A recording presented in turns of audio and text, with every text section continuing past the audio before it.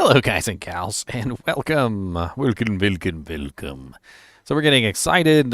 Ladder is only 5 days away, my friends. Only 5 days away. Are you guys ready for ladder? I don't know if you guys are actually ready for ladder. Let's be perfectly honest. You guys aren't ready. That's what we need to do. We need to get all of you ready. Is your body ready? That's the question. Is your body ready? Because if your body's not ready, then what are you doing with your life? Did you have snacks? Have you prepared the snackies? Okay, look, I went snack shopping today. All right, I got some snapped Cheez-Its over here with the double cheese. I got what else do I got in here? I got the deluxe nut mix because I'm gonna need the energy for while I'm streaming. I got oh yes, I got the Trapper, old Trapper peppered beef jerky. Yeah, yep, And oh yes, I also got the Bridgeford Sweet Baby Ray's beef jerky. Yes, and I got plenty of drinks because lots of water. Gonna need lots of hydration on the ladder journey. Lots of hydration. What are you guys gonna play? That's the question. What are you guys actually going to play on your ladder characters? Have you guys really thought about it? I mean, are you going to go with the same boring old blah classes? I hope you guys aren't going to be going with the same old boring blah classes. I hope you guys are going to be choosing something new to go along with these Sunder charms. Got these Sunder charms, and we got fire and lightning and ice and all these cool builds and stuff, and you can build all sorts of crazy characters now that you could never build before. Honestly, the Sunder charms have opened up possibilities that literally weren't even possibilities before of like real like end game characters. And I'm hoping you guys are like, you guys are in here just like, ooh, yeah, I could maybe do that. That's a good I don't do that one. I like that one right there. You guys think I'm joking? Fire Sork is another good one that has been held down for a very long period of time. Let's be honest, the Fire Sorceress has had it rough for a long time, and it's actually really cool, I think, honestly, that the Fire Sorceress is getting her day in the sunshine, so to speak, It's definitely been something that most people like would just laugh at you. Like if you had built a Fire Sorceress, they would just laugh at you, right? They would just be like, "Oh, you're building a Fire Sorceress? Good luck in hell, where all the monsters are fire immune." But now, not so much. You might actually be able to have some fun. My bet. I know people are excited about the Cold Sorceress. I know they are. But my bet is fire characters. We're going to see a lot of fire characters this season. I think we're going to see tons and tons of fire characters this season. Tons and tons and tons of fire characters this season is my personal bet.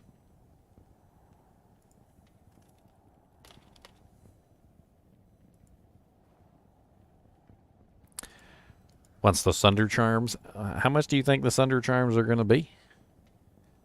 I feel like people aren't going to want to sell them. They want to keep them for themselves forever. My yes.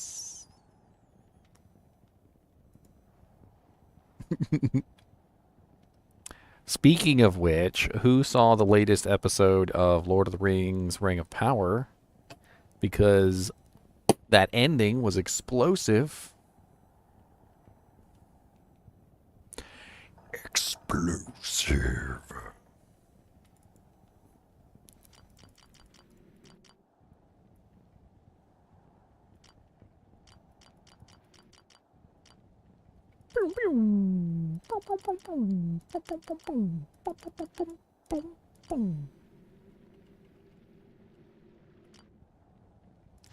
Let's see if I can get my level 97.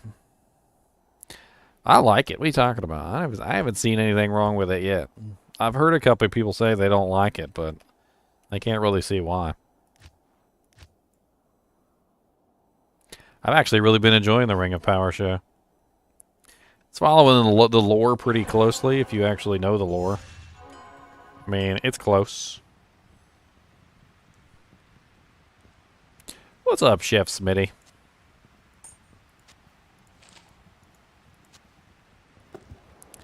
That's the one thing that I know I'm going to miss from Ladder is, like, cooked food. I'm probably not going to be eating cooked food for a while. I hate to tell you guys this, but it's going to be junk food. It's going to be beef jerky and Cheez-Its and some, maybe some Arizona teas and like, it's not going to be, like, you know, a delicious home-cooked meal.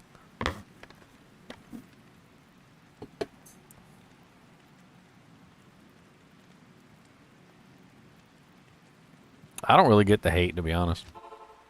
I don't really get it.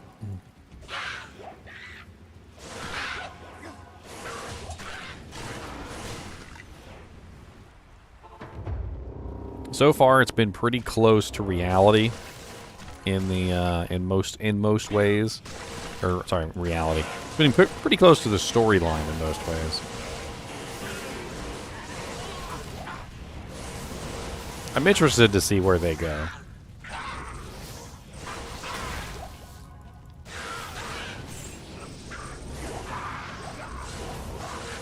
Some jalapeno poppers. I do like jalapeno poppers. You do have my number on that, sir.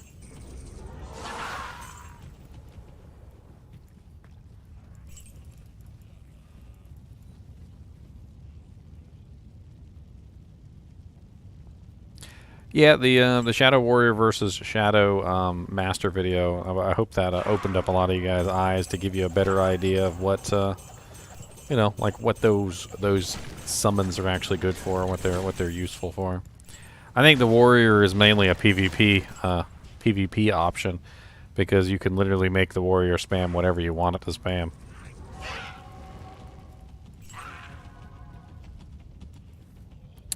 Oh yeah, the Throwball Barbarian videos. Hey, Throw Barbarian with the new Sunder charm could be like legit broken.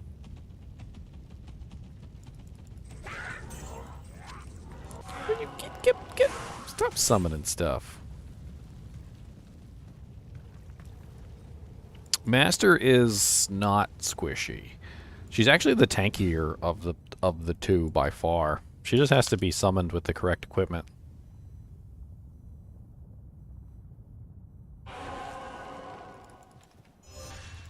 Because she has variable equipment just like the Valkyrie does. If you just make sure you have the right color equipment on her, where she's using like the red equipment with like the black claw and a red helmet too, if you can get it. She does get extremely strong. But yeah, pre-buff equipment also comes into play. On top of that, you also have to worry about her. What was I gonna say? I'm freaking.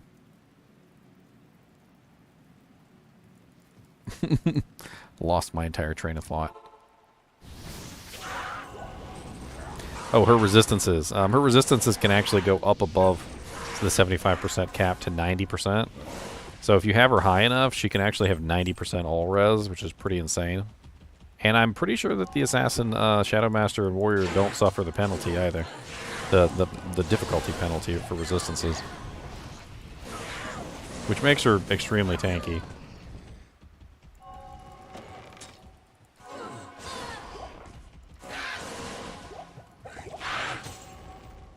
I was actually just talking about, like, potentially just making, like, a summon assassin that just has, like, every summon for no reason.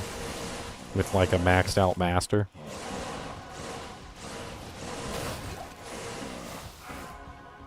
Where's Tristram? Tristram! Dang, there's so many elites here. I love it.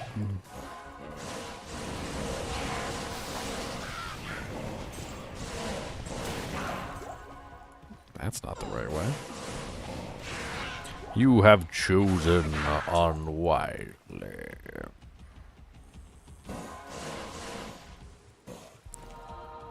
Yeah, if you have it on your bar. So if you have Fate on your bar, but she's still stuck at 75% cap no matter what.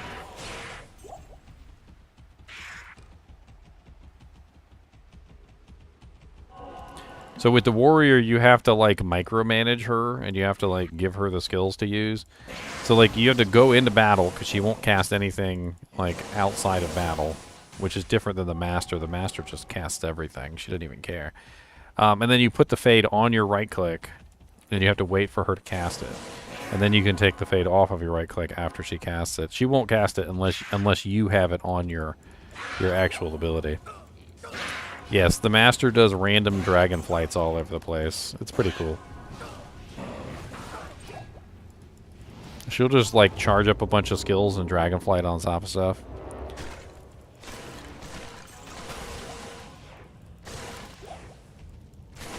She's definitely an interesting character. I wish there was a way you could see what equipment she's wearing so that you could like better micromanage, like, you know, the spawns. But yeah, the best you can do is look at the color of her equipment and see what she's wearing. It's pretty easy to tell like what modifiers she gets on her armor by the color of the equipment. You know, blue being things like mana or frost nova, red usually being things like of the whale, like extra life and so forth and so on. The black claws are the cruel claws. You can also get the white claw, which is the fool's mod claw. On top of that, you can also grab the what's that other one? It's like the white armor is the saintly armor. It has like a defense based on character level. There's tons of different things. Like I think the orange armor is faster hit recovery. I want to say it's faster hit recovery, but I can't remember exactly.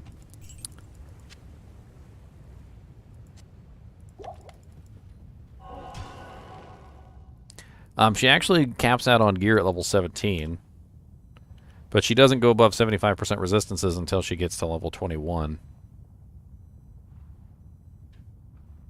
That's right, Charles. We're talking about it because people were interested to talk about that subject to Charles. Like, why you say my name like that? Oh, my girlfriend got me a cup. I don't know if you guys can read it.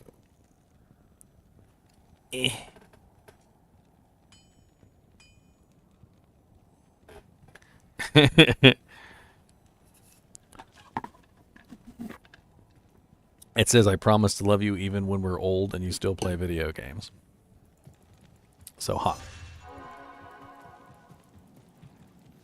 That's right. I'm going to be like 10,000 years old and I'm still going to play video games.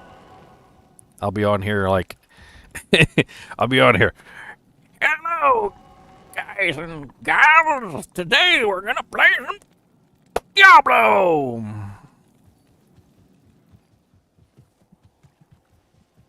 Like this. My mouse be looking like this while I'm playing. We're going to go to Tristram, guys. Come on.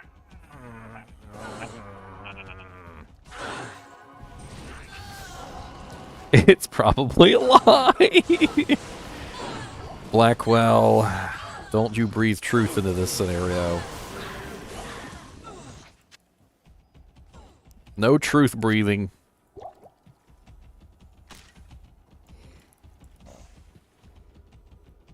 I'm just trying to level up. In fact, if you guys want to come and join me to help me get more EXP, I appreciate it. I'm gonna... Yep.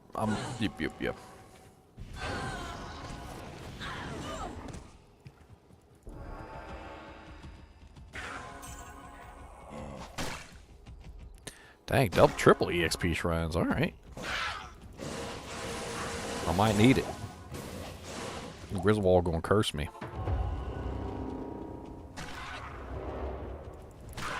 Die, sucker.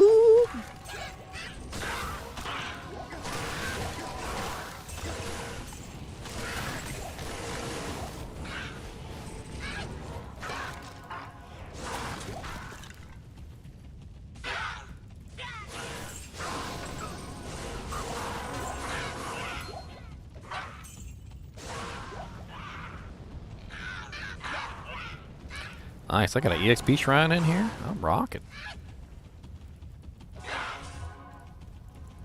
Rocking and rolling. Get out on a highway. Looking for some demons. Or whatever comes my way. Born to kill demons. Born to kill demons.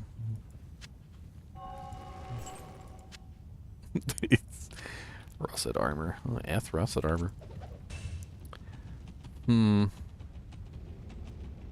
Ladder is coming, my boys. Hey, my girlfriend surprised me. I mean, I'm gonna give her a shout out real quick, because why not? She surprised me. Literally, I was talking about something, and I asked her like opinion on something. Can't remember what it was. It was something like a video I wanted to make or something. It was a little bit of an iffy video. And I was like, should I make this video or not? And she was like, no. She's like, you shouldn't make that video. She's like, you have Ladder Season 2 coming, and you can't risk it. And I'm like, whoa, whoa, whoa. What did you just say? She's like, what? You have Ladder Season 2 coming. I was like, yeah, but how did you know that? She's like, you think I don't pay attention, but I did.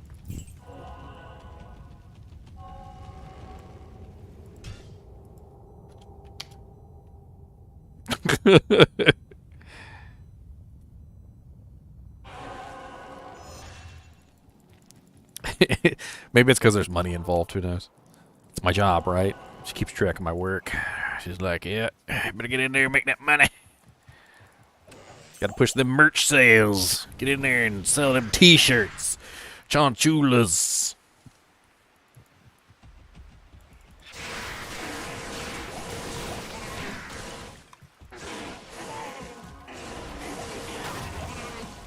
Papa needs a brand new bag.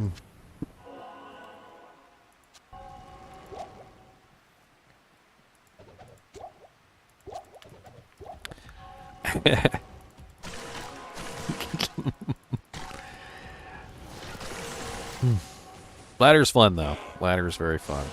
There's something about like just scraping for your life, like to get like the most out of the game.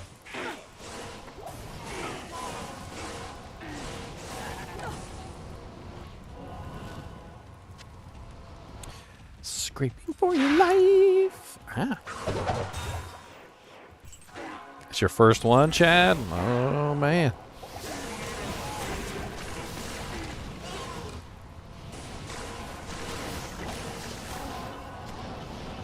Oh, look, we got some more people. Sweet. Die rock Anishu, your butt stinks.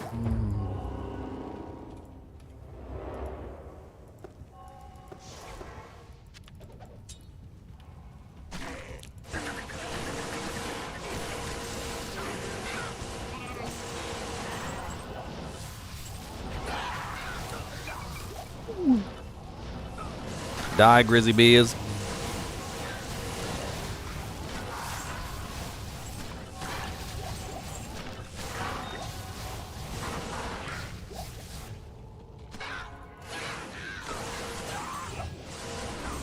I am headed straight for 20,000. I want to hit 20,000 before the end of the year. All right, that's my Christmas present to myself.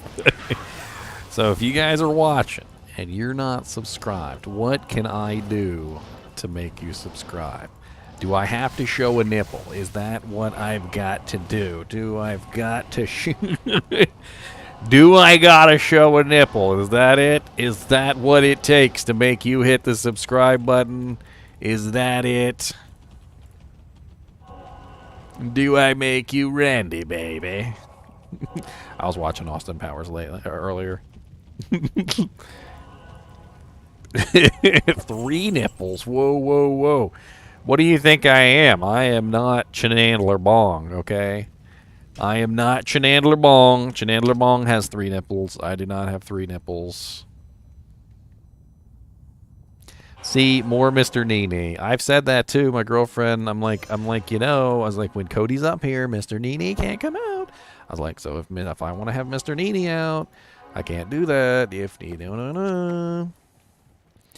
she doesn't listen to me, so then I got the big monster dog up here instead of Mr. NiNi. Mr. NiNi nipples? I don't even think Mr. NiNi has nipples, actually. I don't think he does. He has a belly button. It's a very cute little belly button. I could maybe try and get a picture of his belly button. It's a gemmo shrine. Go get a gem real quick.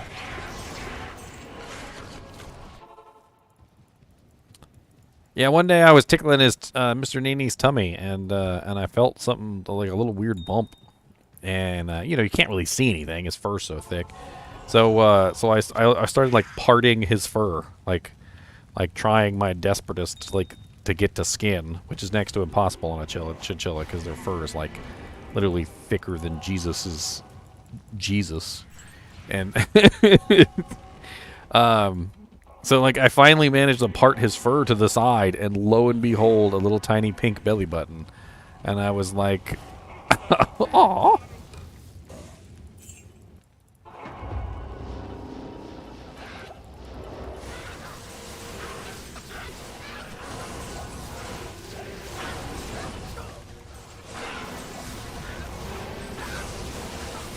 I then proceeded to poot on it, by the way. You know, like when you're a little kid and your dad, you know, does like the raspberries on your stomach, and you cry for him to stop. Like, stop it! Oh no, somebody died. Just stole somebody's gold. So rude!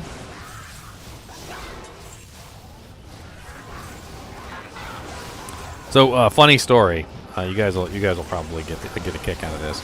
So chinchillas are afraid that you're going to eat them. Okay, most animals are actually afraid you're going to eat them because you're much bigger than they are, and you know it's you know, you're scary. Okay, you're a big scary monster. All right, and I actually remember being taught this by a trainer, like animal trainer, like one of the small animal trainer, by the way. Anyway, she said that like one of the easiest ways to help the animal realize you're not trying to eat them is to basically like you pretend like you're gonna eat them. This is hilarious. Like you pretend like you're gonna eat them, and then you just like give them a kiss or something, or you do something stupid like poot on their tummy. And apparently, like when you do this, it like conditions them to realize that you're not in fact trying to eat them. And you know, this is a good thing because you don't want them to think that you're gonna eat them.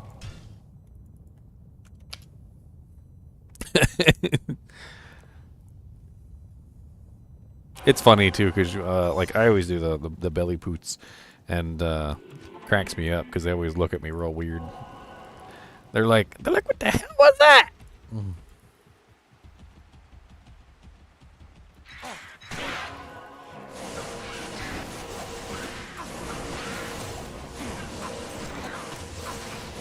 Chinchilla belly poots, ladies and gentlemen. That's what you came to my channel for. That's why you're going to subscribe.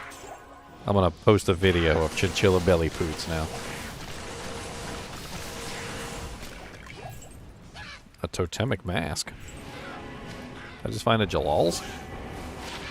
I did just find a Jalal's. Anybody need a Jalal's? Whoever needs a Jalal's mane, speak up or forever hold your peace, because I have one in my inventory right now. For you. You can take it. It's yours. You can take it home today. Test drive it around. You can test drive it. It's your very own.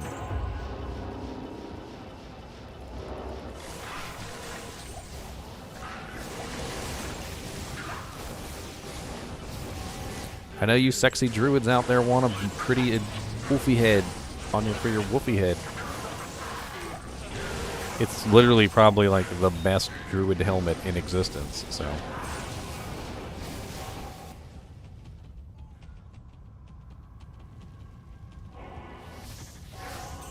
I know, I literally found another one last time I was streaming too. It's pretty funny. I literally just did the video on that too, and everybody always jokes. They're like, once you do a video on an item, I find the item like immediately. And I'm like, maybe they're right. It's better than a Shaco. I think it's definitely better than a Shaco. I mean, Jalal's not only does it have 20 strength, 20 energy, all resistance is 30, At +2 druid skills, 30% faster hit recovery. It also has the massive +5 mana after each kill, which is like just absolutely insane. What character are you on, Redneck? Is that you, the throwing barbarian?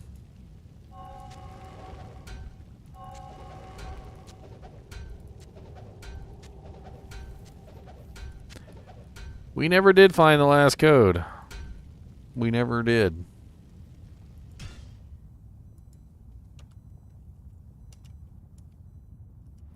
Dang it. It still has eluded us. We don't think it actually exists within the game code. I think it must be somewhere else.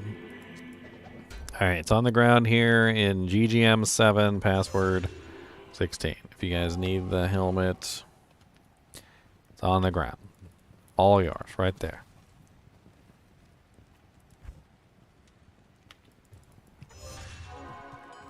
Help is on the way!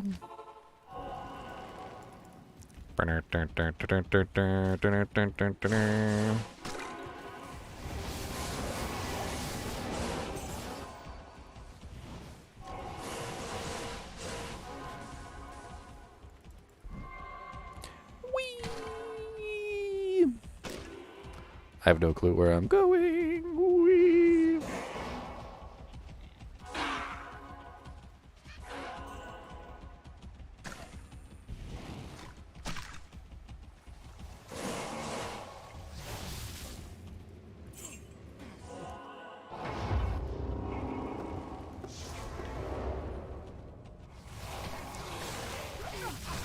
A Polish one, yes. The Polish kind. What's up, Grizzly Bees? I'm gonna have to ask you to politely stop chasing someone else and fight me, sir. You're into physical and lightning.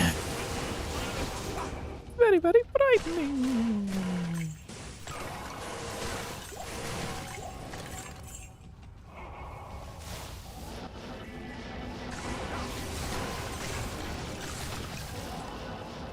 Such a quick farm. Everything dies here so fast. I mean, I would have thought that they would have tagged Tristram up with something else, like Cow Level or Stony Field or something. I don't know why it's just Tristram by itself, because it does seem kind of tiny. I mean, it could be really useful for, like, early level farming. Like, a lot of people do Tristram runs, like, early level for quite some time, so... Maybe when Tristram hits Terror Zones, you know, like the lower level characters will have a blast in there, just like leveling up. Ah, you're the one that died, Redneck. Oh, speaking of which, let me hop into Discord chat. I hopped out earlier. Jack's still in here. What's up, Jack? Yo. I'm back. Welcome back. I was thinking my little Hydra Paladin boy might be kind of good this new expansion, but... I did do a build on him. I can't remember what video it was, but it was a little while ago. I kind of like did like an optimal build, like on a Hydra Paladin, with the Dragon Shield and like the facets and everything else, and as much plus to skills as I could finagle. It didn't do bad. I didn't have the facets, but I mean, I took him into the Stony Tombs with a max conviction, and like it was meh.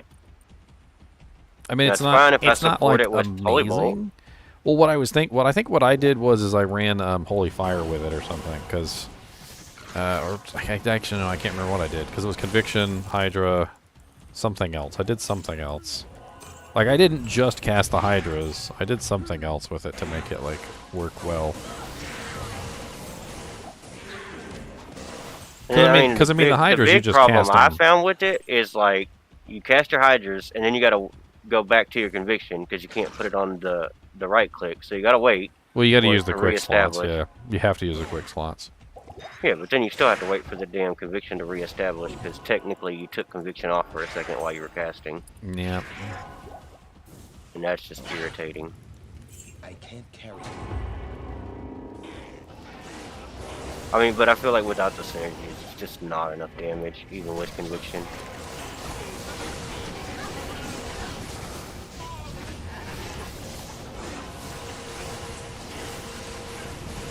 I mean, it worked. It just wasn't. It just wasn't like it's not gonna. It's not. I don't think that's ever gonna be like a main build or anything. But it definitely did work. Yeah, it works, but like it works great with the Fist of Heaven Fountain because like it gives you something to do when you're up against non, you know. That's probably the best build to go along with it. Is Fist of the Heavens.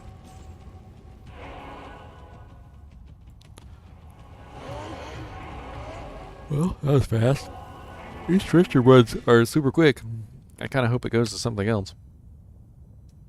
By the way, so we were actually EXP running with the Terror Zones, just kind of playing around with like which ones would give us the most EXP and like having fun. Terrorized Worldstone Keep is freaking amazing EXP. I'm not talking about like just the Bale runs. I'm talking about like the whole keep and like the the Bale runs. Like the EXP that we were getting from clearing Worldstone Keep and then killing Bale was insane. Like, yeah, I was not very impressed by Chaos Terrorized. I mean, it's probably a lot better than non-terrorized, at least. I don't know. In the hour we ran it, I only got like a half a level at 92. Oh well, the real amazing part comes in when you're like level 95 plus, because the level of the monsters is so much higher than you that you actually do get good EXP from them, even when you're a high level.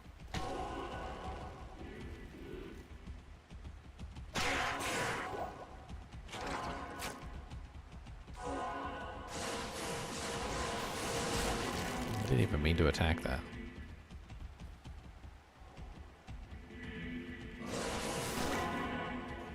That's the one thing about using charge as your movement ability. Like, if you do happen to hit a target, sometimes it'll just like hone in on that target and won't, and it literally just won't attack anything else.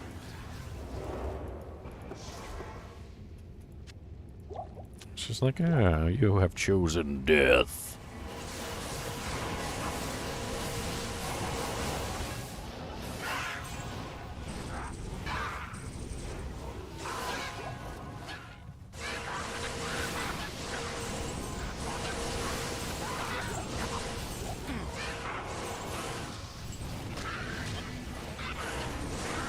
Well, unfortunately, even with the Fire Sunder charm, I don't think the Fire Trap Sin can ever really be a viable endgame character. I think I remember trying that, and I could not get it to work right. Well, it's not out yet. Well, I mean, just like the fire damage in general, just even like the fire traps just don't really seem to work very well in hell difficulty. Well, yeah, that's because everything's immune, but now that you will be able to break and reduce the immunity.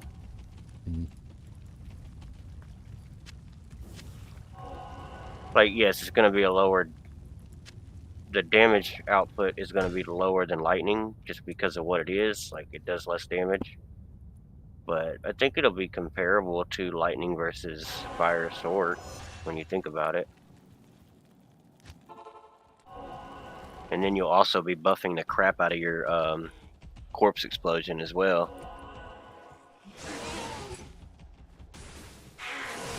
If you're going all in on fire, then your corpse explosion is going to be even stronger. Yeah, we still haven't been able to confirm whether or not the negative enemy resistance will work on the traps.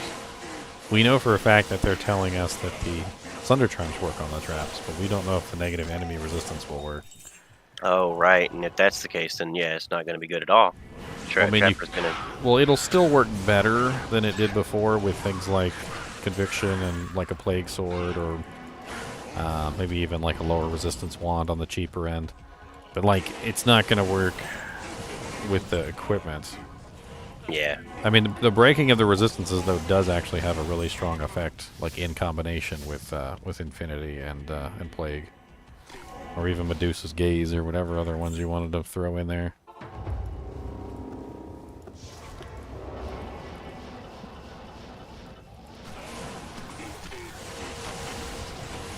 I mean, that's what I'm banking on. Like, I'm probably not going to get an Infinity.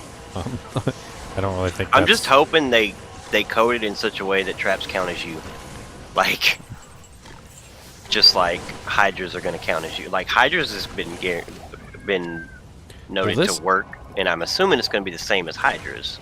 This new mechanic seems to be a new mechanic. Like, it literally is a new mechanic. It's not just something that they tweaked, because it doesn't exist in the old game as far as we can tell. Because I was trying to see if I could maybe make like some pseudo Sunder charms for the LOD players, but it doesn't seem like it's possible. Well, isn't there a way, like just in the code, to set monsters' immunity to 95? Like, can't you mod it that way? I don't know. Oh, I was trying to make like an actual item that they could just put on a character. Because I made mock rune words of all like the new rune words for like LOD players, so that they could just load in the mock rune words. I mean, it works out pretty nice. That way the LOD players can have some fun with the new rune words without having the new game. There's actually I guess there is a way you could do it. It would require having like a really high level infinity aura. Yeah.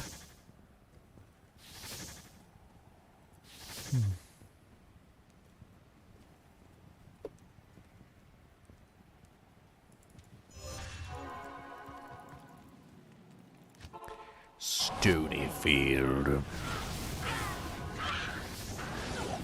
Well, the thing is, though, there's certain resistances that can't be broken by the by conviction, no matter how high it goes. Well, I'm saying, if you just like shot it through the roof, like if you made an item that gave you level 5,000 infinity. Well, it doesn't. That's just it, though. Conviction doesn't go any higher than negative 150. It stops. Oh. Does slow resist do the same thing? Yeah, it stops at 90, I think. Negative 90. I think that's what like really high.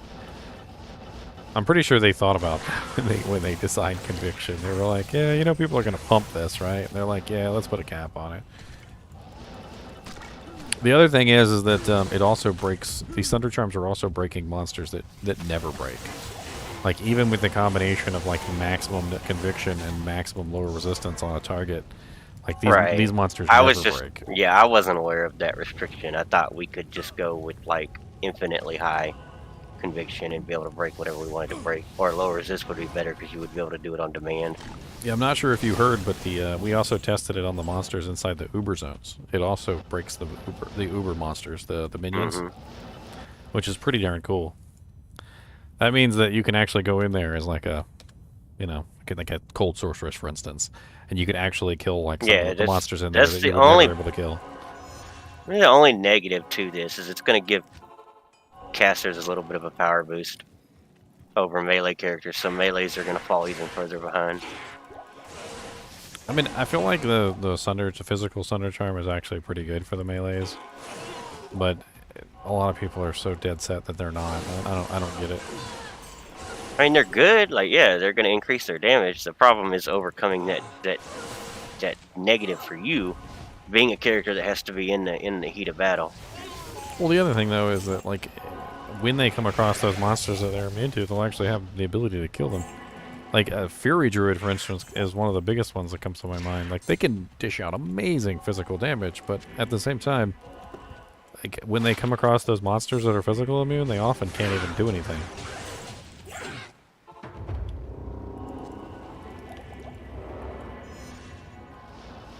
Especially in Ubers, like, because the ghosts just continually spawn forever and ever and ever. See, I don't even... Like, melees don't care about Ubers for the simple fact they just target down the Uber, and then they move to another area.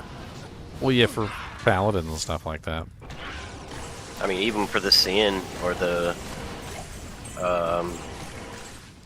The problem with Zealers and Fury Druids is that when they get surrounded, the damage gets spread out. So the more monsters that are around you, the less you're actually hitting the target that you want to be hitting. Yeah, but as long as you're name locked on it, I'm pretty sure you get one hit off on it. One hit at least. Yeah. But then your other four end up going to everything else, which is silly. Since we're all here, does anybody have any yellow essences? I might have a yellow essence. I got some. Come to J-Town 1, password QWE. He's rocking level 43 enchant dragon speaker. Could be a little bit higher, but I just have him set up weird.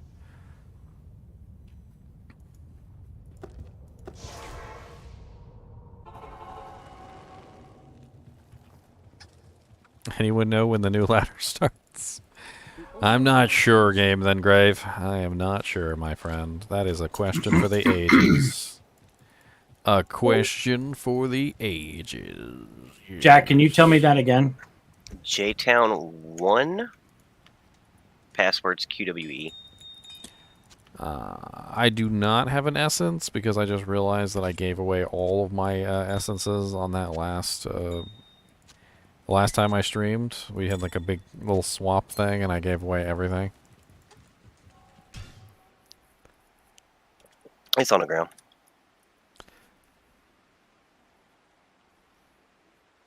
Thank you. No problem. What's up, guys? I'm not really sure how anyone expects melee to ever really become as strong as casters anyway. How you doing, Elements? It's something that's like a misnomer. Right, it's not expected. And that's Like- why it's not a big deal to me, but it does kind of suck that now they don't even have their thing, which was Ubers and clone. I mean, they're still going to be good at Ubers. They're going to be faster than casters, that's for sure. You ever seen a caster try to take they're out gonna- like Uber Diablo? It takes forever. They are going to be faster than casters with the same gear, but once you start talking about, and they're always going to be better at the start of a ladder because it's just so much easier to get a black and go for it. But the thing is that it's never going. There's never going to be a situation where melee characters are better than casters, because I mean, think about it. If you had a guy with a sword and you had a guy with a gun, who do you think is going to win that encounter? Indiana Jones every time. That's right. well, what about the guy with the gun that's melee? Like, What if he has a the gun? crowbar? What if he has a gun sword? How about that? No. There was actually a point at which like guns actually were outpaced by like melee weapons and things like that, but that was back when they couldn't fire multiple shots in a row. The Native Americans actually like totally destroyed the. Well, I mean, in the zombie apocalypse, I want that freaking big ass bat with the nails in it more than I want that gun. It's gonna run out of bullets eventually. Oh, I think a crossbow would be like your optimal there, but the thing is that like sorceresses, elemental characters, bow users are always going to be a step ahead of the melee characters because the melee character has to actually go over there and bop the monster on the head, and you don't. I mean, I think the thing that casters have going for them is that mana is so easy to come by.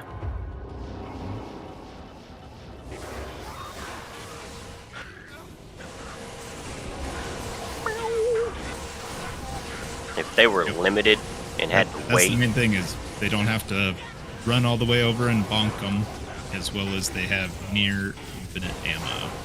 Near infinite. They're like machine guns in an action movie. I do think one thing that they could do, reload. like one very simple thing they could do, which could close the gap a little bit without having any real effect on damage output, would be fix the damn durability on all these items. Because I'm tired of using a phase blade just simply because the phase blade is the unbreakable like weapon. It sucks. The damage on the phase blade sucks. Okay, it's a terrible damage weapon. There are better damage weapons out there that I could be using other than a phase blade, but nobody uses them because the durability on them is like 20, and you literally break them in like 30 seconds. Speaking of infinite ammo, the sorceress literally has infinite ammo, and I have a sword that literally breaks in like 20 hits. it gets even worse when you're throwing your weapon. I mean, swords can't be that like flimsy. Like, I got to imagine that a sword like would sometimes even be handed down from like generation to generation, and probably still never break. Like, it doesn't make any sense that a sword would literally break like in one battle, unless it Clearly. just was poorly made by Griswold.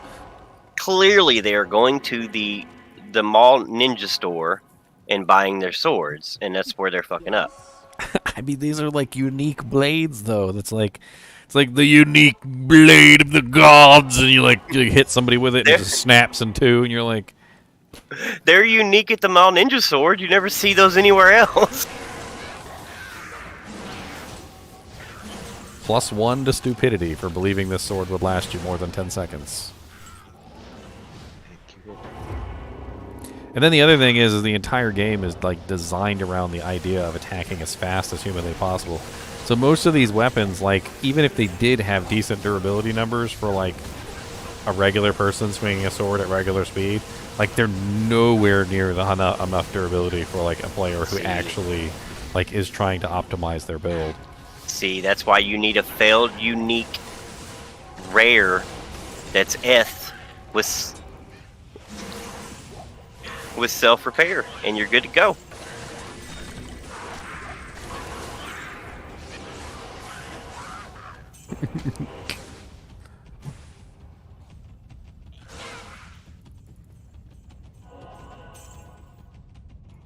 That was my first phase blade drop. It was a magic one that had repairs durability on it. Well, the really good ones are the dimensional blades. If you find a rare dimensional blade that's ethereal with repairs durability, you upgrade it into a phase blade. It's actually pretty sweet. Especially if it rolled if it was a failed unique. Wait, you can't have a failed dimensional blade. Never mind. Ginter's Rift? Yeah, that's what I'm saying. There is one, so you can't get a failed one.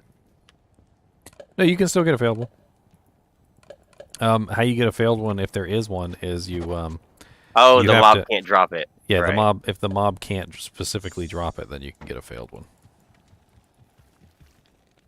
Or if you've already got a Ginter's Rift in that game, because you can't get another one. Yes, that also works. Somebody actually killed Mephisto the other day and was like, "Oh my god, Mephisto dropped me like 6 unique items." I was like, "Holy crap, he almost got the combined uniques." Yeah, almost got a hat trick. I don't know if you guys are aware of this, but there's actually a bug that's been in the game and still is in the game, but was made more difficult, is that if Mephisto drops, I believe it was 7 before, and now it's 8. But if Mephisto ever drops 7 unique items, the last 2 items combine and make a, like, ridiculous unique item. Like, imagine having a pair of gauntlets that has, like, wizard spike effects on it. Like, that's the kind of craziness that would ensue. Rings that literally have, like, Oculus +3 skills and crazy stuff like that. Like, the Aki rings and the wizard spike gloves. Those all came about because of Mephisto basically dropping too many unique items, and the last 2 would combine together. And they didn't actually fix the bug. All they did was make it, like, really, really difficult for it to happen, but they didn't actually fix it. So it can still happen, it's just, like, insanely difficult. Oh, a razor tail. Anybody need a razor tail for their doojanks? We got a throw barb. You got a razor tail, Mr. Throw Barb?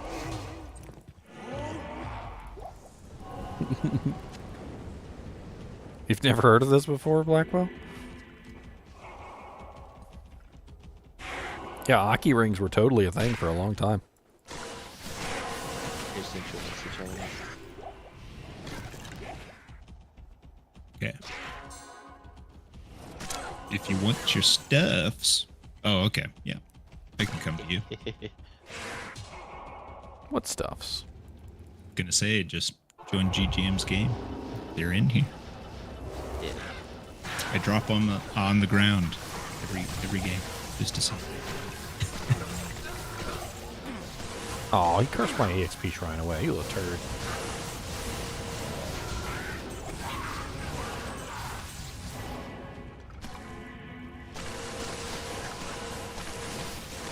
Summon Necro is always a safe choice, Skrittles. It's even better now with the Sunder charms. That room.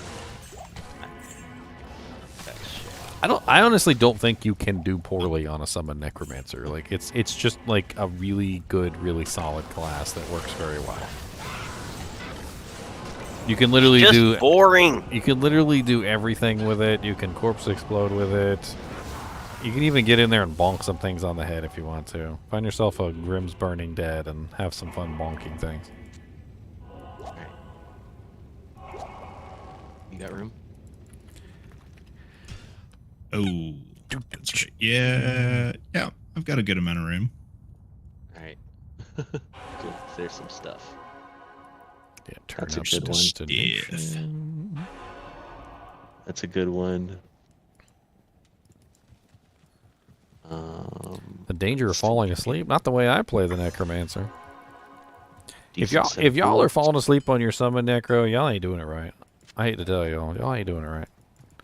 You gotta be marshaling your army. You gotta be like moving your character around and making your army like teleport to your new location. You gotta be like cursing constantly. You gotta be micromanaging your golem. Like there is a lot that goes into the freaking summon Necromancer. If you're falling asleep, you ain't doing enough. Yeah. If y'all want to see like a true Necromancer like master in action, go watch my solo self-found Necromancer runs. You literally will see me like dancing, dodging lightning, like getting in there, cursing things, like forcing my army forward, casting my golem in certain places to make sure that he's engaging properly, he's not blocking my army, moving backward and forward to make sure my army's capable of getting forward, like it's insane the number of things that you can do on a Necromancer to speed things up. And if you're actually, paying attention, you can. Not only that, the number of baskets and bodies and corpses and and rocks and stashes that I click, you got to keep them fingers busy.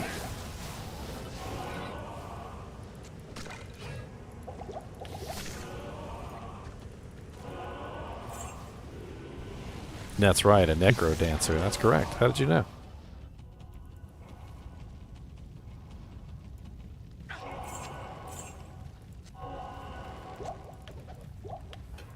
Hey, There's actually a game called Necro Dancer, by the way. It's pretty fun. You should play it.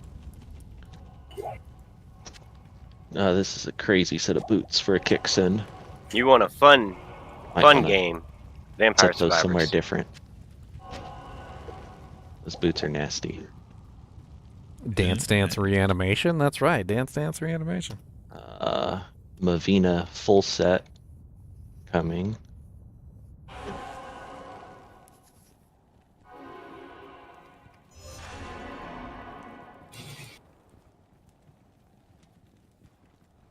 Here is some crazy jewels coming for low-level duelers.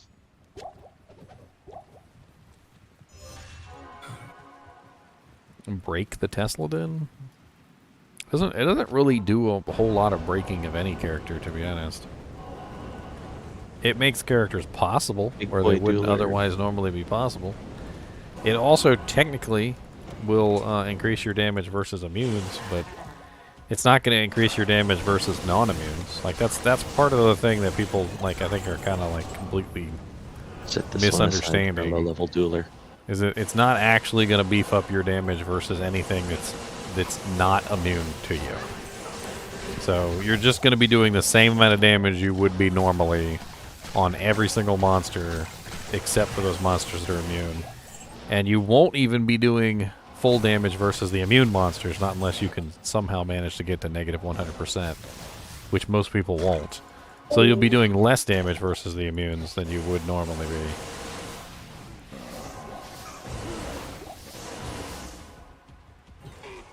It's just going to make it easier for you to break resistances.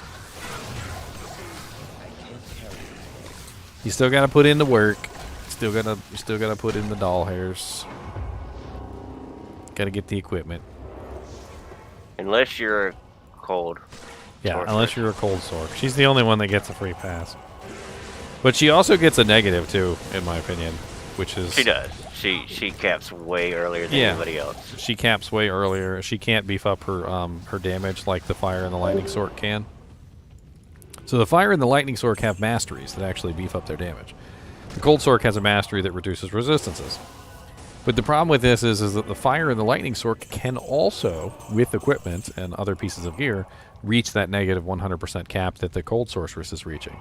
But the cold sorceress has no way to match the plus ridiculous percentages that fire mastery and cold mastery can get to. So she's always going to be inferior to the fire and lightning sorceress at the end.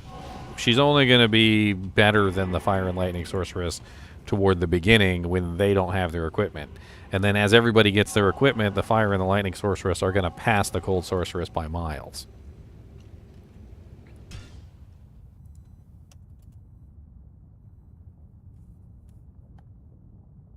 Well, thank you, Sundown, for now. I appreciate it. All you guys watching my videos is what makes me able to actually play this game for a living. This is my job.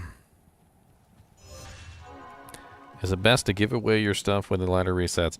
I mean, if you have no intention of playing your non-ladder characters, and you don't want to actually do that, then yeah, you could just give away your stuff. There's nothing wrong with that. You know, find somebody who wants your non-ladder items and deck them out.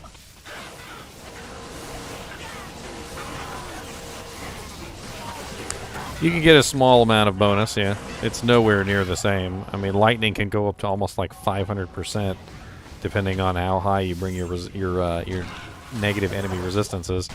Whereas, I mean, what are we looking at for cold? Like maybe like a maximum. If you had like every plus cold skill damage item that you could possibly get your hand on and facets, maybe 100%. Which doesn't even come anywhere near close to the 500 plus percentage that the lightning sword can get to. And then everybody's argument to that is, well, the mobs, you already one-shot them. Yeah, we did. But do you one-shot them now at level 99? Level 99. Let's go. Oh, somebody nobody got the champions of the mill. Champion. That's what y'all need to look at. Like, can a blizzard sword go in an area, a terrorized zone right now, and can it one-shot? If it can one-shot, then okay, yeah, blizzard sword's the way to go. I'm gonna be in a player 8 game. I'm gonna be doing an Ice Maiden, Bickford. I think it's gonna be fun. This is gonna be my first time building a pure Ice Maiden. Basically, for Freezing Arrow Amazon. That's what they call Freezing Arrow Amazons, is Ice Maidens. They're very powerful characters. Quite honestly, they're one of my favorites because of the immense crowd control ability. It just feels like you're in command of the battlefield when you play them because you have the ability to just be like, no, you stay there, and you just you just freeze everything and laugh and burst them into ice chunks.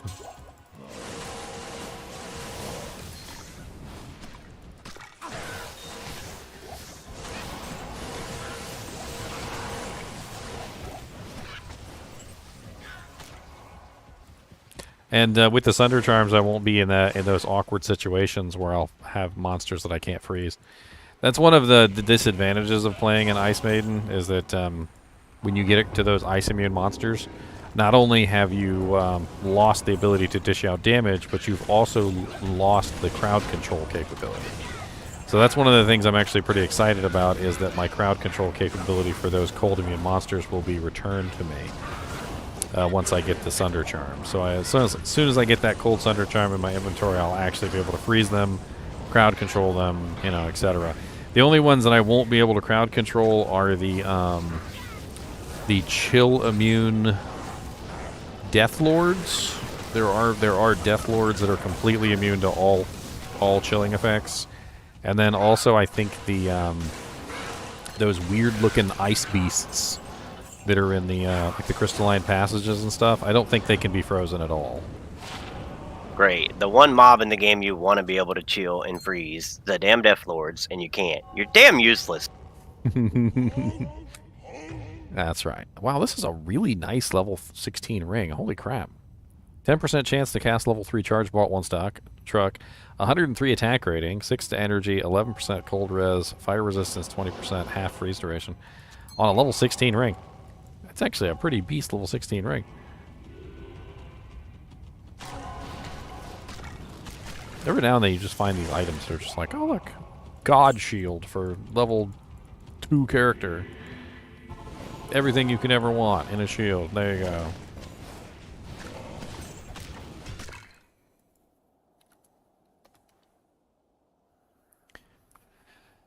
Dim vision does work, but in hell difficulty, there's a pretty hefty penalty.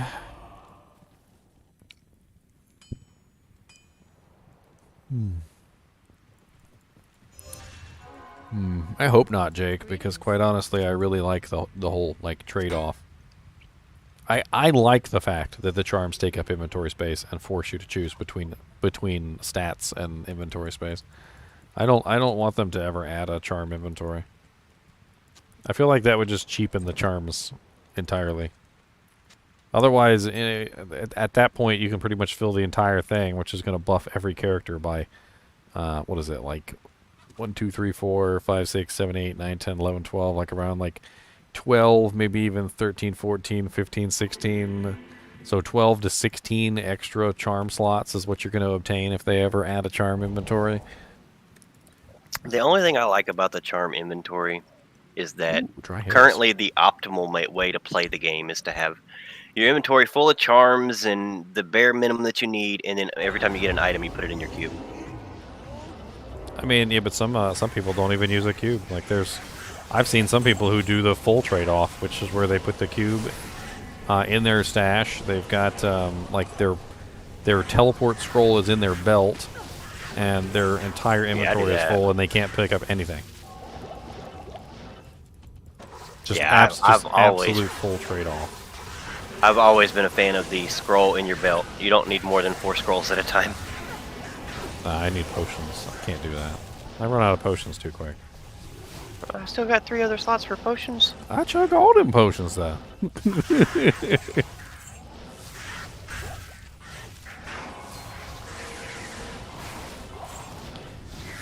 Call me the potion-chugging potion chugger.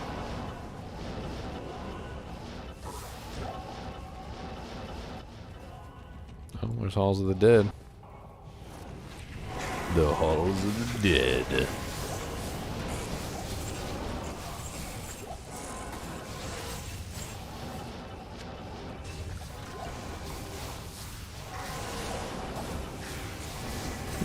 I'd actually like to see the opposite. This could be funny.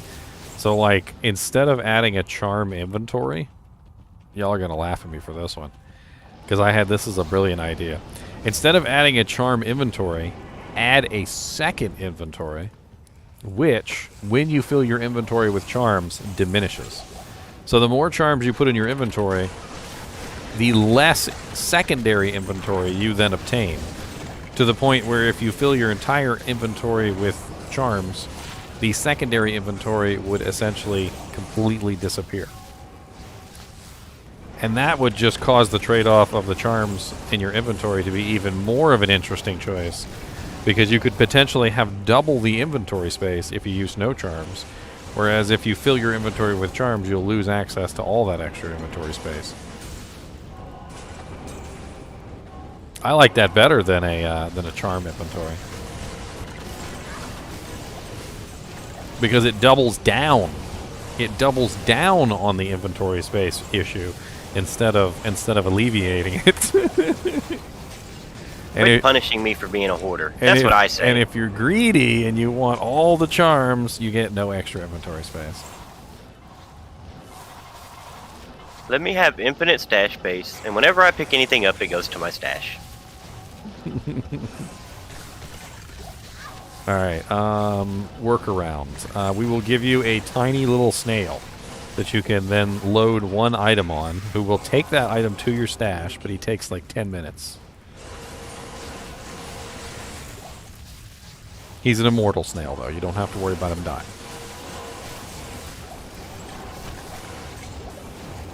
Do I still get the infinite stash space? No, but he'll take it to your stash, though. If I get that, I don't care what. It could take an hour for him to get there.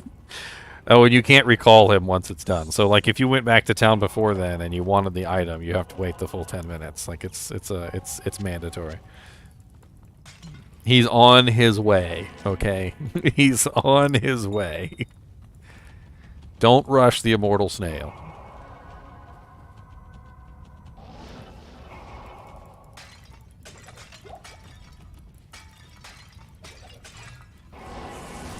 Remember, all clickables inside of these zones are TC87 plus.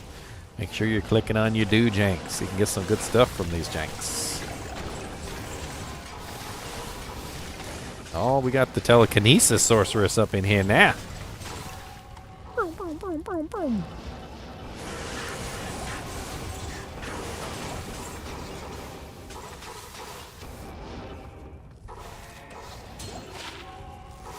Oh, wow. Oh, wow, that's not bad at all. Holy crap, that's a good belt. 24% faster hit recovery, 20 strength, 18 life, 12% cold res, 18% lightning res. That's not bad at all. 24% faster hit recovery with 20 strength is already a nice combo. And it has life and dual res. That's sick. It can be upgraded too, get some more defense out of it.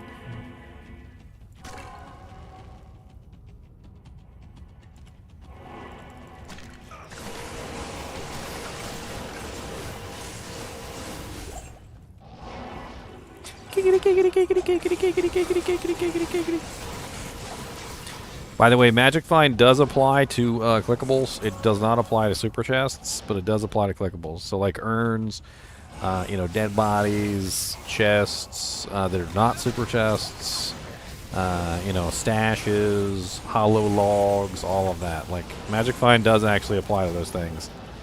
So if you do have a high Magic Find character, you should be the one kicking all the things.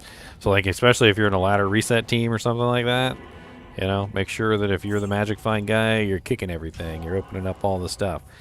It doesn't matter for the super chests, though. Okay, so the super chests, anybody can click on those. It doesn't matter. There's no Magic Find application for those. You know, like the glowy super chests or like the LK super chests and things like that. It doesn't matter what character you're on.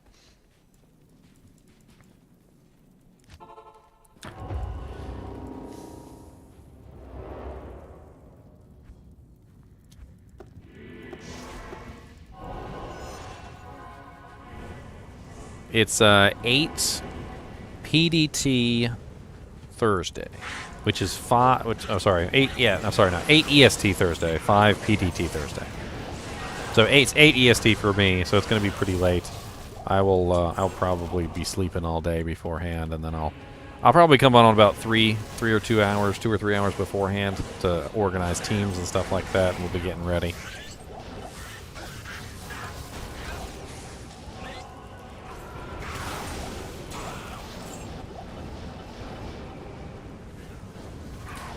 Super chests don't need to be improved. They're pretty OP. If you know how super chests work, you would understand that they do not need to be improved at all. They do not. Super chests are pretty broken. People have been taking advantage of those for a while. I'm pretty sure Jack is one of the people that's been taking advantage of super chests. I know not what you speak, sir. LK super chests? You don't do LK super chests? No, that's trash. Nobody should ever do that. He's lying, folks. Don't listen to him. He's trying to throw you off the trail so he can get all the runes for himself. I can't. Oh, you can't drink potions from your cube? What kind of silliness is that? Can't just put the cube directly up to my lips and drink? Oh, nice utility zone.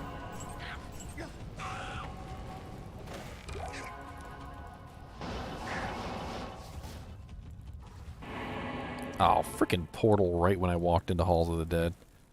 Hate when that happens. Oh, somebody wasted a freaking shrine. You shrine waster. It's locked.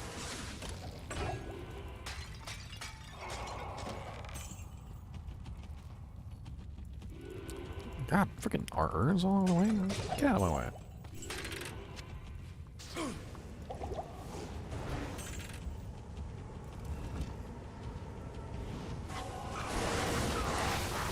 Oh, there was another interesting thing that happened while you were gone, Jack. Oh, yeah? Yeah, they discovered, well, it may have been known for a while, but a couple of the YouTubers started exploiting seed codes. You ever heard of seed codes? Not in Diablo, but yeah. So in Diablo, apparently there are seed codes. Obviously, when you're online, every game you make is a different seed code is generated. But like for offline, it doesn't matter because you can essentially take advantage of the fact that you have like a really good seed code. You know, because as long as you don't change difficulty settings, it doesn't update the maps and all that stuff.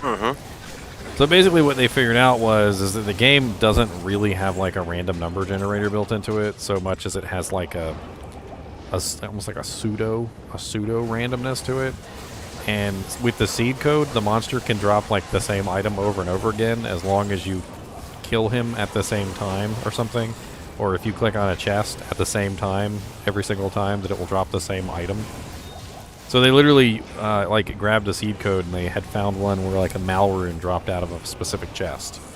And as long as you like went directly to the chest when you loaded the game, essentially just teleported straight to the chest and clicked on it, it would drop a Malrune every single time.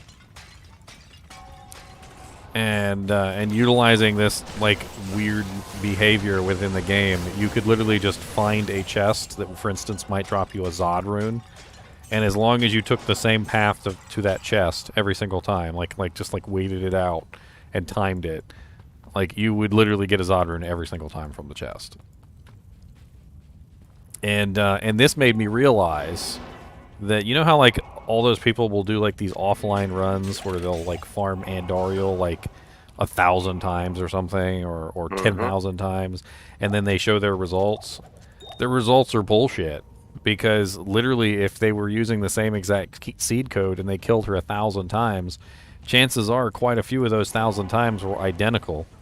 And if they got a unique item from her several times in a row, there's a very good chance that it was literally just seed code exploitation, essentially. Like Sojas, for instance. Like, say you farmed Andariel in Nightmare and you managed to get like 4 or 5 Sojas, and you're to prove to everyone in single player that it's possible. Well, in multiplayer, it's not, because you don't have the same seed code, and there's no guarantee that Andariel would even drop you a Soj on that particular run. Whereas in single player, if you do it just right, she might drop you a Soj every single time. You just have to make sure that you do it the exact same way every single time.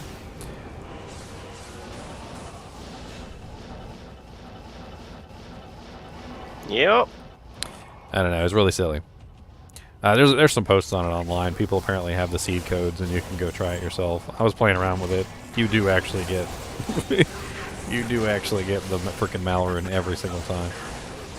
Ah, G-Face. Anybody need a G-Face?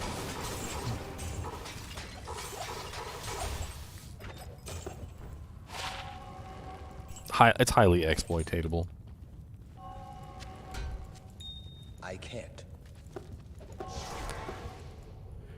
Drop this G-Face in town. Actually, I'll do it in the next game.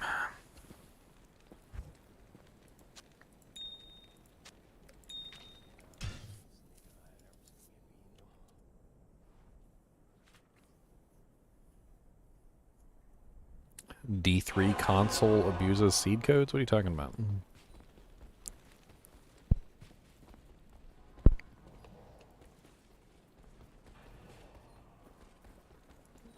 If anybody needs this G-Face, you're more than welcome to it.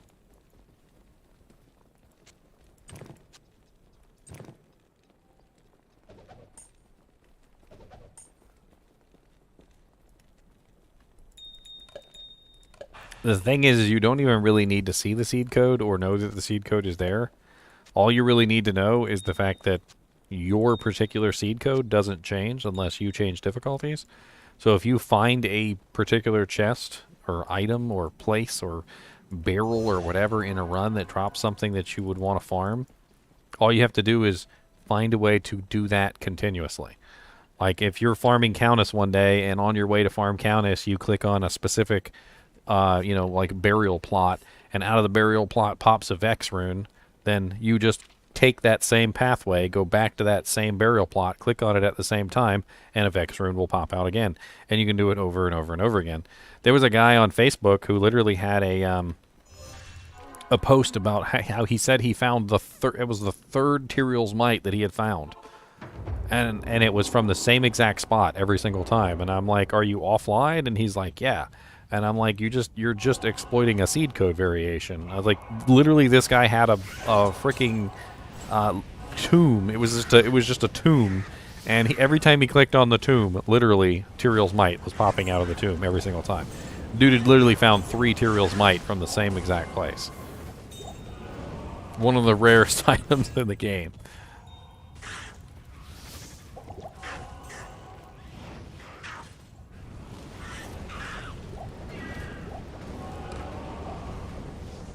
But see, online you can't do that because the seed code changes every single game.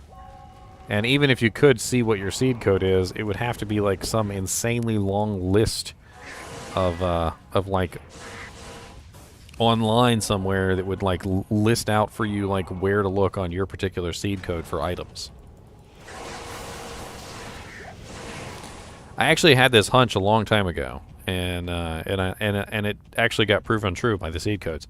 The hunch was basically this: every single like little clickable and all those little things in the game has like their own drops, and that's why I always like to click on everything like a frickin' raccoon, because my theory is that literally there's a Soj or a Tyrael's Might or a Griffin's Diadem hiding somewhere, like within the game, and you just have to make sure you click on everything. You have to make sure you kill everything, because there's a very good chance you could end up with that item.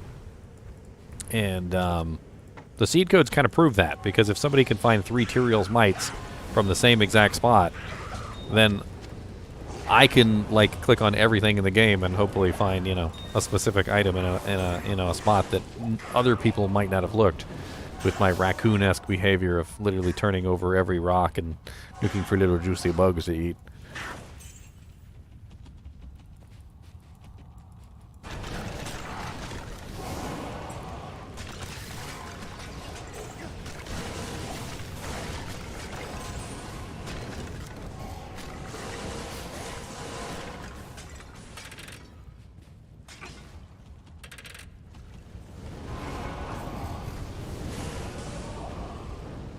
But honestly, though, this is just my opinion. If you're going to exploit the seed code variations in offline single player, you might as well just cheat and give yourself the item. Because it's pretty much the same thing. It's just exploitation of an in-game mechanic.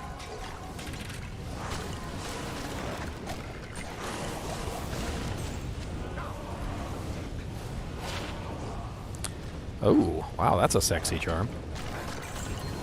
That's very nice, actually. A 7%, Well, I mean- 7% MF with 1 to 3 cold damage. That would literally replace your cold damage charm. Most melees have like a 1 to 3 cold damage charm, just so they have their chilling. With that logic, if you're going to go around and pick up every item and kill every monster, you should just give yourself the item, right? Nah, I'm actually searching like a raccoon. Raccoon. Is that a coon? Might as well get a raccoon mask.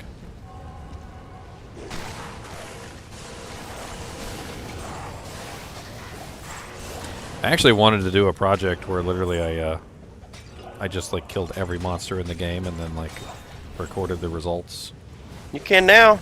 Like literally went like all the way from like freaking Act 1, you know, Den of Evil or Bloodmore, like all the way to, you know, Worldstone Keep, and just killed everything and clicked on everything and then just like tallied up everything that I found along the way. Would be kind of cool.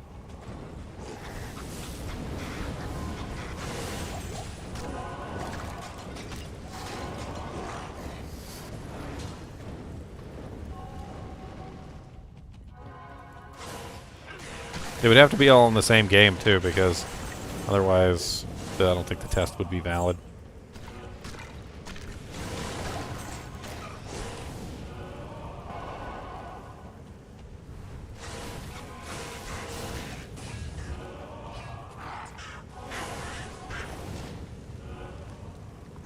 Farming somber stones in Elden Ring. Yeah, I think the way to do that would be with a Tesla. That way you could be, like, while your passive damage is killing everything with the new Sunder charms, you can just, you can go around and click all the clickables. Some of Necromancer works too. He's got plenty of time to click. You're moving around, you're clicking on stuff, you're opening chests.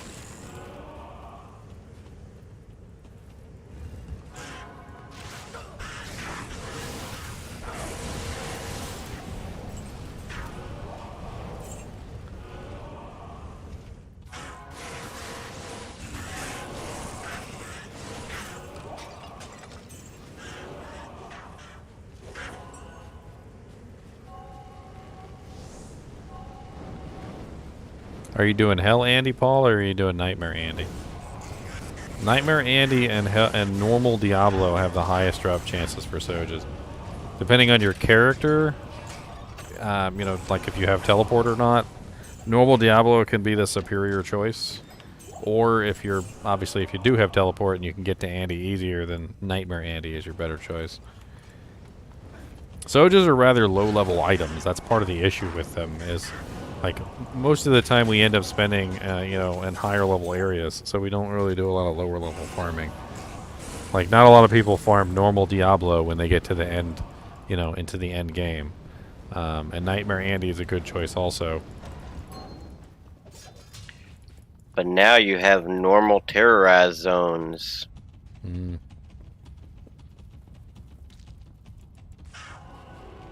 To farm for Stones of Jordan.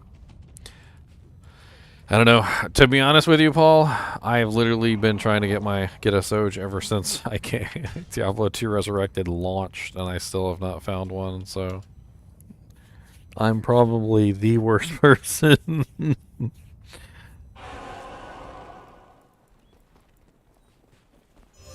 That's one of the reasons why I can't understand how the hell people summon Uber Diablo, because, like,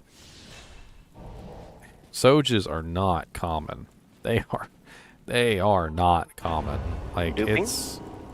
they're a lot harder to get your hands on than a lot of people like to claim. Even farming at Nightmare Andariel, which is the best place, like, non-stop, like, sometimes you can still farm like 1,000 times and still not get one Soj.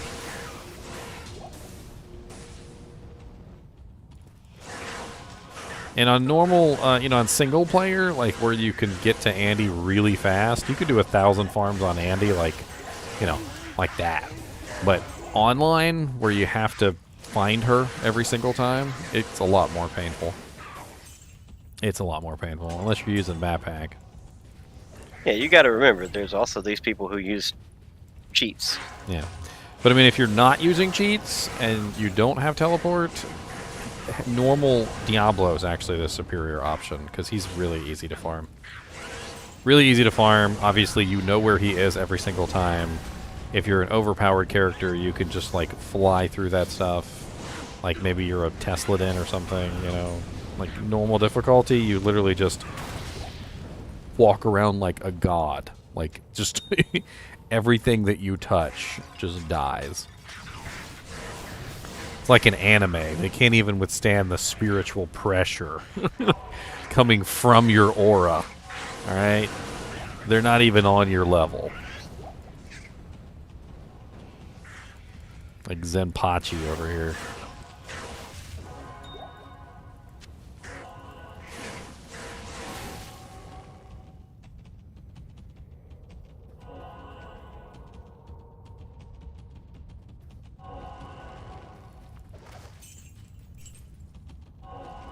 Dude, that whole episode, like, just was too much. Like, way too much for me. He's over there, like, he's like, do you know why I wear this bell? He goes, it's... He goes, it's so that I don't kill my enemies too quickly.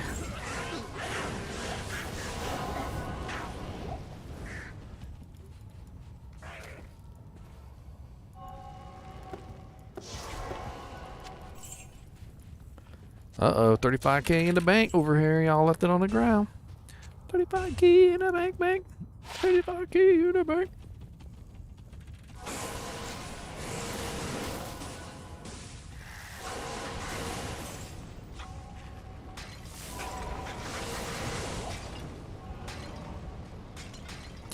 I mean, the other thing about farming normal Diablo is you can actually get some pretty good items from him for ladder characters.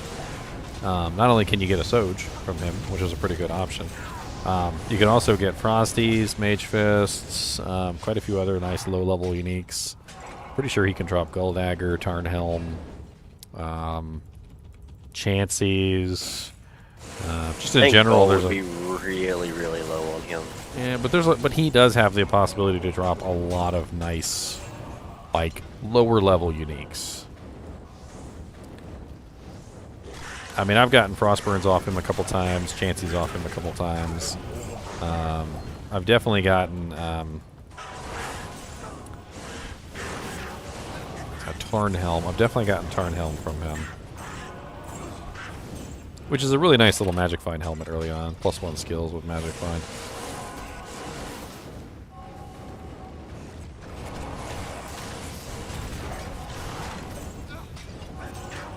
He'll also drop you some little booties too. Like I think he drops. He'll drop you some Hotspurs. I think he even drops Inferno Strides.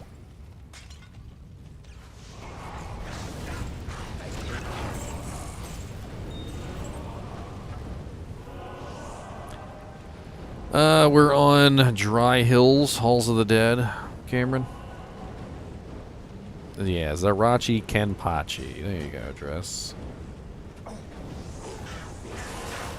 And the other good thing about farming normal Diablo for Stones of Jordan is you can up your Magic Find a lot. Oh yeah, yeah. Because you could pretty much be like mostly naked, like with huge amounts of Magic Find. That way when a ring does drop, it's going to be unique.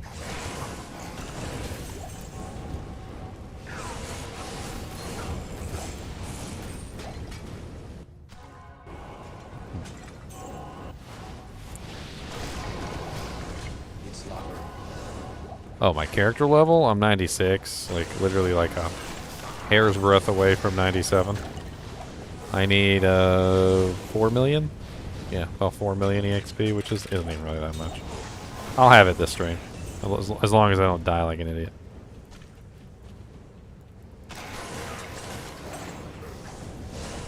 I mean, it could be a little change up for you, Paul. And like Jack just said, you could stack on some more Magic Find. Like, honestly, you really don't need much damage to kill normal Diablo. Usually, just your plus to skills, like that you put on your character, is usually more than enough. I'm not even talking about equipment. I'm just talking about like your skill points. Like level 20, like level 30 skills is usually more than enough to handle Diablo and pretty much everything in normal chaos. Colossus Volges are among the worst choices for mercenaries. The reason why people use them is because it's the easiest way to get a ethereal 4-socket early on.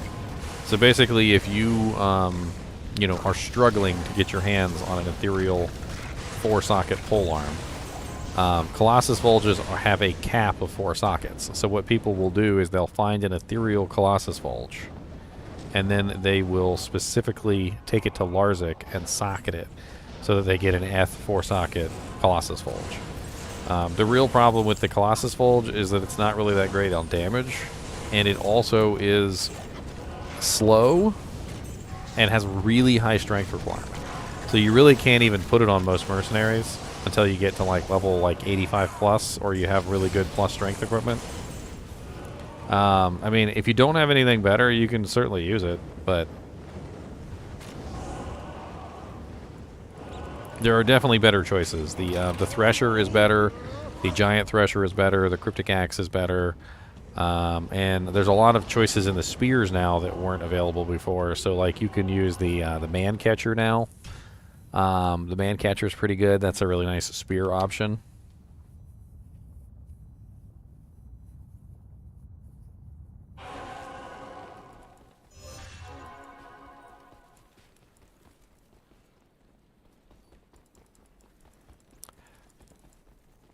Good day. I believe Thresher or Giant Thresher are generally were generally considered the best until they came out with the Man Catcher can now be made with a bunch of different rune words like Obedience and Infinity. So a lot of people like to prefer using Mancatcher now over the Thresher and the Giant Thresher. Cryptic Axe is also pretty good. It's not a bad choice.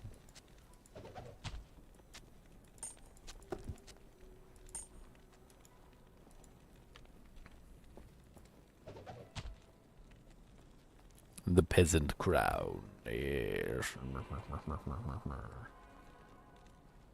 Large bar axe usually isn't one people consider from what I remember. I can't remember it right off the top of my head, but I do remember most people don't utilize that one.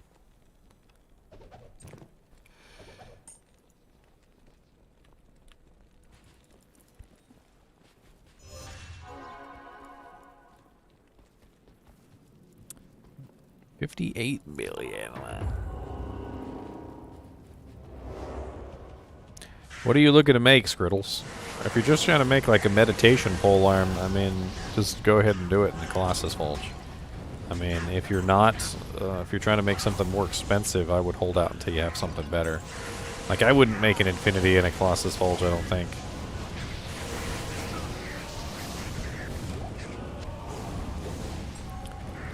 You generally want something faster with the Colossus Bulge. I mean, with the Infinity.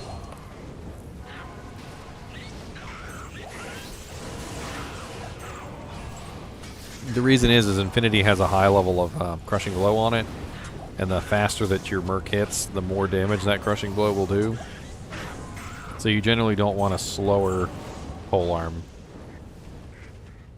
Yeah, I remember there was some reason why Lodgebar Axe was a bad choice. Yeah, it caps out at 3 sockets, which is a big issue. A lot of the items that you'll find have issues like that. They cap out at a certain number of sockets. I actually have a video series which is coming tomorrow. My first episode is coming tomorrow. I'd appreciate you guys' support on it, because I don't know whether it's going to be a good series or not, but I'm certainly gonna give it my all. The one that's coming tomorrow is a video basically about bases. So specifically, it is a video involving like me going over what the bases are for a specific classification. The one that's coming tomorrow is the shield classifications, so the shield bases. So I go over all the shields and talk about why specific shields are used over other shields. And like what's the best base for a specific rune word. Things like that, you know, talking about like why people choose the Monarch shield and whatnot. After that, I have the Paladin bases. So the Paladin only shields. That comes next. And then after that, I have the Elite Armor bases. So going over the Elite Armor bases and talking about why you would choose a specific armor base over others.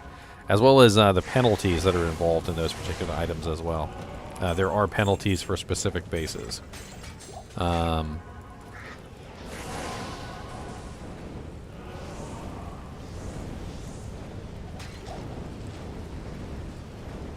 hate how these guys just fly through the air. They're such trolls.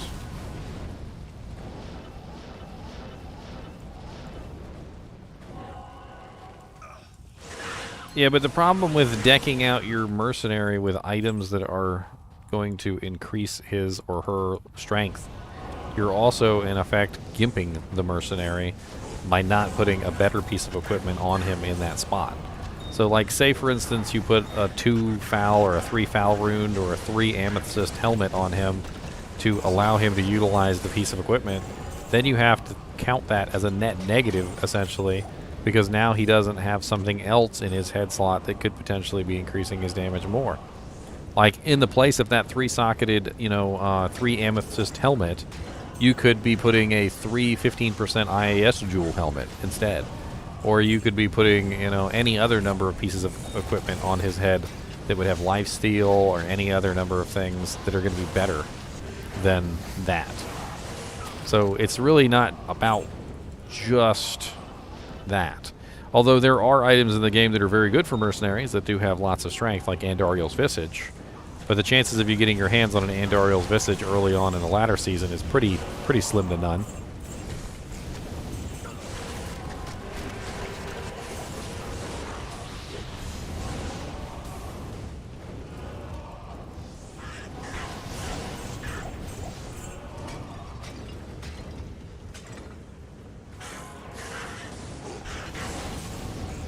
Are you saying I can't just farm Andy in normal like 10 times and get a Visage? Because it's her Visage? Yeah. She gives you the really crappy one, though. The Face of Horror.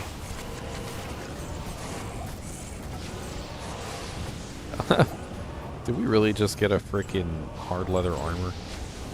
That's a rare-ass drop. We just got a Centurion in a freaking level 99 zone.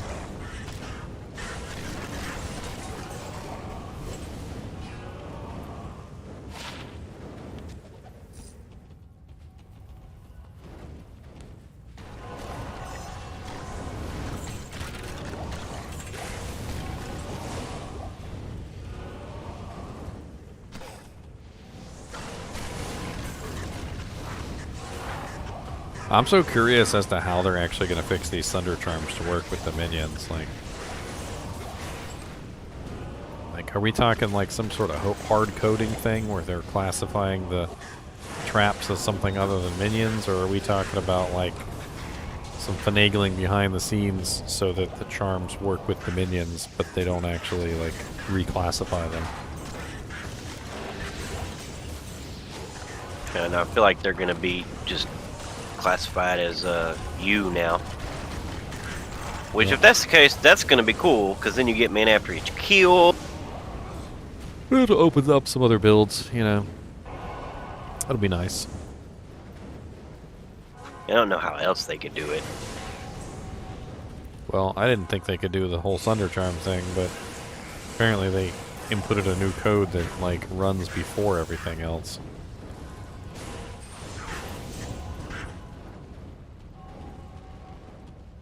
I don't know, we definitely got some fun things for this latter season.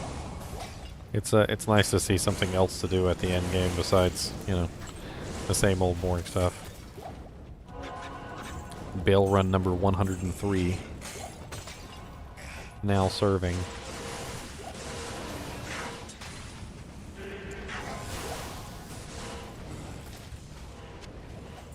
I can't carry it. Hydra was one that I never understood.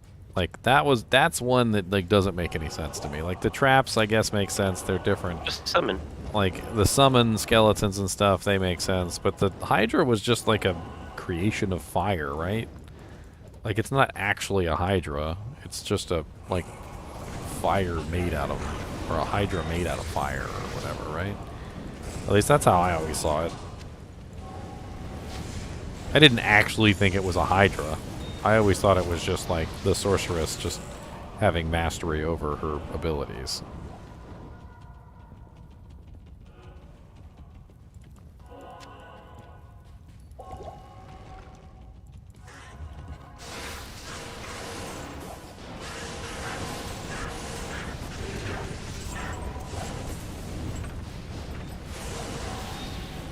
It's actually pretty funny. There's a lot of people who are apparently against, like, totally against the terror zones, and but they're definitely the minority. But it's interesting because every single time I hear them talk, like they're like, everybody hates these things, and I'm like, actually, according to like the 17 polls that have been up over the past couple days, past couple weeks.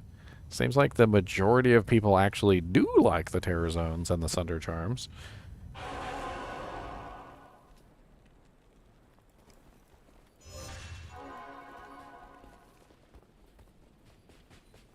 It does not work currently, Vidine. They're going to have a small patch on October 6th, they said, to enable it. So we're going to get a patch day. October 6th is going to be a patch day. Hopefully they'll give us the patch a little bit in advance so we can read up on it.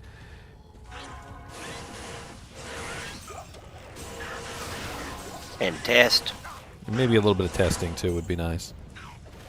Maybe they could drop the patch on us like, you know, earlier that day, since the ladder's not going to start until like 5 PDT.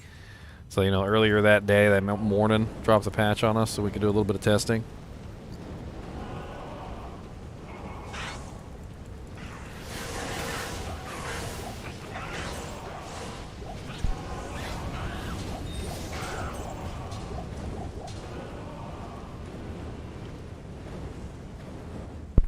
It'd be nice if they gave us some sort of information on number 26.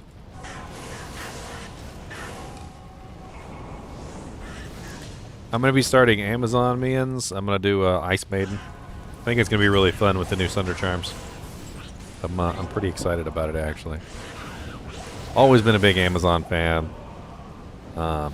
My three favorite classes, without a doubt, is the Paladin, the Amazon, and the Necromancer. I like all three. And Oh, what a rip! what'd you find? I freaking added sockets to my longsword and it only got 3! Did you find it in the cow level? No. No. Found it somewhere in freaking Act 3. I just freaking area at Summit said max sockets is 4. I thought I was good.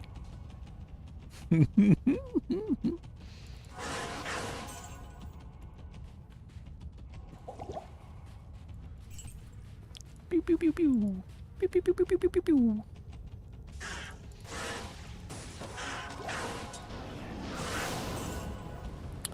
Almost level 97. Just got a couple million more.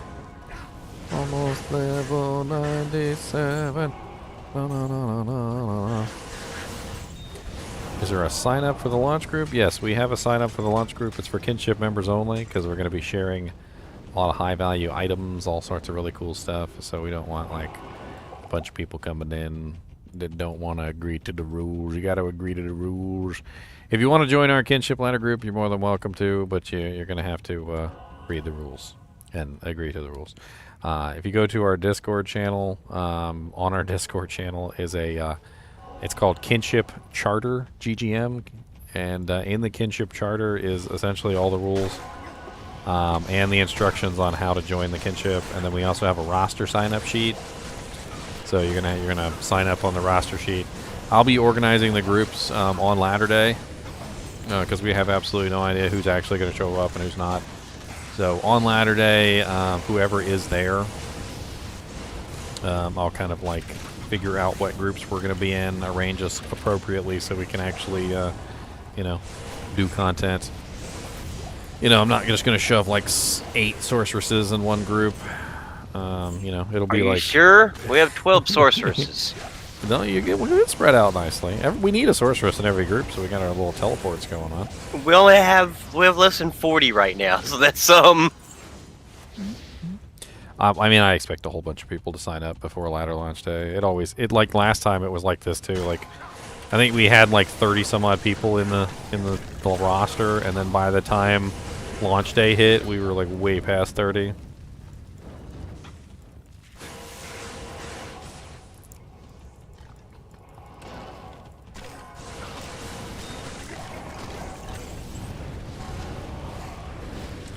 We did really good last ladder, by the way. Really good. We were all nice and decked out pretty quickly.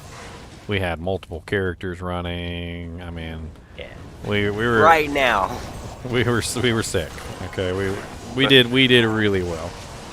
Right now we have like 5 groups, and there's gonna be like 2.5 sorceresses in each one. Good. 2.5 sorceresses. I'll have to make sure it's like 1 fire, 1 ice. 2 paladin in each one. I mean, I'm not a paladin this time, so. We still have 8 paladins. Ah, we got some hype running, huh?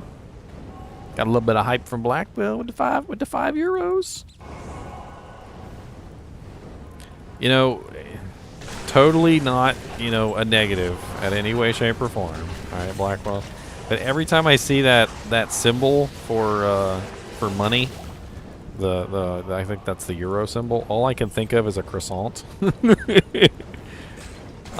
it makes me hungry. Okay, it makes me hungry. All I see is a croissant. It just looks. It's just a. Tell me that this doesn't look like a croissant. Okay. I'm gonna paste this in chat. That's totally a croissant. Okay.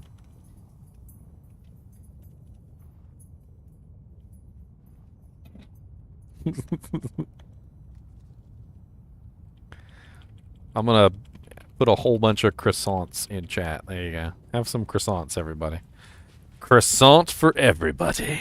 I said it's totally not a negative, Blackwell. I was just the croissants. The croissant money makes me hungry. Is that the Raven Crow bill? That's not the Raven. That's Pompey's Wrath. It's terrible.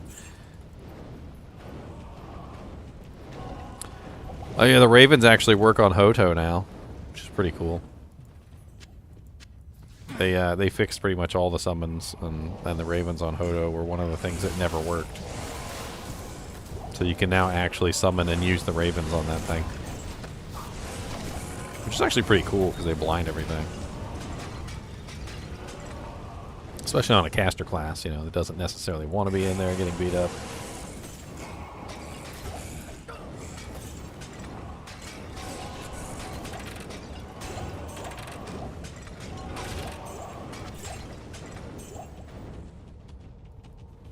Yeah, you got a 30 Nagel? Hey, 30 Nagels are great. Put it on. It'll beef up your magic find for the next run. Do it.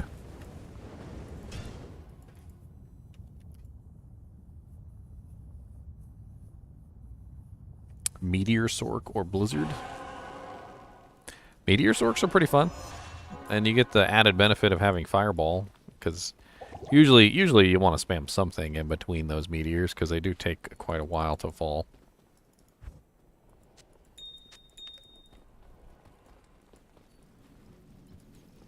Yo. Yo. What's up? Not much.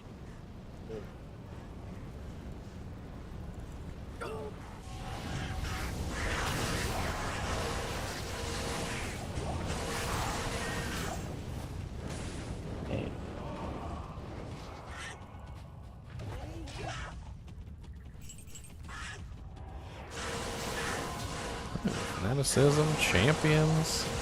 Ow. Fanaticism potion throwers. That hurts. Like, They'll run out in just a minute. They can only hold 25 of it was those. like 50 potions came at my head in like 2 seconds. They're gonna have to go back to town and buy some more. Hey, you have no idea how much inventory space they have, buddy. They're cats. They could have a million. Kajitas wares if you have coin.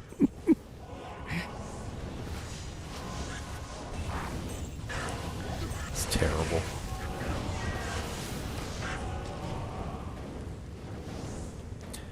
Freaking flying burbs. Stop flying. You guys are rune droppers. It taunts my soul that they literally are one of the highest rune droppers in the game, but they just fly away from you and laugh. They're like, I got a Zod rune. Well, why don't you come down here and say that? No, no, I'm good up here. Just a floating in the breeze.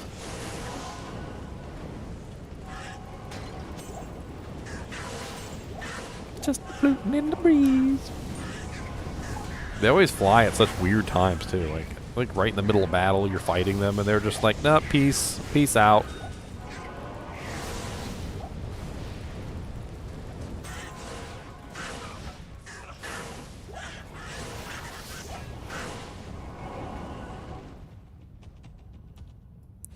Cloak of Shadows is amazing crowd control, but for the Ice Maiden Freezing Arrow, that's where the crowd control is for her.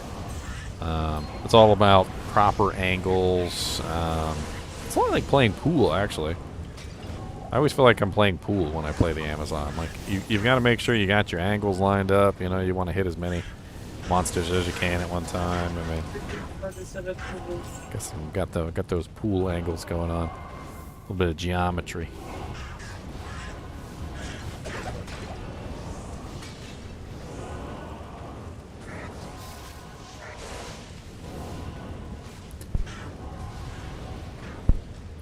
House of Dragons. Light rings, medium rings, and heavy rings. Alright, Charles, you already got something wrong. Alright, I'm going to correct you here. Okay, so it's light rings, medium rings, and pimp rings. Okay? Okay, no heavy rings. Pimp rings. Alright? That top classification belongs to the. That's the giant gold ring that like the pimp wears. All right.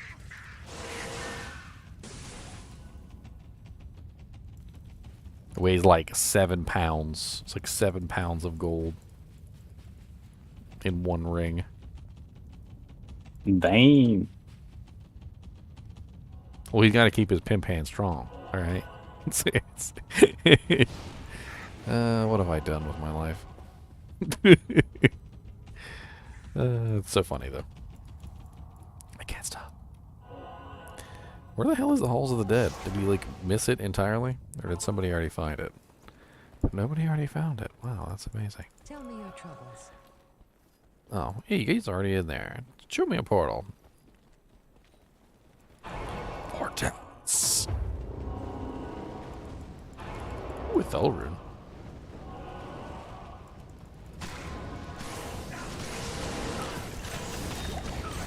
That's right, pimp amulets with a giant clock on it. See, now you're getting there. See, we can have different amulet classifications too. Light amulets, medium amulets, and pimp amulets.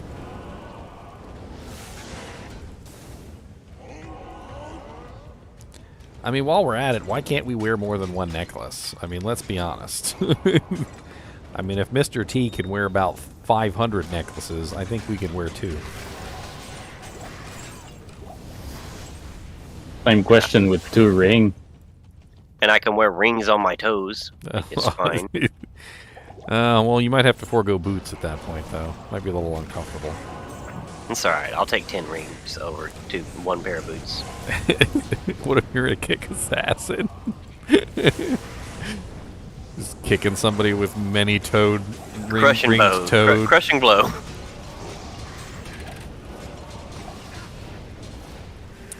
Yeah, the game is open to public. Old man got skills. You're always welcome to join. Game name's always up in the top right hand corner, and unless I'm trying to keep you out, the password is 16.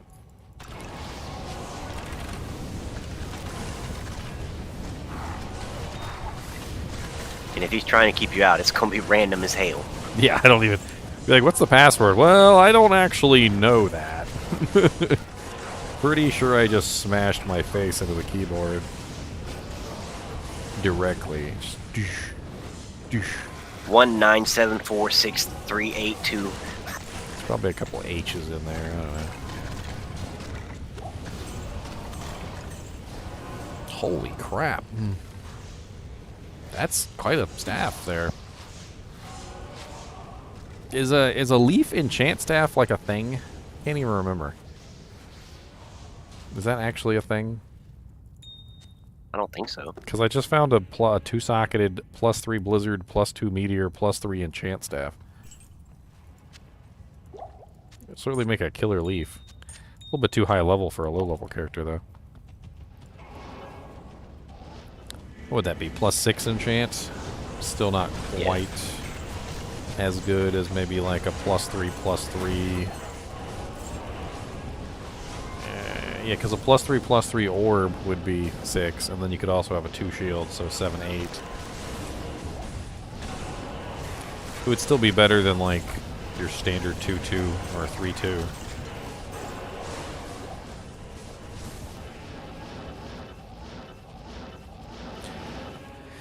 Yeah, it is a stalagmite staff. Bonk some things with that. The bonking.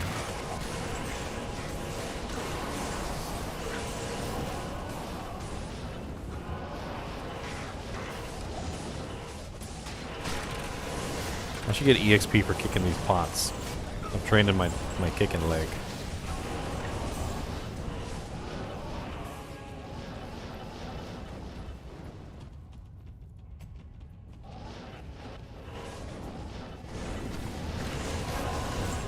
Hey, a spiderweb sash. What? Arachnid's mesh. Dope. A +3 enchant staff and an arachnid's mesh back to back? Sexy.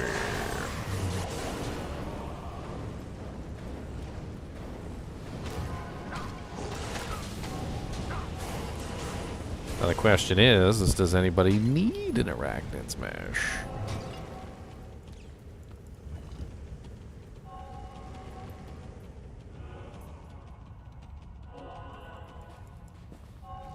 It's locked.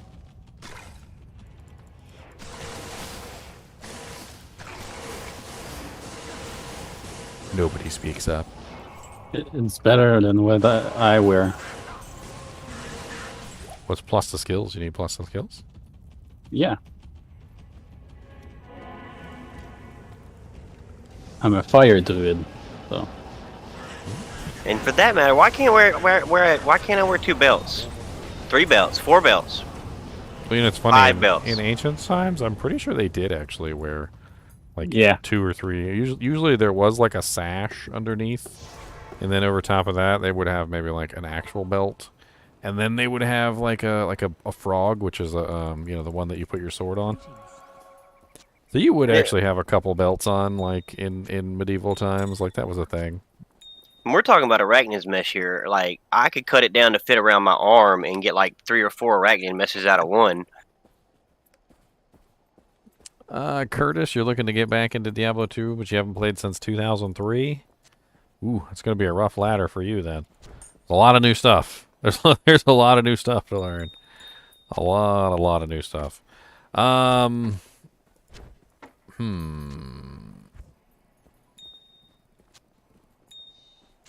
to think if I even have a video that goes over like that much information. I don't think I do.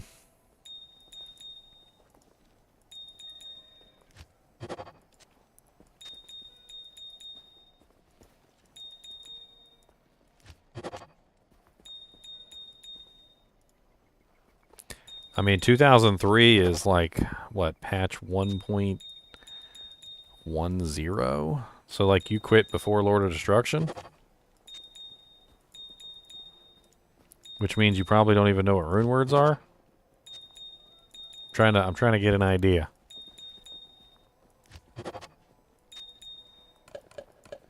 Synergy. I mean, I got tons of videos, man, like on like every kind of topic that you could ever want, on every item that you could ever want. Like, you definitely have come to the right place. I'll tell you that much.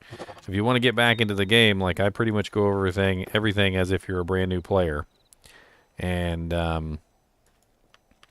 well, even if you saw rune words in 2003, you might have missed a whole bunch of them too, because they added new ones like every year, like up until a certain point. And on top of that, we also have new rune words that were added in Diablo 2 Resurrected.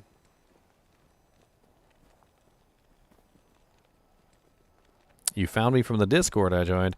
Well, feel free to join my Discord if you'd like to, Curtis. That's my Discord for the YouTube channel. And if you take a look at my YouTube channel, I have like a million trillion videos on just about every topic you could ever want. Going over tons of stuff. You might want to check out the Sunder Charms. Those are brand new. The Sunder Charms are a new mechanic that's been added in Diablo 2 Resurrected. We also have Terror Zones. Those are coming in Diablo 2 as well. Alright, next. Bing, bing, bing.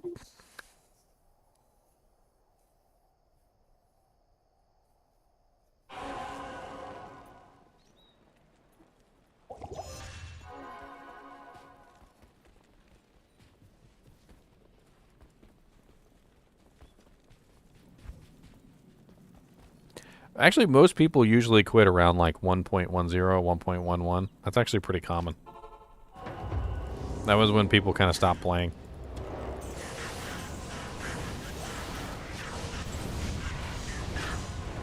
Which is sad, because there was a lot of things that were added into the game after 1.10. But they did kind of like nerf a whole bunch of stuff around that time too. A lot of people got really sad when they took away the guided arrow bug. Like, that was really fun. I'm not gonna lie, I miss that. The guided arrow piercing and coming back and piercing and coming back. That was a lot of fun. Oh, it's no longer a thing. Yeah, but in 1.09 it was. That was when they patched it out, sadly.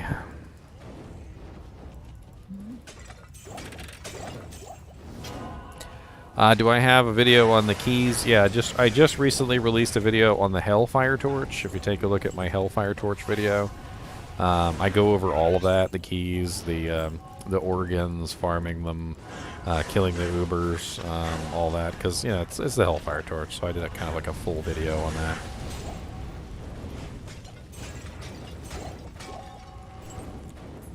I also have an item pack which you can download. GGM's item pack, which is linked in pretty much the description of every video at this point. And you can kind of like build characters and play around with stuff. I have pretty much every item in the game in there, so you can kind of test things out and get an understanding of how everything is going to work out.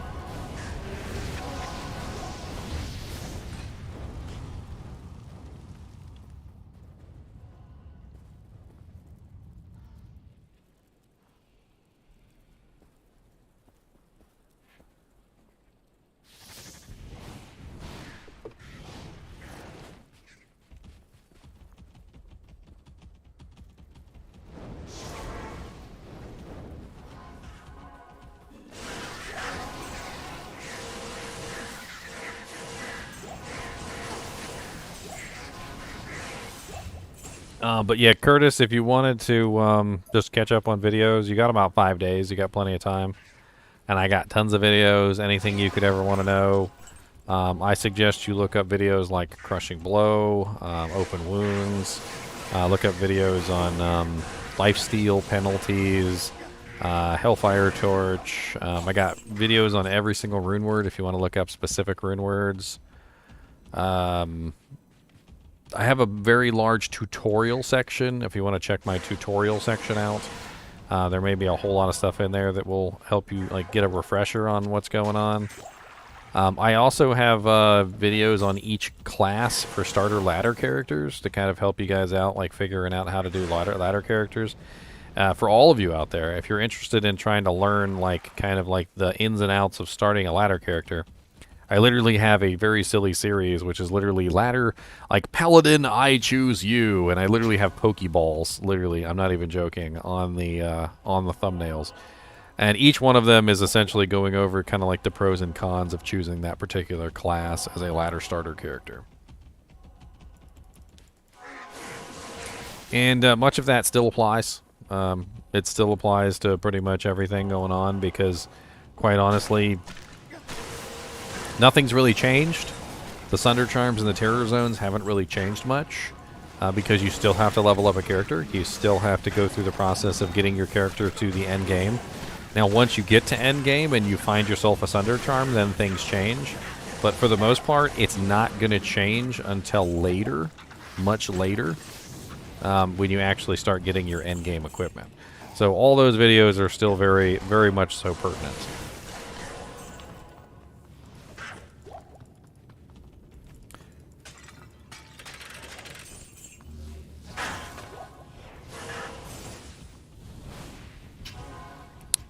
Bloodmore. Yuck. Ew. I don't want to do the Bloodmore. It's slow and painful. I am about to ding.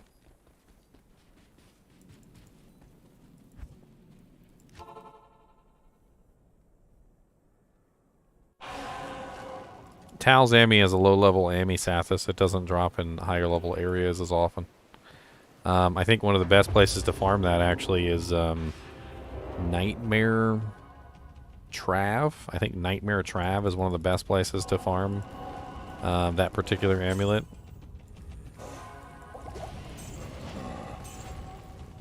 Yeah, about to hit 97. Looks like they already cleared this one.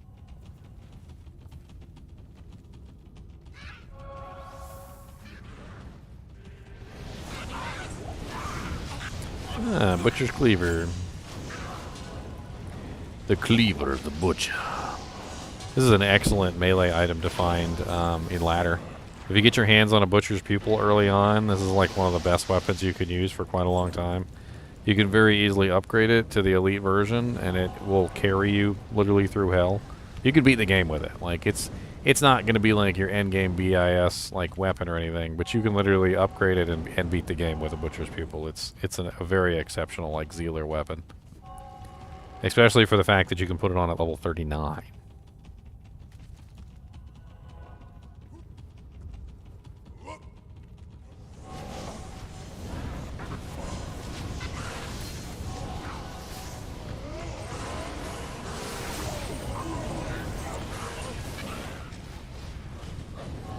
Small Jimmy.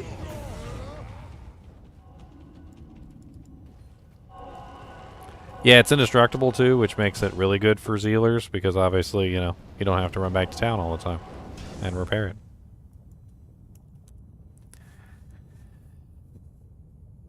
it. Ding in about an hour. I'll probably ding this game. It's about 1 million. I mean about 1 million EXP, which isn't too bad. If I can find an EXP shrine out here too, it'll go even faster.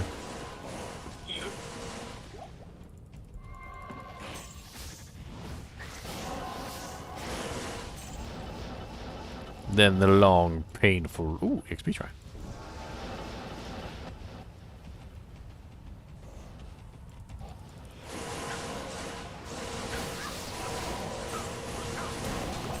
Lightning enchanted and stone scale. Beautiful. Champion pack. Ooh, a great pole axe.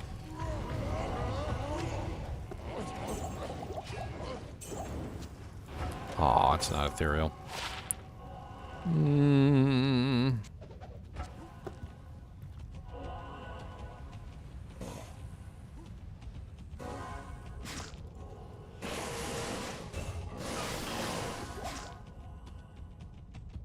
Spike fiends. Evil spike fiends. Ah, while they're out there doing that, I'll go in here. And mute them. Steal all the EXP for myself.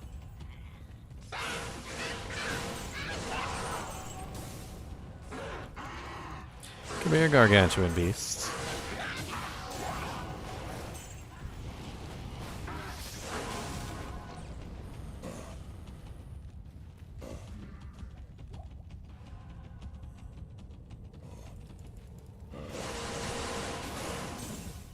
They do if you're smart. Dang it.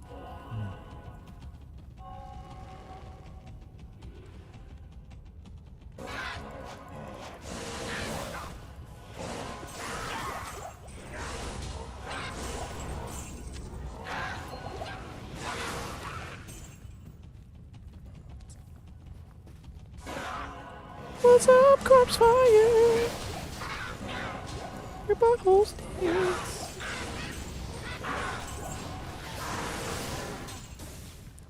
Man, freaking Bloodmore and Den of Evil is like terrible EXP. I should have leveled up already.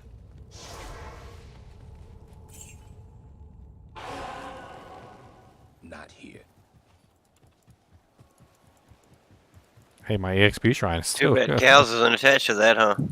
I know, right? I honestly thought they should have like combined cows with something else, like Tristram. Kind of makes sense, right? You got to do Tristram to get the leg anyway. Why not combine the cows and Tristram together? Just makes sense, damn it. Damn it.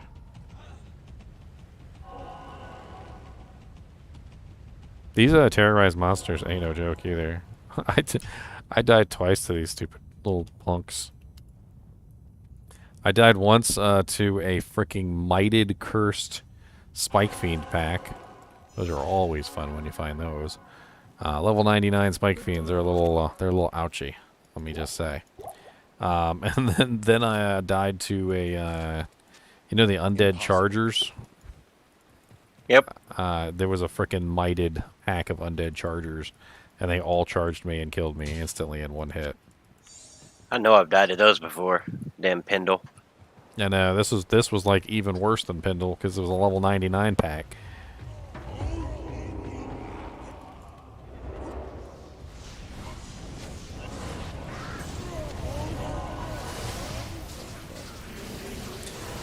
You get the right combination of effects, it hurts. It's ouchy.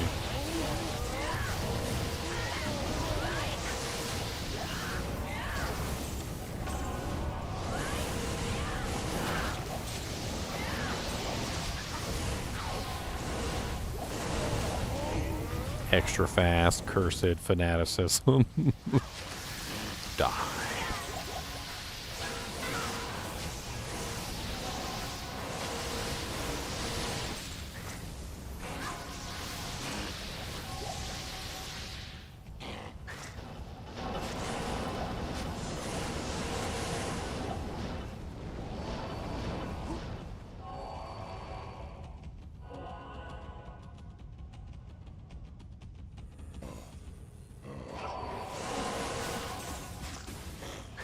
Oh god, evil spike fiends.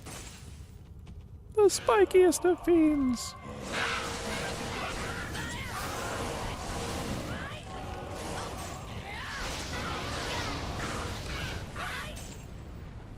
God bless it, I'm so close to leveling up. My bar is literally touching the other side. I don't even understand. You're lying to me.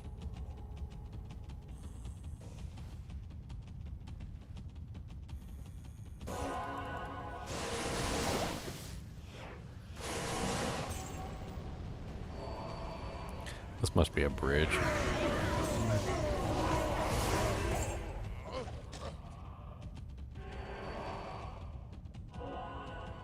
Oh, there it is.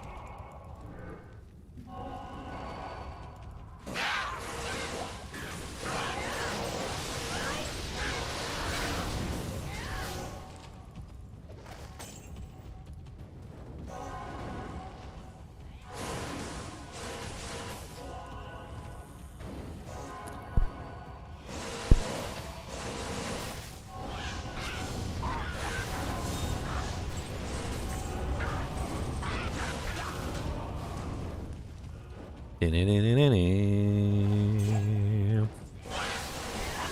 think it's cool they gave us the ability to test out these terrorized zones before the ladder ended, though.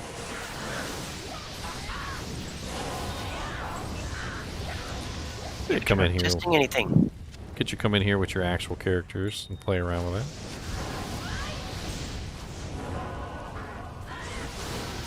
But again, but how does it work with Mike?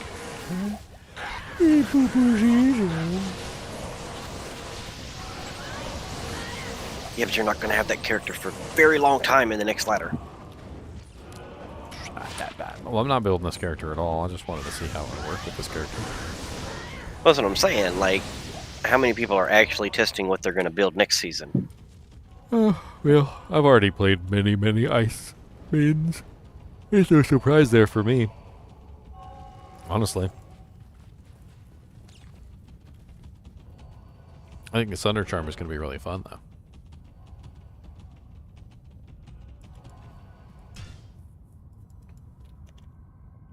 That's really why I like the Sunder Charm so much. It doesn't have anything to do with the fact that they're breaking immunities.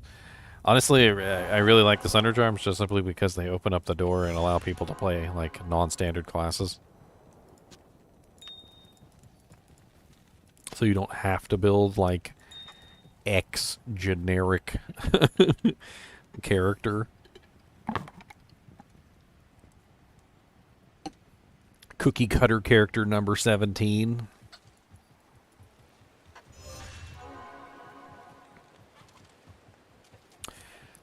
Very interesting little bit of trivia for you guys and gals watching right now. Did you know that you can actually chase the chickens not only wherever you want them to go, but you can also chase them out of town?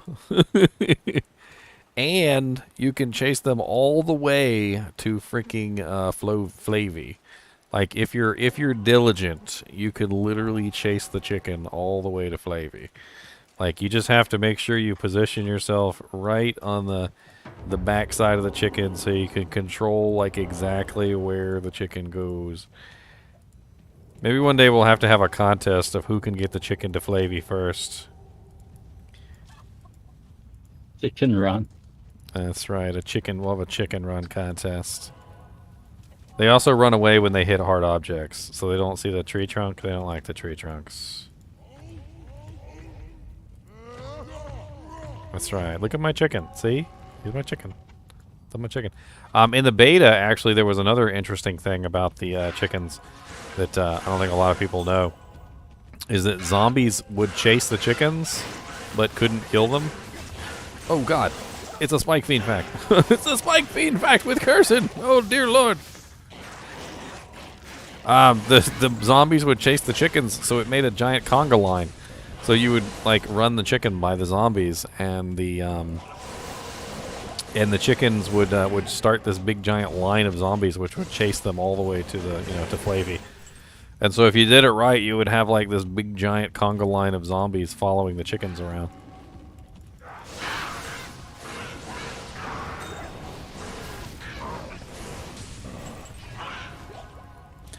Is it possible to make a mist rune word in non-ladder right now? I'm pretty sure the answer to that question is no.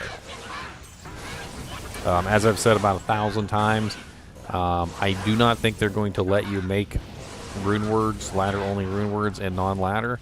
But at the end of the ladder season on October 6th, any mist rune word that was created by a player will enter the ladder zone, and you could potentially obtain one that way.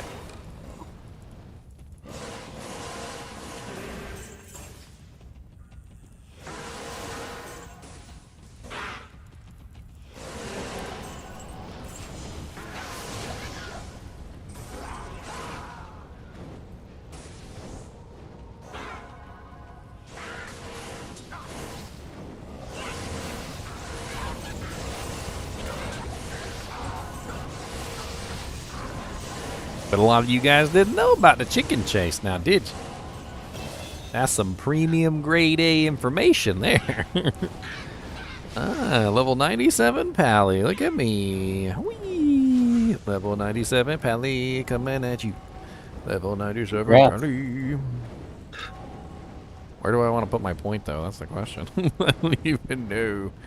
I think I needed some strength, too, so I think I'm going to have to hold on to those points until I figure out what the dealio was. Am I using a strength charm? Oh, that's right. I needed to beef up my block chance again. That's right. Yeah, sure I need more dexterity. There we go. Because every time I level up, my block chance goes down. So, I didn't want to, like, keep losing block chance.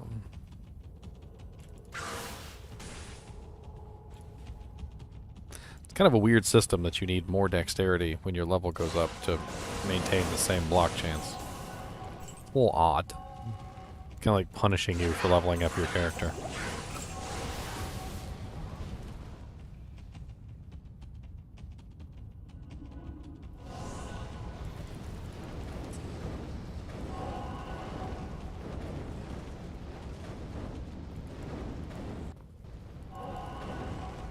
Where'd my chicken go? That's the question. Where did my chicken go? I think if you don't chase them, they slowly wander back to town. I think. Not in town.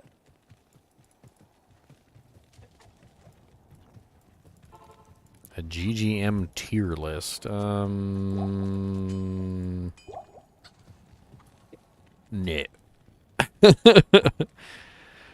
No. I've been playing around in the zones. I haven't really gotten to all of them yet. I could definitely tell you some of them are way too small.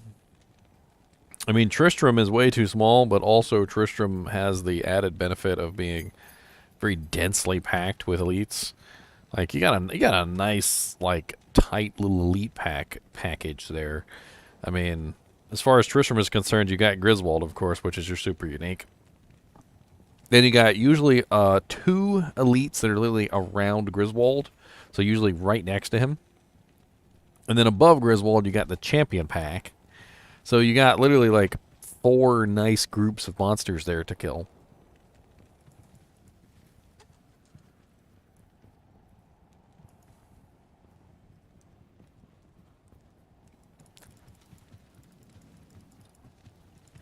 Good to see you.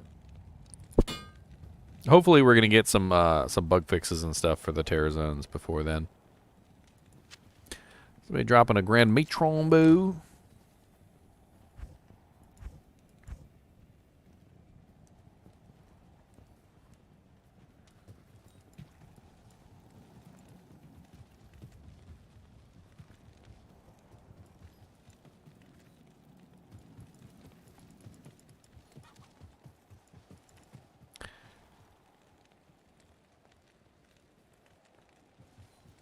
Esther chickens in the Bablo.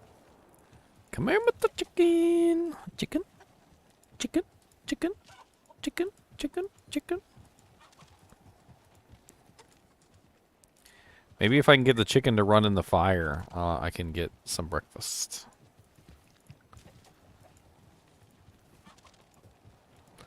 He looks so mad when he jumps too. Like he's just like mad.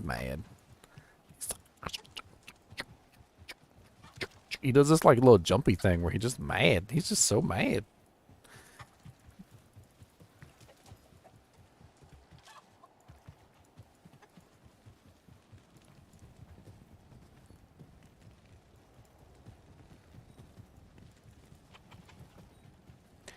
Yeah, the middle is always going to be elites. That's guaranteed. Griswold is always going to be there. That's guaranteed. Ah, yes, abusing digital animals, the new trend.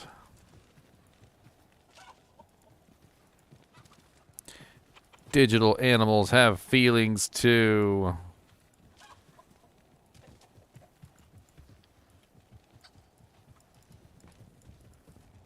I've said this for a long time. They need to take the cows and dress them up for holiday events. The cow level is our funny zone. Wow, I have 666 views. That is very interesting indeed. 666 views, my boys.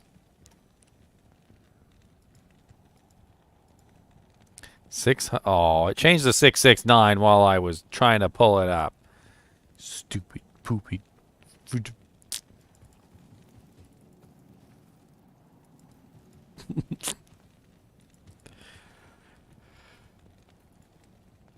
Let's go over the list.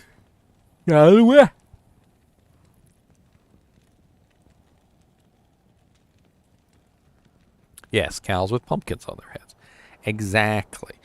See, Protein knows. He knows. Alright, so let's look at this list real quick. I kind of want to go over this list and we'll talk about the different zones since somebody asked about a tier list, which I don't have.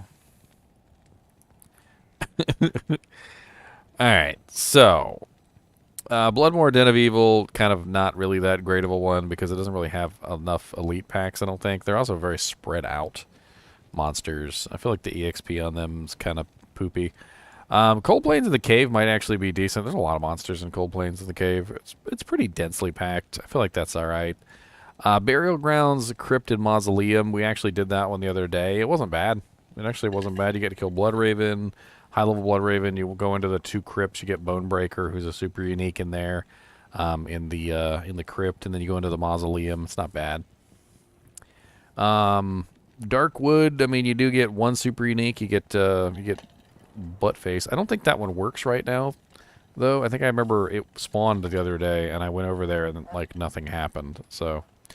The Forgotten Tower, that one's actually really cool. There's lots of ghosts, lots of monsters in there, lots of elites, several levels. Of course, you also get to kill the Countess, too, and there's all the elites that are around her, so the Forgotten Tower is definitely a great one. Jail is a little spread out, not little less populated. There is a super unique in Jail. His name is Pit Spawn Foul Dog. Sometimes he can be a pain in the butt to kill, but, I mean, it's okay. Cathedral and Catacombs, that one is actually pretty cool because you get quite a few elite monsters. You get Bone Ash, who is always next to the Cathedral entrance, and then of course you also get Andariel and all the elites in between. It's a little bit of a big spread out area though, so it might take you a little while to actually clear it. The Pit is on there, it got taken away, so that one is no longer, or is on the list. Is that the one that was added? It's nice to see the Pit on there. Everybody farms the Pit anyway. It's a pretty popular spot. Tristram's really too small. I feel like they need to just combine Tristram and Moo Farm together. I feel like that's the best option. If you were to combine Tristram and Moo Farm together, everybody would go farm Tristram, kill everything, grab the leg, make the portal, do the cow level, rinse, repeat. It'd be great.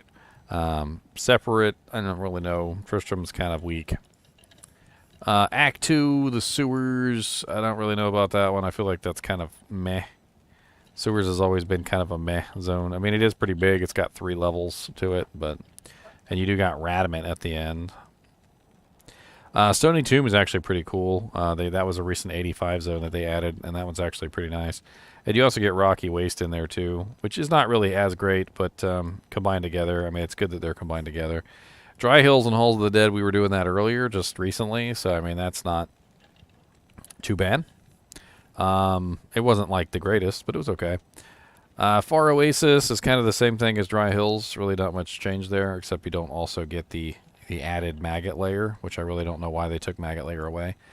Lost City Valley of Snakes, Clawviper Temple. I mean, that's another one that's just a combination, so it's like the same as Dry Hills, but you also get the Clawviper Temple.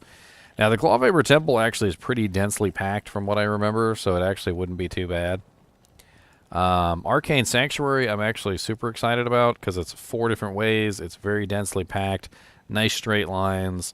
My Zon is going to absolutely demolish Arcane Sanctuary, by the way. That is going to be a really fun one.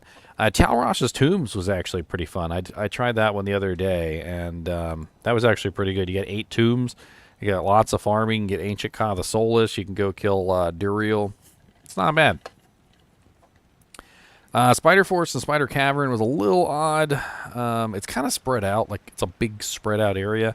Although, you do have lots of those little tiny pygmy demons.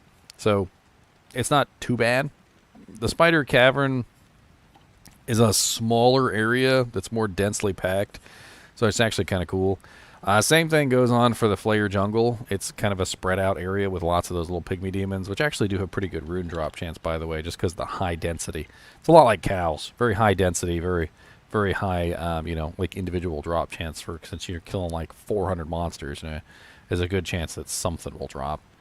Flayer Dungeon, not really sure about that one. That might be a little bit dangerous with the level 99 dolls in there. I did play around with some of those level 99 dolls. They're ouchy. They're very ouchy. Kuras Bazaar, Ruined Temple, Disuned Fane. That one's pretty cool. You can run around there clicking on all the chests and hollow logs and stuff too, and for a pretty good chance at some high runes. Kuras Sewers is a little weird. It's really big and the monsters are really spread out. There's also dolls down there, so it's a little dangerous. And it's all right if you're like a ranged class because you can kill everything like across the borders. But as a melee class, it's a little bit more difficult.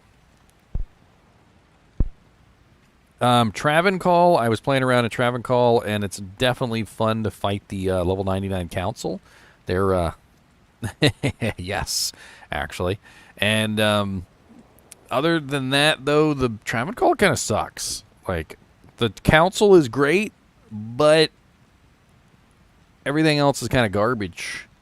There's really not a lot of monsters in Travancore. And the monsters that are there love to run away from you because you've already killed the council. So, like, it's kind of a pain in the butt. Like, other than the council themselves, Travancore just is kind of a terrible terror zone. I mean, we did farm it for quite a bit, and we ran around killing everything, but it just wasn't, like, as cool as some of the other zones. Durance of Hate was interesting, and of course you can go into Durance of Hate from the Travancore. So a lot of the times what we would do is we would just go kill Travancore real quick, hell Travancore, and then we would go into Durance from level 1 and then go all the way through and kill Mephisto. And Durance is also one that's going to be a little bit dangerous because it does also have dolls. I don't think we lost anybody, though, in the hour that we were playing to the dolls. I can't remember anyway. So we were doing pretty good. They did hit pretty hard, though. I had a couple times they popped me, and my health went pretty low. Act 4, Outer Plane Steps and Plains of Despair was okay. Killing Iswal didn't seem to be affected by the level 99 buff. He was ridiculously easy to kill, so there might be some kind of bug going on there with Iswal. Not really sure what the hell's going on with him. The monsters were kind of spread out, but there's also pretty high density there, so as long as you're quick about it, you can usually get a lot of kills. River of Flame, City of the Damned, I actually didn't have that one spawn on me yet, so I'll have to wait on that one. Chaos was fun. I found my first Burr rune in a terrorized Chaos zone in this 2.5 patch. Literally dropped a frickin' Burr rune and an Ist rune in the same Chaos Sanctuary. That was pretty cool. That's right, Burr, Burr, Burr. Bloody Foothills kind of sucks, and so does Frigid Highlands. I'm not going to lie. They're kind of like big and spread out, and the monsters are everywhere. And like, I don't really know. It's not really as good as I thought it was going to be. I don't know what I thought it was going to be, but it doesn't really work out as great as I thought it was going to be. Glacial Trail's a little small. I really wish they had included the cave in there. And it's not like as densely packed as I would like. Crystalline Passage and Frozen River was alright. That one's not bad. Ariat Plateau kind of has the same problem as Frigid Highlands and Bloody Foothills. It's just kind of big and spread out, and everything is just all over the place. I don't even know. Like, it's okay, I guess, but it's just so ridiculously, like, just spread out like not enough butter on too much bread. Neelithak's Temple, that was where I died. I died to the mighted undead chargers. They got me. I was freaking literally like charged up on them, and then they just like all of them charged me at the same time, and I insta-died. This one actually I'm pretty excited about because it's really densely packed. There's lots of monsters in there. There's a good variety too, so you'll end up with different kinds of monsters like a lot of the time. Ancient's Way and Icy Cellar, that's another interesting one. I'm sure that'll be the same as Crystalline Passage and Frozen River. Pretty much the same. And Worldstone Keep, Throne of Destruction, Worldstone Chamber. Oh my god, the EXP is good there. I could not believe how good the EXP was in Worldstone Keep, Throne of Destruction, and Worldstone Chamber. We cleared level 1, 2, and 3, and then we killed the waves and killed Bale. And the amount of EXP we got from running Worldstone Keep, Throne of Destruction, and Worldstone Chamber was amazing. It was absolutely nuts balls. Cow level, it's, you know, it is more difficult. The cows hit a lot harder, but you know, they're still as easy to kill as always, I think. Definitely fun though. Lots of good EXP to be had there. But I think by far the best EXP that out of all of them so far that I've tested was the Worldstone Keep, Worldstone Chamber, and Throne of Destruction. Like, it was really fun farming Worldstone Keep level 1, 2, and 3. We basically cleared out the entire Worldstone Keeps all the way from the beginning to the end, and then had fun clearing out the Throne of Destruction too, and then destroyed all the waves and killed Bale. I mean, it was a lot of fun. It was actually a lot more fun than just simply doing the Bale, like the Bale waves and killing Bale, like Telly Bale, Telly Bale, Telly Bale.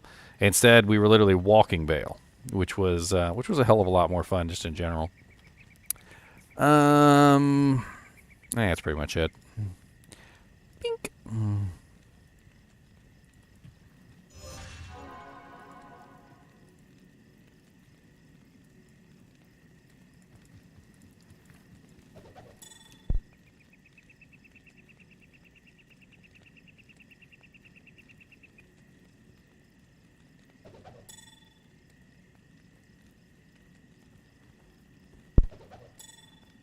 Burp.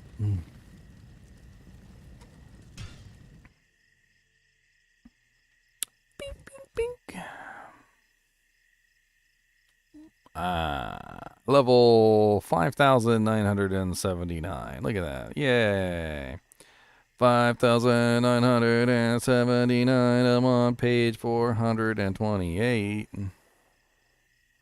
Hey,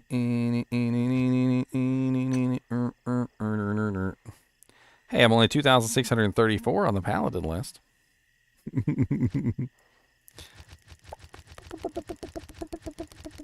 I gotta get to level 98 if I wanna breach the top 500.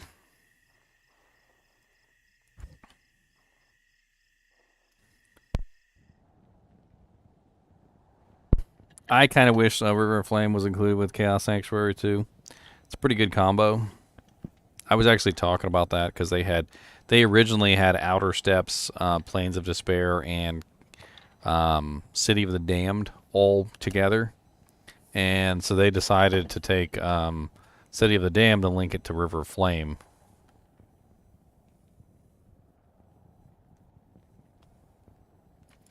I don't really know. Alright, I'm going to take a quick break, go to the bathroom real quick. I've been streaming for like 2.5 hours. I'll be right back. Hey, you know what? I can do that thing like when we were kids, remember? We'll be right back after these messages.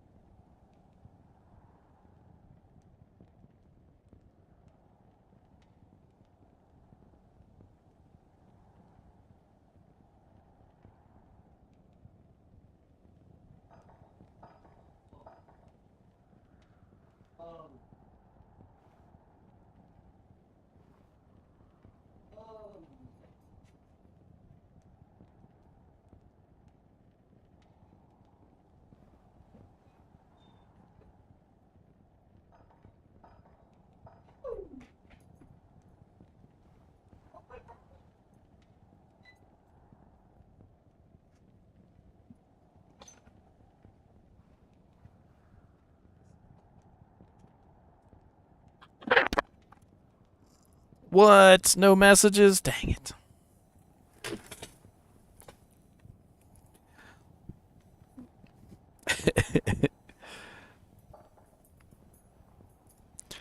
Botting? What we botting? Who botting? Bear botting, botting. What botting, botting? Let's go botting, botting.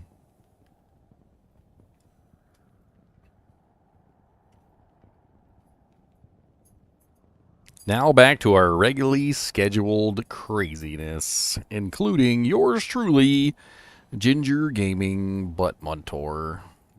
Ginger Gaming Butt Muncher.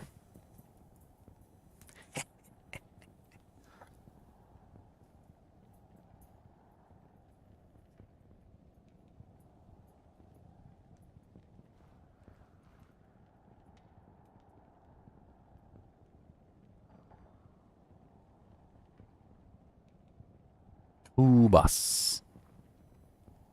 Kubas Abubas. Your name is Kubas Abubas. You want to fight, Kubas? Do you want to fight? I beat you up? Oh, you do want to fight. Oh, that's it. You're gonna get it. Oh, go.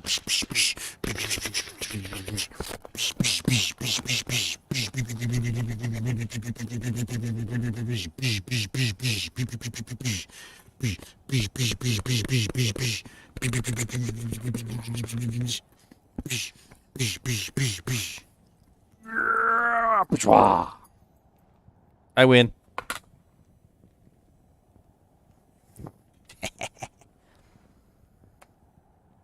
Animal abuse.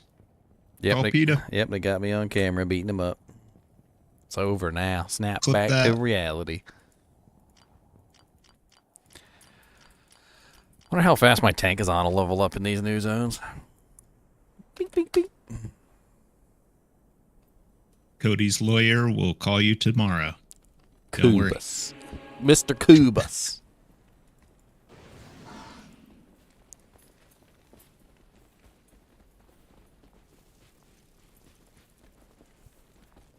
What are you staring at me for? You know what you signed up for when you came up here. You fell for the treat trick, hook, line, and sinker.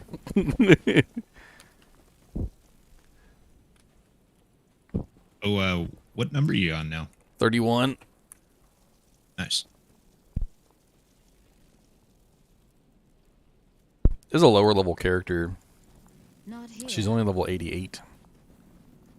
I'm kind of interested to see what kind of EXP she gets. Now that my other character is level 97.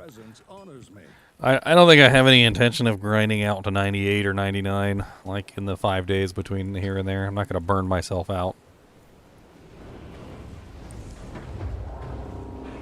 Oh, this character's nowhere near as fast as my other one. She's slow.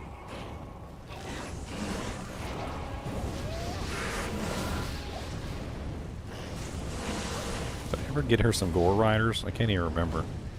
No, she's not even using gore riders. I think I found some gore riders in town last time I was playing. Should be in my stash. Or maybe I didn't. Maybe I gave them away. Need to get her some gore riders. She's literally using... she was literally using some blue chain boots. I don't know what's wrong with her. She thinks she's so funny. Ouchie. Oh, I'm gonna get her some boots real quick. Otherwise, I'm gonna have a bad time with this particular character.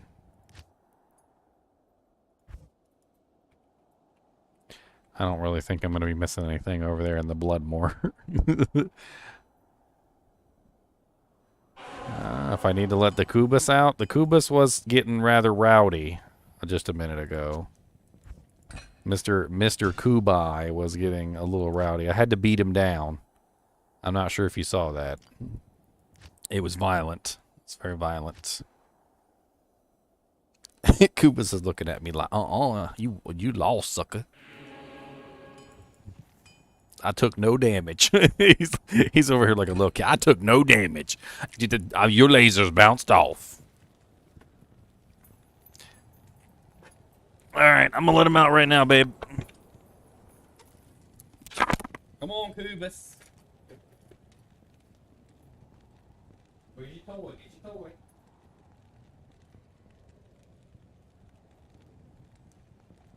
Get your toy. Get your toy. Get your toy. Get your toy. Come on. Get down there with your mama.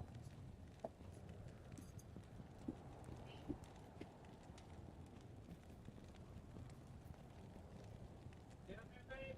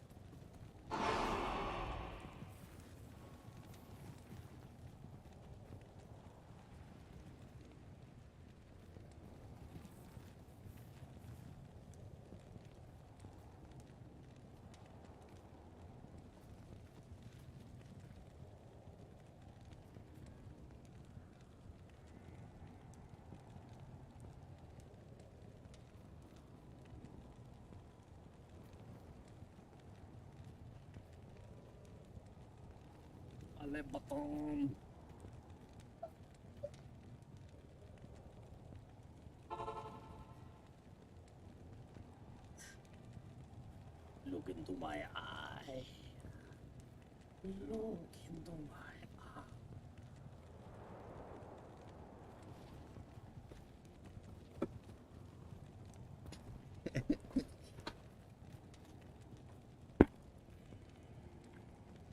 Yeah, Kubus the monster dog is downstairs, so we get to bring out the Chinchilla.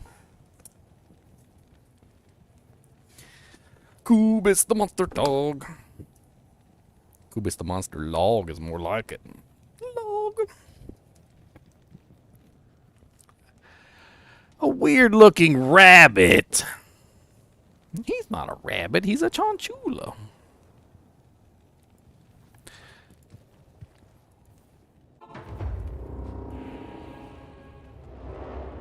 I don't think he likes the terrorize noise. He ran. Da-da-dum. Ah. Da-da-dum. Oh.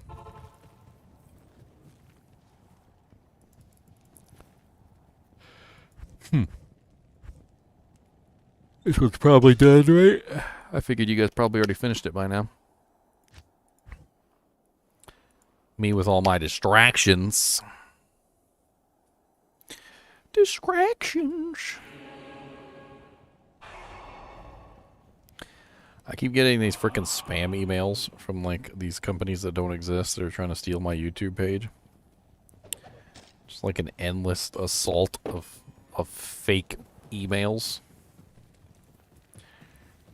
Like, hello, this is Joey Vuitton from Louis Vuitton. I didn't save Kane? Oh no.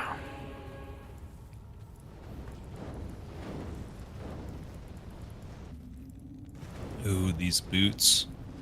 They're made for Pretty walking? nice. These boots are made for walking. Spirit slippers. No tri-reses? Yeah, tri-res, repairs durability. Could have rolled F. Could have had pressed or run walk, and then I don't even know what they'd be valued at. A lot.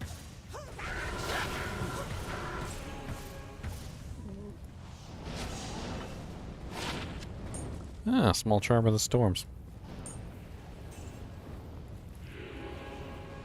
I'm gonna have to be collecting ice damage charms for my my frost maiden. She's gonna be rocking like as much ice damage as I can possibly get her.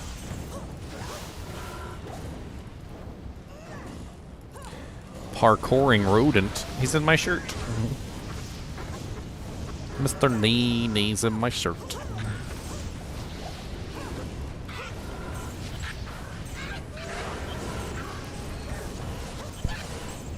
Oh, Ice Maidens are absolutely great. Like, crowd control wise, like, just, like, the survivability of the character, like, how easy it is to kill, like, massive groups of monsters. Yeah, they don't have as good single target damage capability, but who cares? Like, when you can murder an entire, like, herd of cows in, like, 2 or 3 arrows, you don't really care too much about, like, your single target capability.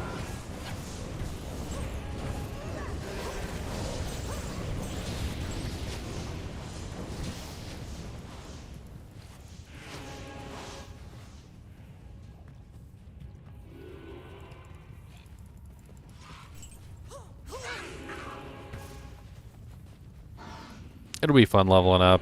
Usually there's plenty of bows that nobody wants. Because when you play the bow Amazon, you end up getting like every bow. They're like, hey, you want this bow? You want this bow? You want this bow? I found this bow.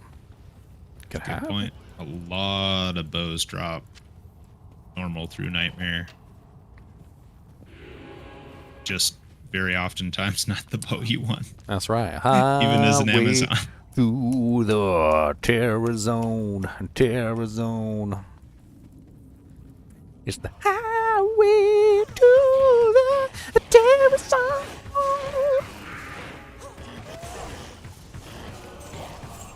Living with the demons in the corner of hell.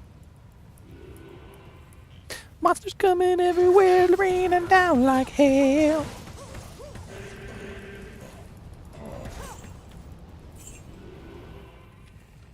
Diablo wants my butt cheeks, my butt cheeks. Yeah, Diablo seeks my butt cheeks.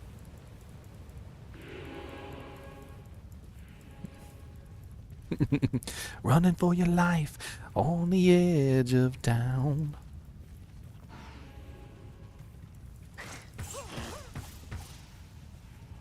Uber Diablo spawned that bishy boss.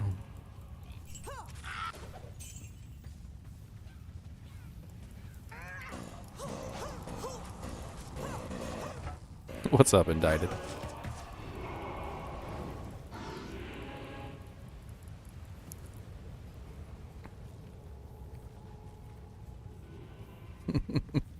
Dude, I freaking love that song. Have you guys seen the new Top Gun movie? Like, just out of curiosity, because it's really freaking good. Like, Yeah. it's really, Yeah. it's Really really good. I watched it like twice. I'm not even ashamed. It's good. Also, I'm pretty sure Tom Cruise is a vampire. Just saying. Serious. I'm pretty sure he is a Makeup vampire. does freaking wonders. Pretty sure he's a But vampire. even the, like, yeah, I think it's more than makeup, though, for sure. Kidding me? He looks Seems like, compare pretty him to freaking Val Kilmer. timeless. Like, who was literally in the same movie Yeah. he was. Like, Well, isn't Val, like, he's at least 5 years older than him. He's definitely older. But, yeah, he looks like 20 years older. I agree. He looks way older. way older than Tom. Like comparatively, age-wise, they are definitely not the same. Like, if they were standing next to each other, you would not guess the same age or even near the same age.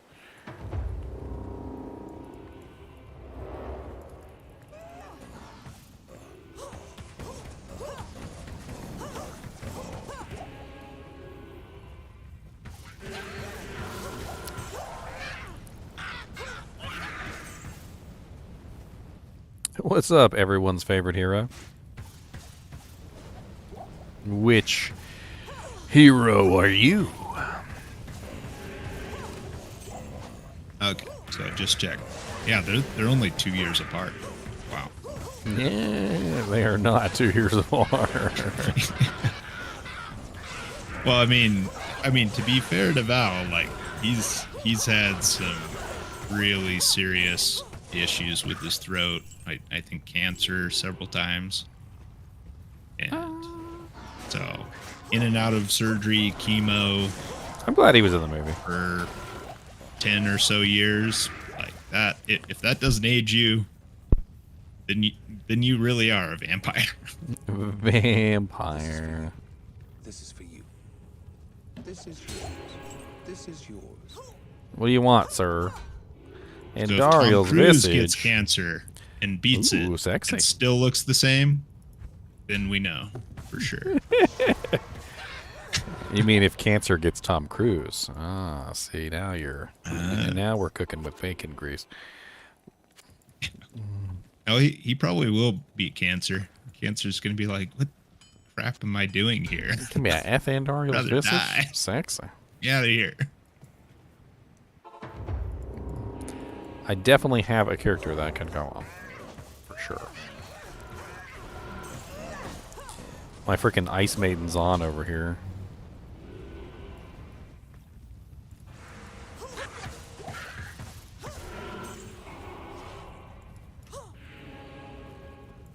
Another Andariel's visage by the stash.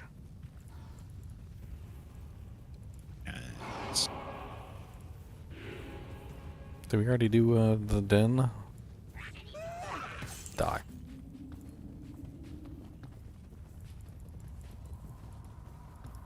Everybody's dumping off their equipment. Like, I don't want this anymore. Yep. Lies getting all charitable again. Look out. Here comes the enigmas raining down from above.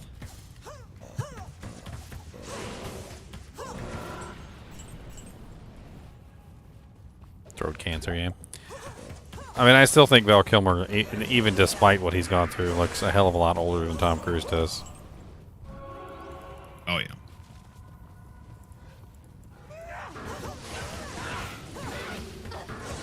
Yep. Sometimes people just don't age that well. Like what's his face? Travolta didn't really age well. Like just started getting really big in the face for whatever reason. It could be how you take Weird. care of your body, but I think stress also has to do a lot with it. Like, totally not political or anything, and have nothing. This has nothing to do with politics, even though I'm going to be talking about politicians.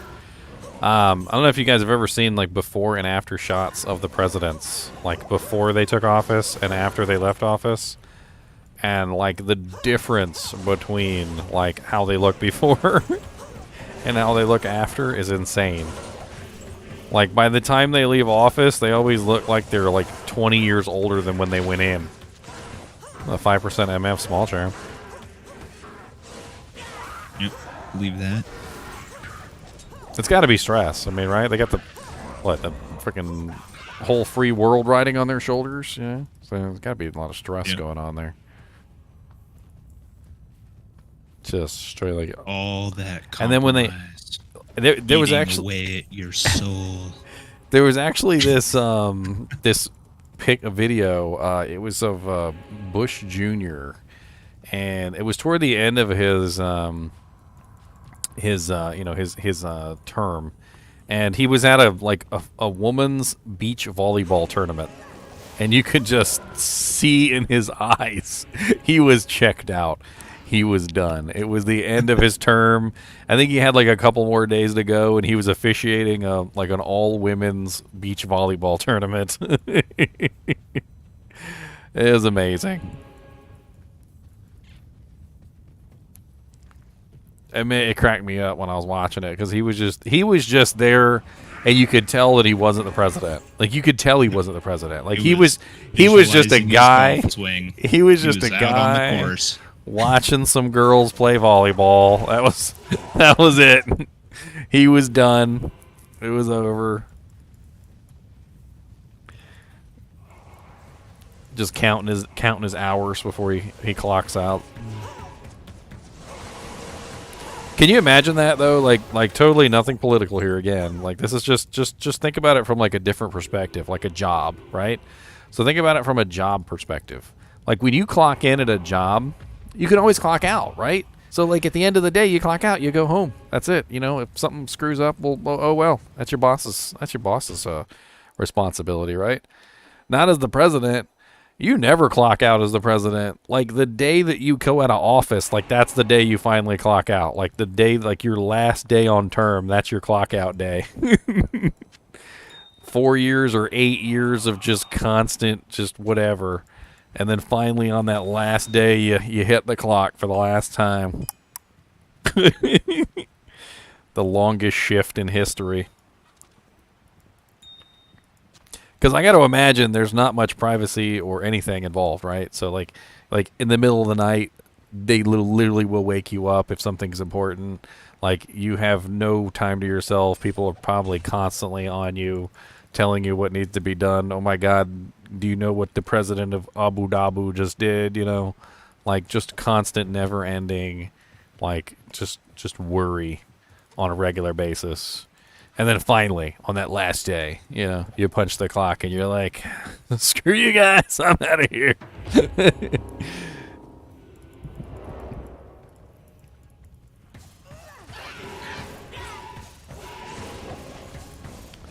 Where's my, I'd rather just imagine it. Never gonna actually do it. Don't want to experience any bit of that. But it's so fun.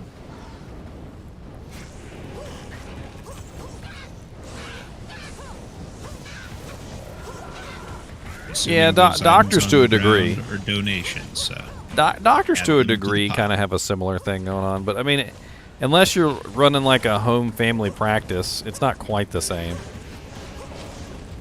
Like if you're part of like a bigger organization that, you know, that has like other doctors on call, it's not really too much dissimilar. You do have some days to yourself, I'm sure, as a doctor.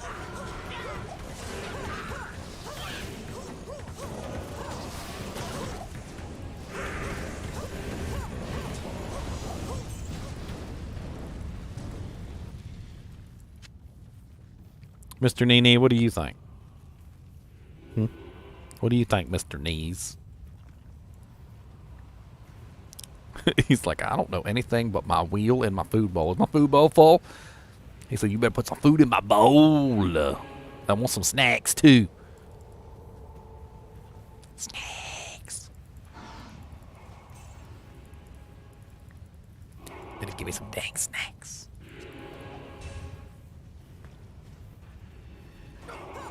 Oh yeah, you got your ladder snacks planned out. Oh yeah, I was showing them off earlier at the beginning of the stream. I got some mixed nuts, you know, some deluxe mixed nuts. I got some 2 bags of beef jerky, 1 peppered, one sweet baby Ray's barbecue sauce. I got a bag of Cheez-Its, you know. I'll help you out. Help you out a little bit there. Individually wrapped too, so that way I don't gotta worry about them going bad in between days, you know. Oh, like little snack pack. Yeah, Nice. and then you know I got Totally snack pack. then I filled up the entire refrigerator with waters because I usually drink water. And that's pretty much all I drink. Although I got some teas in there too, like Arizona teas.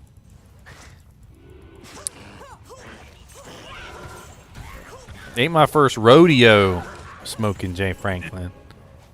You Ain't got my. the full-on stream setup. You got the mini fridge right next to you. So you just, I've been telling my girl I need a mini fridge next to my thing. there you go. I've been telling Dude, her they're pretty cheap nowadays, man. Like I've been telling her. it's like $100 well spent. I think they're that cheap. Shoot, I mean, probably even less. Oh yes, arcade Ooh, sanctuary. arcane.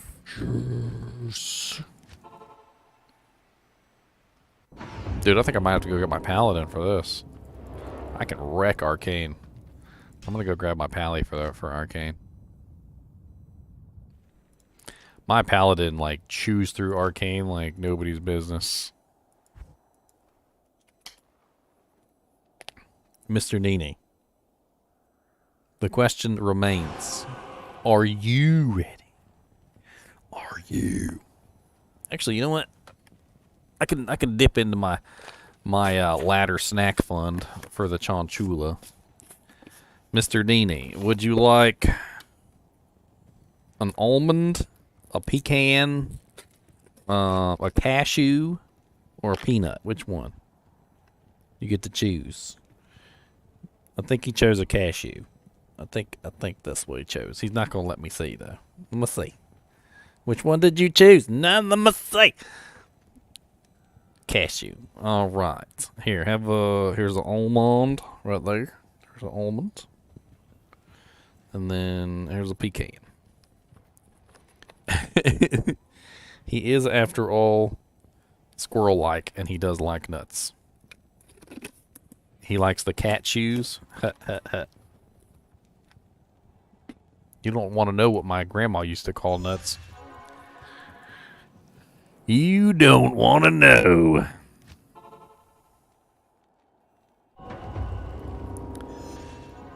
You know what'd be really cool with Arcane is that since it's big enough, you could split EXP 4 ways. And you could do like, say like 8-man, like 2 groups. So 2 groups of 2, I mean 4 groups of 2. So 2, 4, 6, 8. And then you could all go different directions and basically get more EXP that way. And then you can obviously just keep doing it like over and over again as many times as you want. You could probably optimize EXP that way. I don't know, just an idea. What's up, Lightning Spire? Interesting. Yeah, and that'd be a great target for just open up the whole zone, like just for arcane alone. Just open up party circle, the whole map.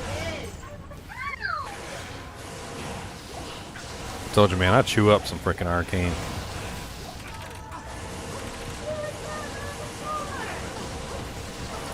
It's the holy bolts combined with everything else. Like, because all these guys are demons or undead, like the holy bolts go down the line and just hit everything as well. It's freaking great.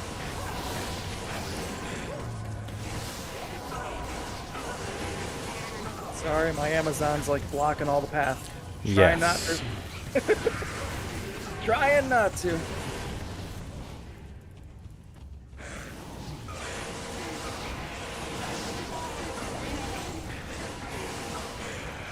Dropping everything on the ground. That's rude. You're messy.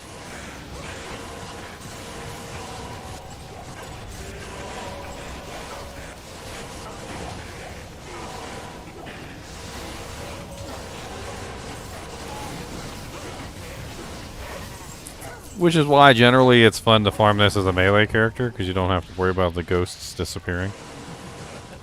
Because they usually stack up on top of you because they're mean.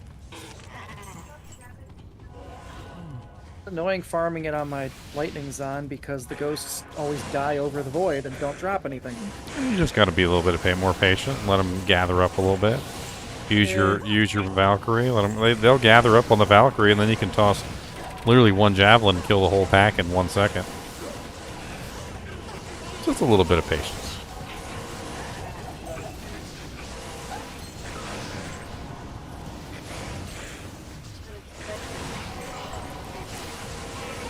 Finish this run.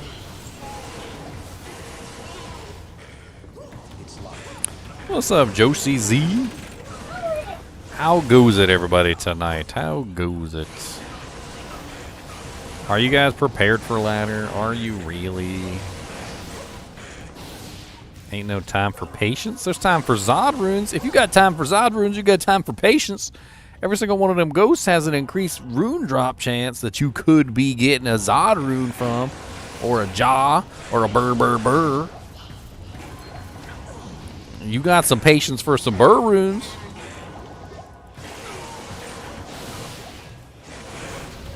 Gotta get them burr. Gotta get them burr. Why can't I click on this small charm? Weird. Get the burr.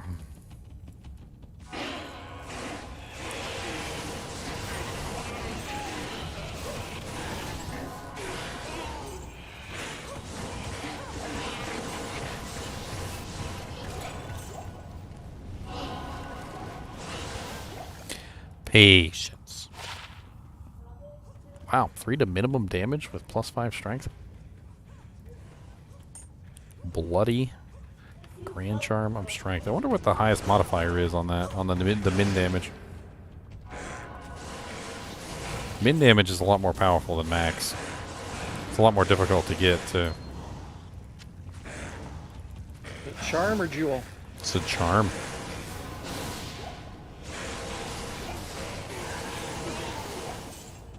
Even rarer. Let's see. Apparently the modifier is bloody.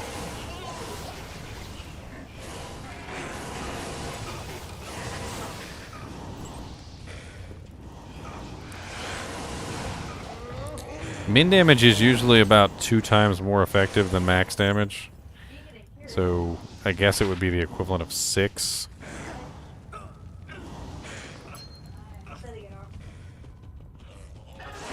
It does spawn on small charms, but it's very low. Like 1 to 2, I think. I need a key. Oh, got a GG Grand Charm right here. Oh yeah, what are the? Oh, the ruggeds. That's the troll Look you at charm. the stamina on that. Ridiculous. Hey, if we were playing Skyrim, you might have something there. I'm seeing a +3 for max on a bloody Oh, so that is max then. on Diablo Wiki. Huh. Well, that's really interesting. It's locked. Argot Summit didn't even have it. Yeah, it's rare. I don't see it a lot. I don't see it a lot at all. Min damage charms for some reason are exceedingly rare.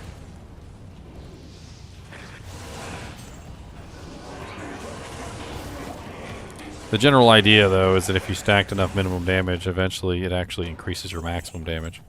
It also collapses the variance, which means you do more damage per hit, just in general.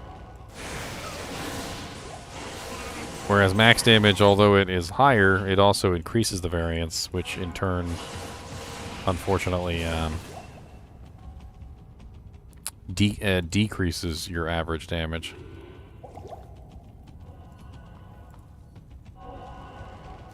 You went that way already? Yeah. Oh, looks like somebody already went this way, too. And this way. There's a portal over here, though. I bet you they stopped. Oh, no. It's already done. Boom. Not in town.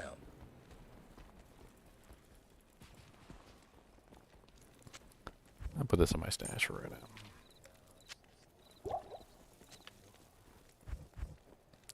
So, Mr. NiNi, how was your day? Hmm? Did you have a good day? Did you have a good day, Mr. Nice? Did you have a good day? You want to hide inside my shirt? This shirt has your face on it, by the way. Chinchillin. That's what it says on it, sir. Chinchillin.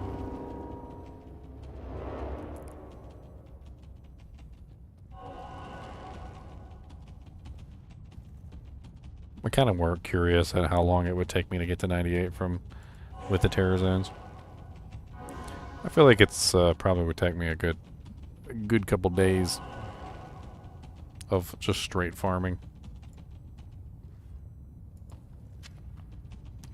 Alright, well, looks like this one's done.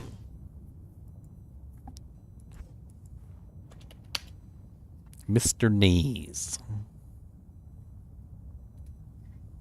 You dropped all your nuts on the ground, sir. You want your pecan back? Don't drop it. Alright, guys, have fun farming. I gotta head out. All right. Yep.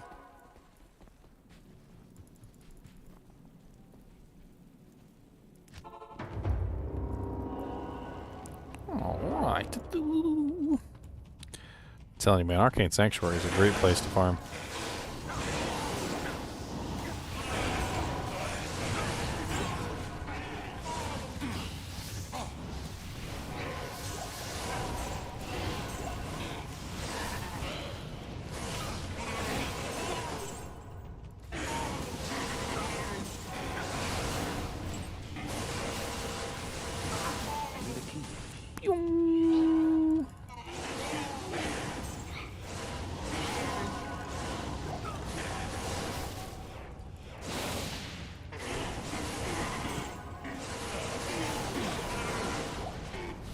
What's the matter? You don't like pecans? You want this one instead? I ain't droppery, so messy. Messy little boy.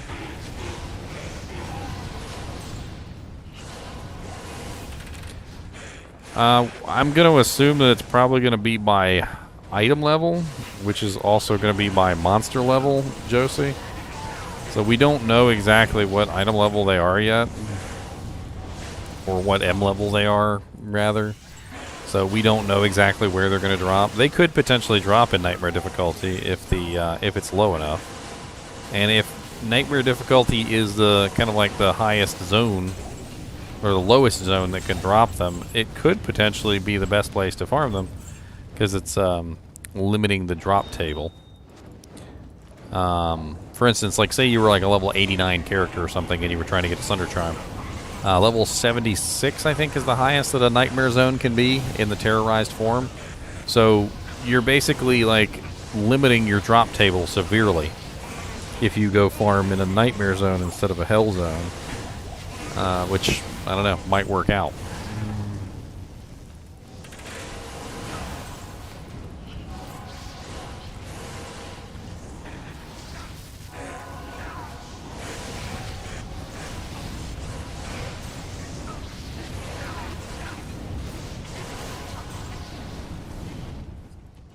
Oh, no problem, Mason. I'm glad you liked it, man. I got your video, and I'm glad they look like they fit you pretty good. Does it get cold up there? That's why I figured the beanie would probably be better, because I figured it probably gets cold up there. I'm down here in Virginia, so I mean it does get cold down here, but not probably quite as much as it does up there. I need a key. Not probably as cold. Although we do get some nasty winters, you know, in Virginia here every now and then. Mr. NiNi doesn't care though, because he has his own personal fur coat.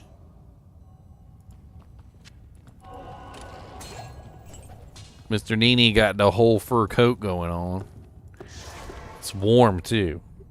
Doesn't share. He doesn't share his fur coat. No, he does not. I want some furs. Give me some furs. I got no furs on my here. Look, give me some. Share.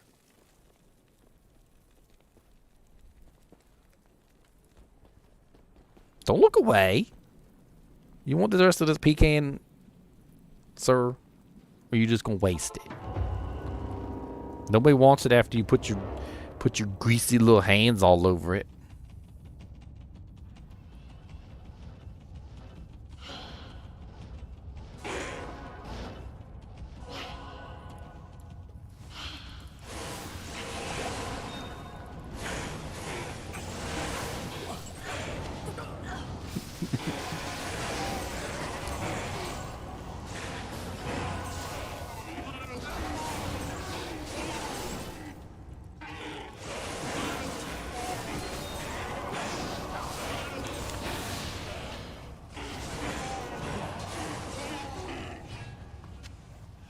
Boom.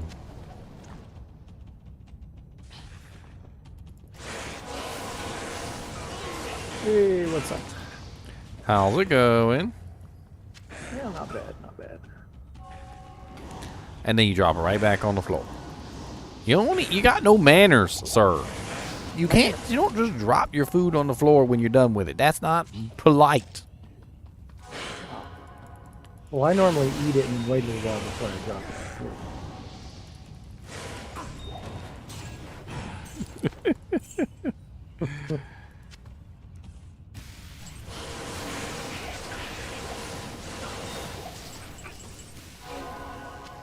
Sometimes you just don't want to be part of that system. Just throw it on the ground. Where's my fanaticism? Oh, there it is. Oh, dang. I got the frickin' rare super chest. 1, 2, 3, 4, 5, 6 rares from one super chest. And that is it's a thing that happens every now and then. An amulet, a ring, claws, hurlbat. The hurlbat could be good, actually. We gotta check that. I can't. +2 Amazon with 8% mana steal and 2 30% plus resistances. Wow, that's actually really good. Not only does it have mana steal, it also has life and 2 plus 30% resistances, and they're actually good resistances. And the ring is garbage. Hurlbat, garbage.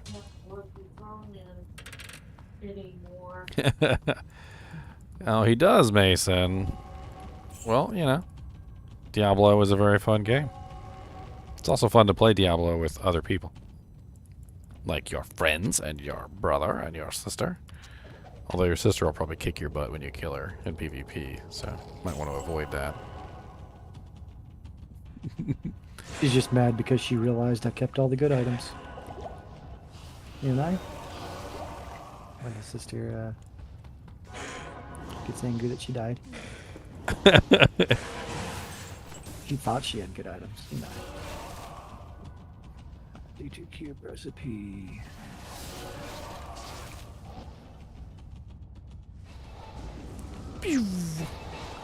Which way we hadn't gone yet? We go this way yet? Oh no, teleportation. How are you today? Not okay. Teleport definitely outpaces charge in Arcane Sanctuary. Tired.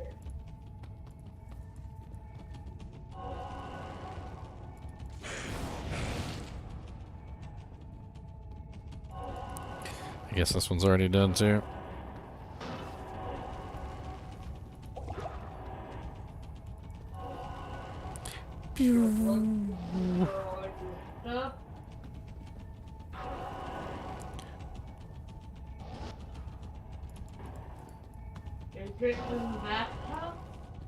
Who's in the bathtub? Oh, it's my wife in the background.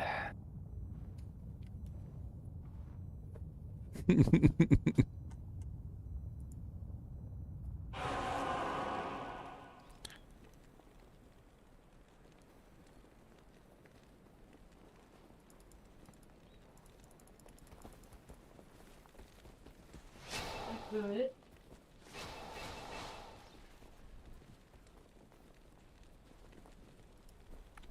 Everybody's still clinging on to this magical hope that there's going to be like the ability to create ladder rune words and non-ladder. Oh, Well, I don't know if that's ever going to happen, guys. no. The dream crushing good too.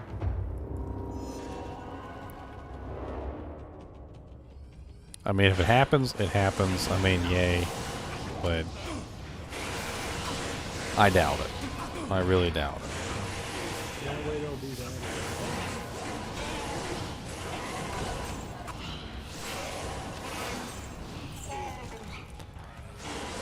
Ladder rune words are rune words that are specifically ladder only. Like the Mist rune word is ladder only. The Plague rune word is ladder only. The Unbending Will is ladder only.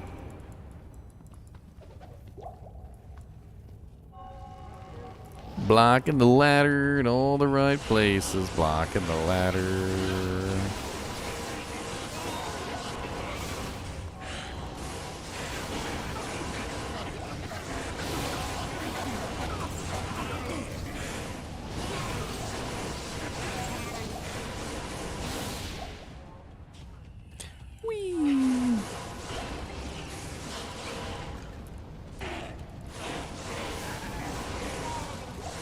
You should bug him to play Diablo.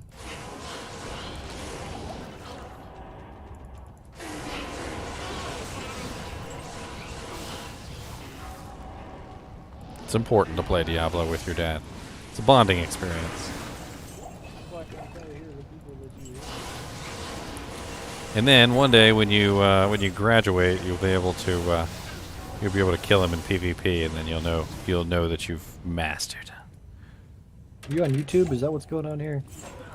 Yeah, I'm always on YouTube, my Oh, friend. okay. That's what's going on. Okay. I was like, If he's you talking if to you himself. see me in here, 99% of the time I'm on YouTube.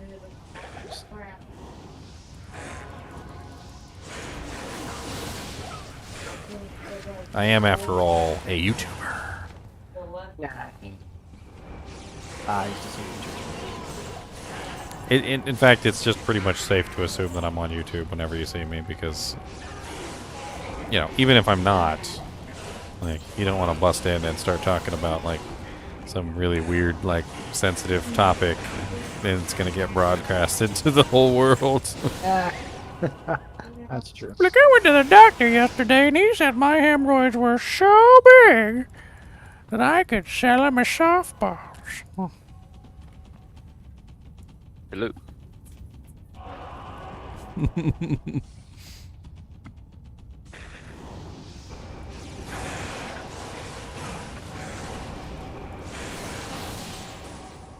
How's everyone today? The doctor told me that I have nothing to worry about. It happens to lots of guys. Lots of playing baseball. Lots of guys. Happens to lots of them. Don't worry about it. Forget about it.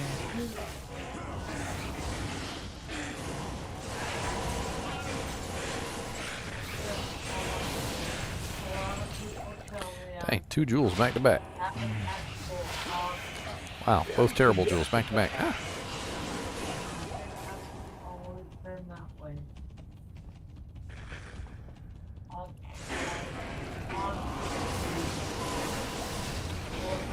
Ooh, an Archon blade. Aw, 1 socket. Sadness. Come on down to the Archon plate land. We got lots of Archon plates for you. Come on down and get a plate. We got lots of Archon plates. Come on down and get an Archon plate for you.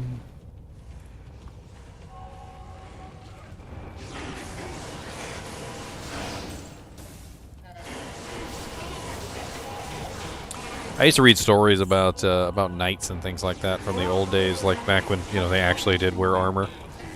And there was a bunch of, like, journals and stuff from various like organizations, and they would talk about how knights were pretty much all but invincible. Like, once you were in that armor, like, it was next to impossible to actually kill you. And they spent a really long time training you. They spent a large amount of money to make that armor, and oftentimes knights would die because they would feel too invincible, and they would get goaded into like chasing, you know, like chasing somebody down, and the knights would essentially chase somebody down too far away from their friends, and they would get isolated, and the people would basically like push them down. And like, you know, sit on top of them, kind of like a, you know, like a football game basically, and then they would just take a dagger, and somebody would just find the chink in the armor, and they would just slowly push the dagger into the chink in the armor and kill them. But apparently they lost more knights literally by like them riding off into the sunset like Don Quixote than they did actually in battle. Because the knights were just, you know, some of them were just way too stupid. Like, yeah, one knight against an entire army. Let's see how that works.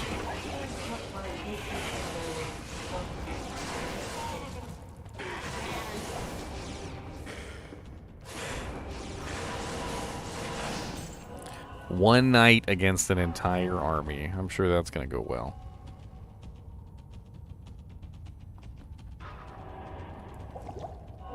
I learned all sorts of useless factoids. I'm sure that I'll never need in all history.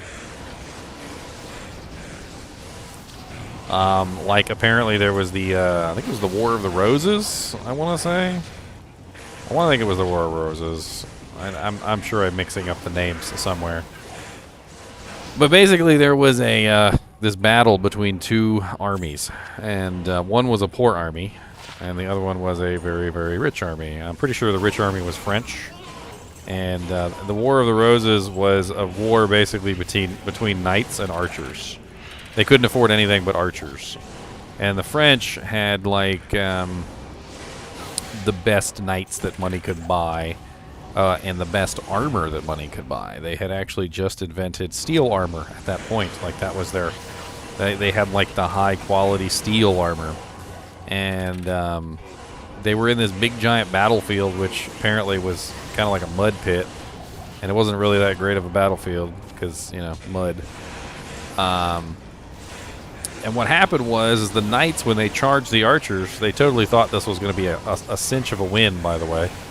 The knights charged, and it turned out that the new steel armor had no pits in it. It had no imperfections. It was very shiny. It was very smooth. And shiny, smooth objects get stuck in the mud. They got stuck. And they were stuck in the mud so good that they literally couldn't even fight back. And the archers literally just kind of like walked over and just killed them with daggers. Same way I was talking about earlier. Just kind of found the chink in the armor and just slowly slid the dagger in. And the French literally lost because their armor was too good. Like, they literally had like way too good armor. And of course the archers weren't wearing any armor. They were like, you know, leather boots, some leather gloves. Maybe they had a helmet.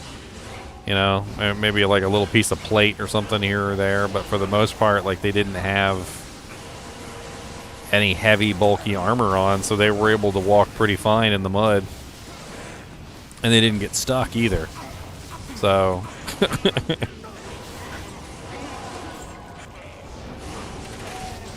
if only the French had worn leather boots instead of sabatons.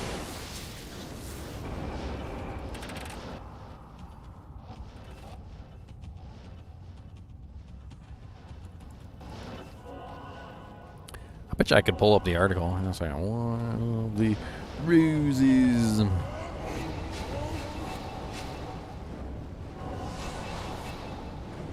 War of the Roses is a movie.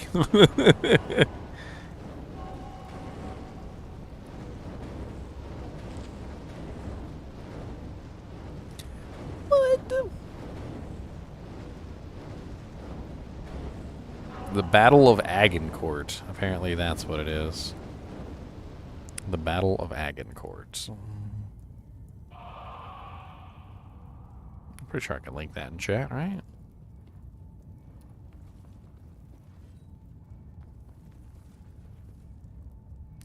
It was the English versus the French.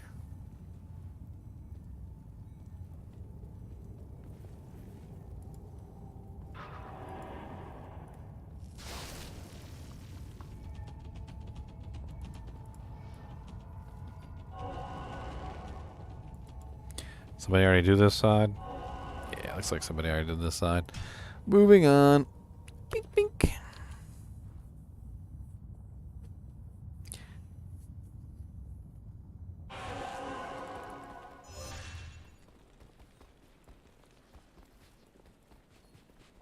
So the Battle of Agincourt.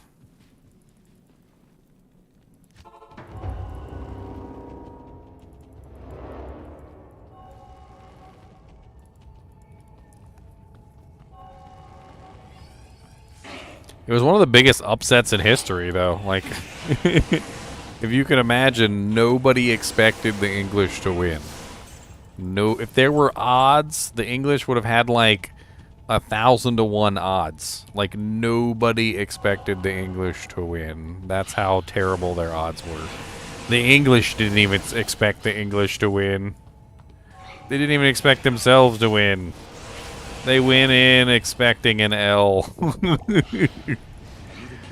They were like, yeah, we don't got this. We don't got... I mean, look at their armor. It's so shiny. We are not winning this.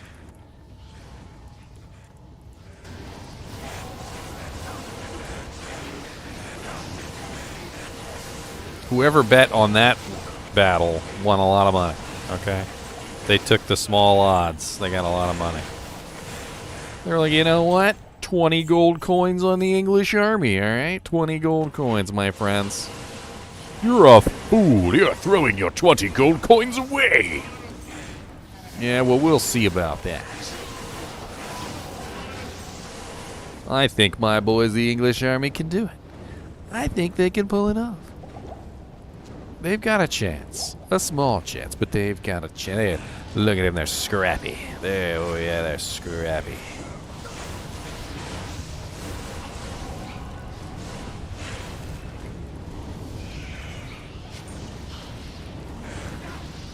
What's your first character I plan on playing for latter season 2? I'm going to be doing an Ice Maiden white noise.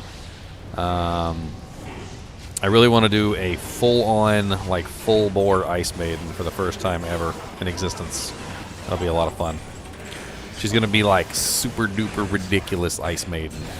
I'm gonna ice her up so good, she gonna wish she not got iced up so good. That's how good she can get iced up. Wow, +2 curses circlet. That's terrible. That is literally dirt. Necromancers do not like the +2 curses. Keep it to yourself. It's like the worst tree to build. Hey, come on, guys. Left or right? Pick a side. It's always 16, Drakier. It's always 16.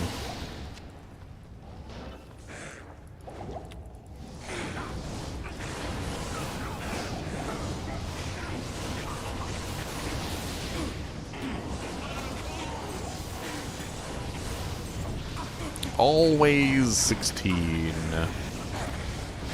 Except for when it's not 16. It's always 16, except for when it's not. That's a foul room that nobody wants.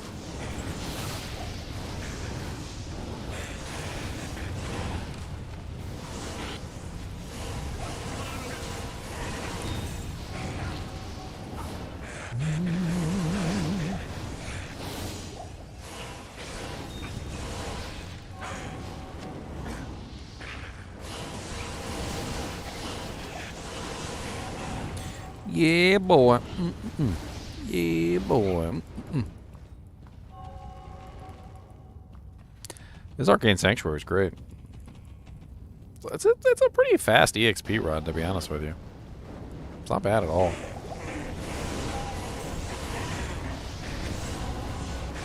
We get the burr.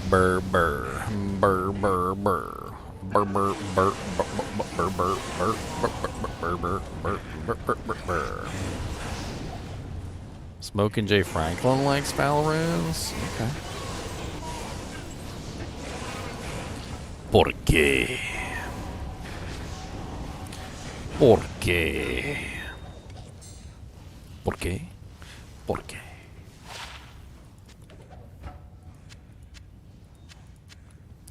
Long time ago, somebody loading screens. Long time I listened to this comedian who told me this joke about the word porque. Apparently, porque means like several things. And like he was watching a Spanish soap opera, and like the main character was like porque, which means, you know, why. And then the other guy was like, or the girl, she was like porque, which apparently means because. Like if you say it differently, it's like why and because. And literally, like, there was a whole conversation that went on between the two of them, and they kept saying porque, but with different like accentuations and like punctuations on the end of it. And the conversation was something like this. It was like, porque, porque, porque. I don't know. It had me laughing. I have no clue how true that is, but I would assume that he knows his stuff. He's a funny comedian.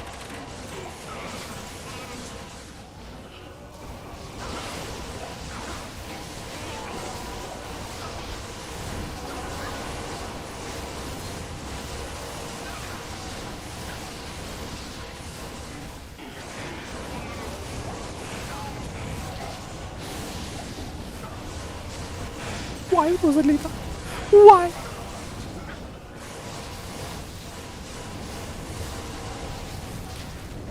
So it was true. All right. See? Comedian didn't do me dirty. I'm glad.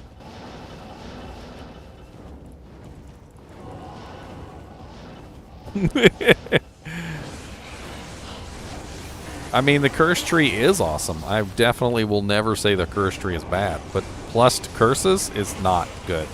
Like, ever. Like, I don't think I've ever been on a Necromancer and thought to myself, you know what? I really need some plus to curses in this build. No, just get plus to all. Plus to all works better than plus to curses. It gives you other stuff, too. Have I ever played a game with your dad? I'm not 100% sure. There's a lot of people on Discord. I know he recently joined the Discord. Everybody's welcome to come play with me. You can even come play with me anytime you want, really. I mean, you can come play with me right now if you got a character that's in hell difficulty. Act 2. Mason.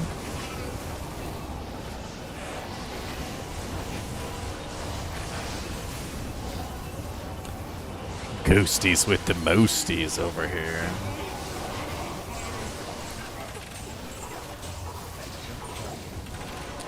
Hey, 12% faster hit recovery with 9 to mana. I mean, it's good for re-rolling, I guess.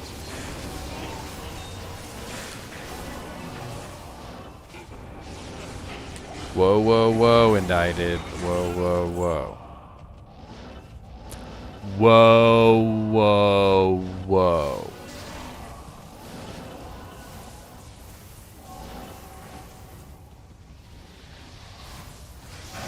Mr. Nemore.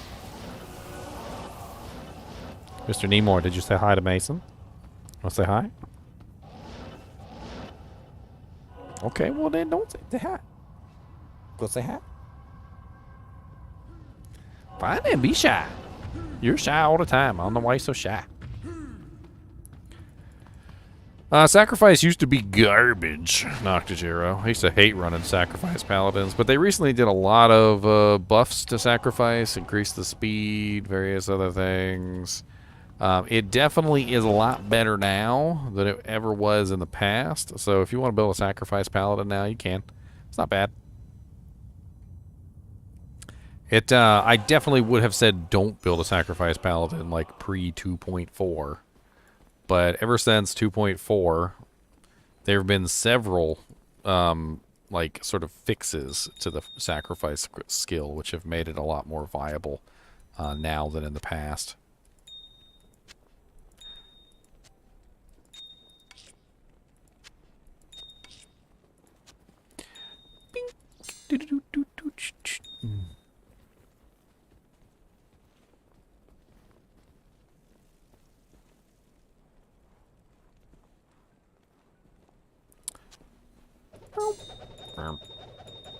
making characters is fun.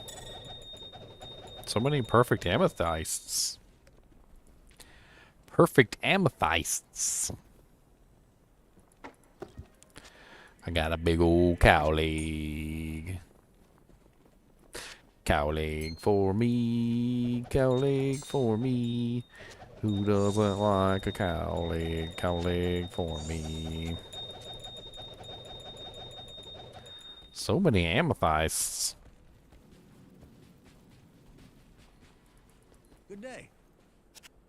Oh, so I was distracted. Did you already talk about the sacrifice paladin? We were just talking about it. Somebody said they found a blood rise, and they were thinking about making a sacrifice paladin. Yeah. No, that was a fun playthrough. I got halfway through hell on it. I could have finished it, but that's in hell. You definitely slow down because you're a single element damage. I mean, it is single target damage. Unless you mix stuff. Yeah, and you're single target. So it's very like vengeance-like in its playthrough, I'd say. You gotta be organized. Yeah, except your physical damage only, which does tend to be a little not as does great. Limit you. And that's the big reason why you fall off in hell pretty hard, because sometimes you just have to avoid stuff unless somehow you found a, spell still for the decrep prop or a reapers. But otherwise, really powerful. I mean, I felt more powerful with it than with vengeance, actually. But yeah, physical damage multiplier is pretty insane. Once you max it out, you start getting into the synergies. And so it's definitely like vengeance in that, like, it's a slow start until you start getting good weapons. But then your damage just goes through the roof, especially when you get fanaticism. Start beefing that up because that's a synergy, so it adds damage. Plus, you're attacking faster, so you're just slapping.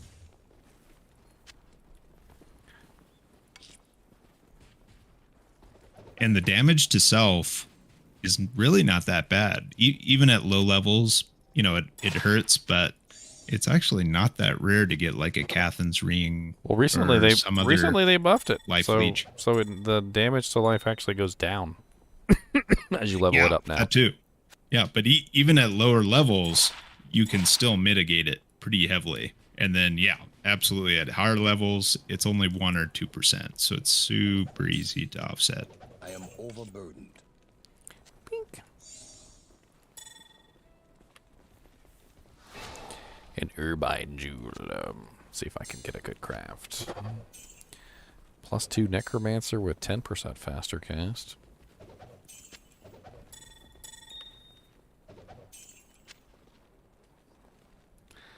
I'll craft up all this doojank while I've got all these doojanks on the doojank over here with the doojanks. Mr. NiNi, what are you crying for back there? Are you going to tinkle on me? Don't tinkle on me, sir.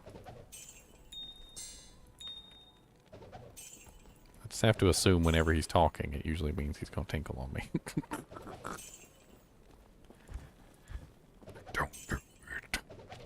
Gonna tinkle on the chair. That's not technically you, so he's in the clear. You know what? I'm going to go with that. That's good. I like that. He gets mad at me and yells at me and stuff. He's very grumpy sometimes. He's a very grumpy individual. Well, you gotta be probably tough to train. You don't listen to him sometimes. I know. I don't listen enough. If I only listened more.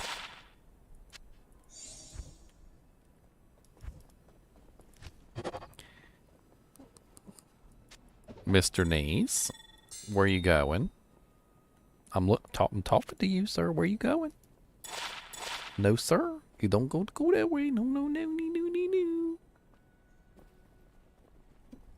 Man, he's talking up a storm. He probably does have to go tinkle. All right, I'll put you back in your house. Just once.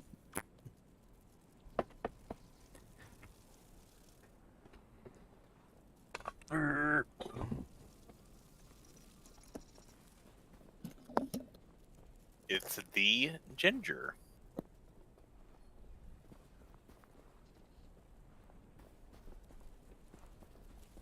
Hey, there's Drock here, the little shit. Been trying to find this cat for forever. No shithead. Oh, nothing much. Hey, just be aware, you're in a channel that's currently shared with GGM's stream, so please keep the language reasonable. Thank you. What happened? The S word's gonna get him banned? I didn't think that was possible. I mean, just generally when I'm on stream, you just kind of want to keep it G-rated. Well, I didn't know that. Thanks, Drakir. Thanks for the heads up. Overburdened. Good to see I mean, you can swear like a sailor when you're not in my when you're not in my group. Yeah. I don't care. Well, it's Drakir's fault, so it's all good. We'll just blame him today. Oh. He's the one that invited me to the Discord. That's why I'm blaming him. Oh, I see. All's fair. It's all runes. Wait, that's IO.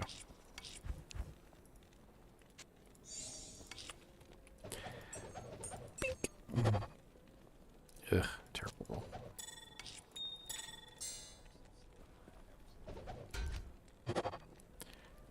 Huh, a 10% increased chance of blocking with 13 all res, but no plus to skills. Sadness.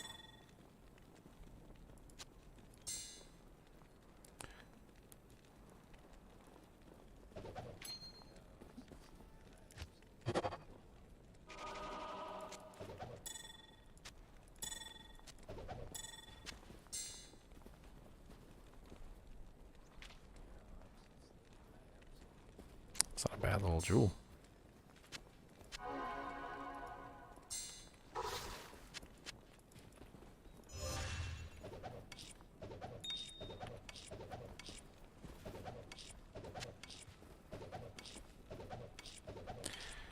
Everybody's dropping off their stuff at the end of the ladder. They're like, look here, I don't need any of this junk. Take it with you. If you please.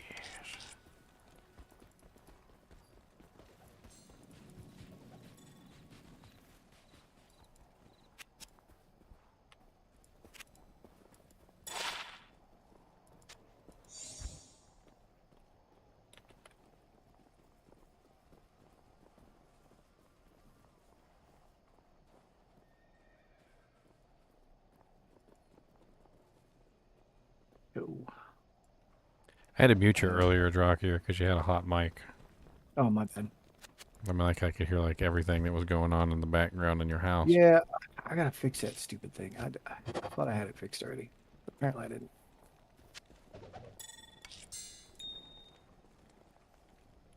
I was wondering. You got no idea how to gear your Merc Shadow Leader? Why not? Okay, I will be back in a bit. I'm gonna go watch a movie. Sounds like a plan. God, all these jewels and everything dropping on the ground. Coming in here to dump stuff in my game. It's not a trash room.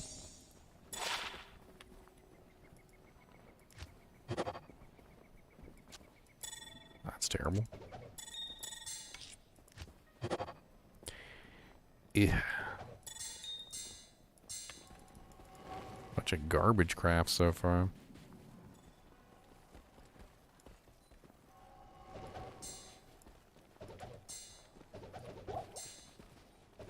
There's a freaking death cleaver on the ground. I haven't seen one of those in a little while. These things are beastly.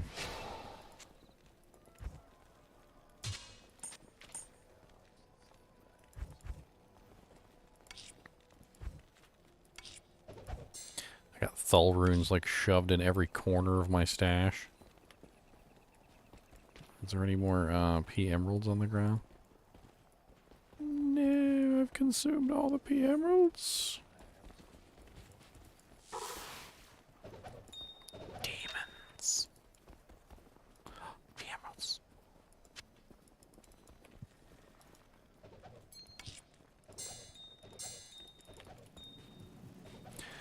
Saw my video on Iron Golem. Does the Iron Golem utilize block? No, he does not.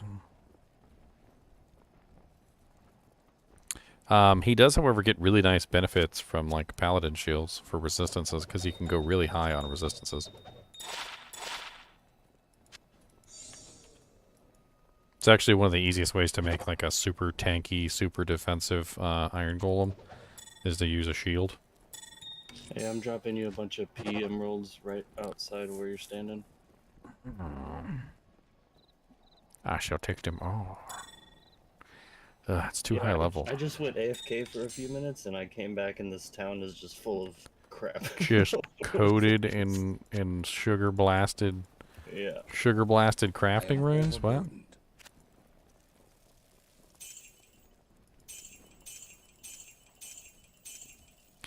Sugar blasted crafting runes. I can't carry anymore. The best kind of crafting runes.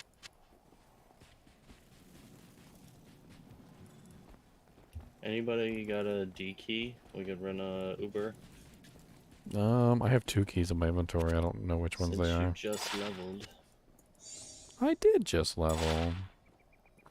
I mean, I guess still if you die, that's still like probably 20, 30 runs you gotta make up.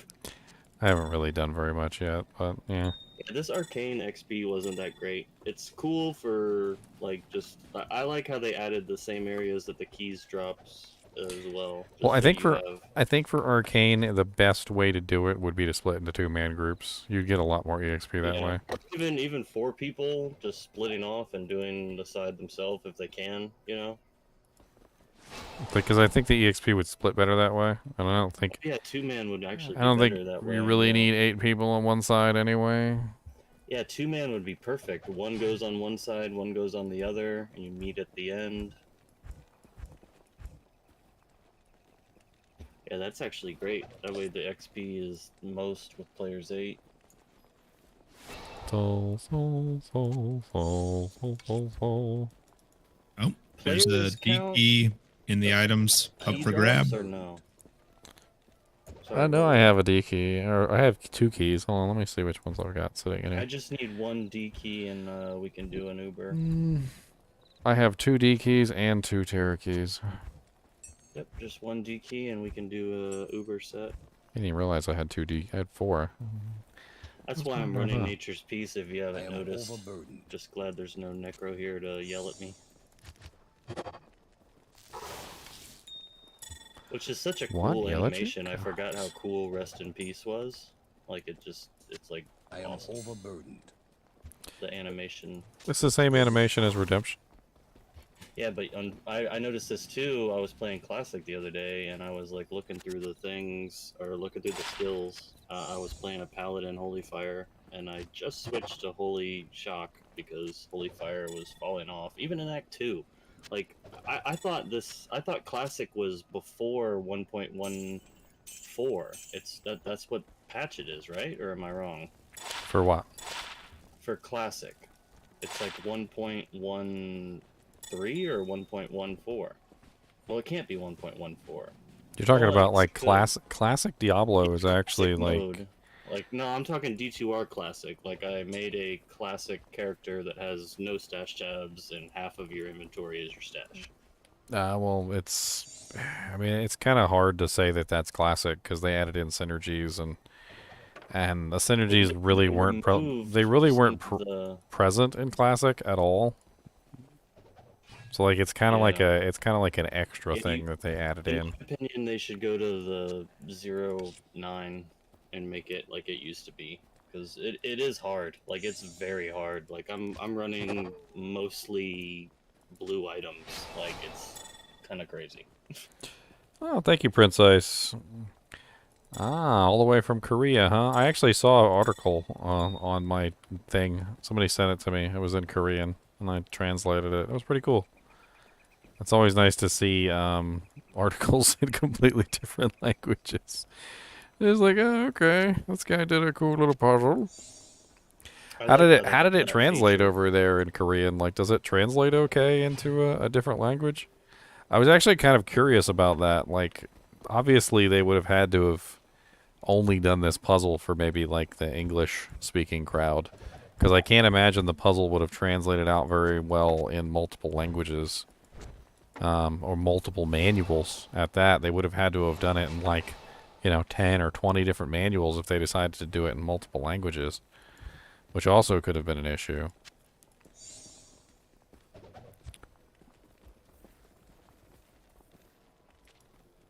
So I have no clue. Interesting to learn, though, I think.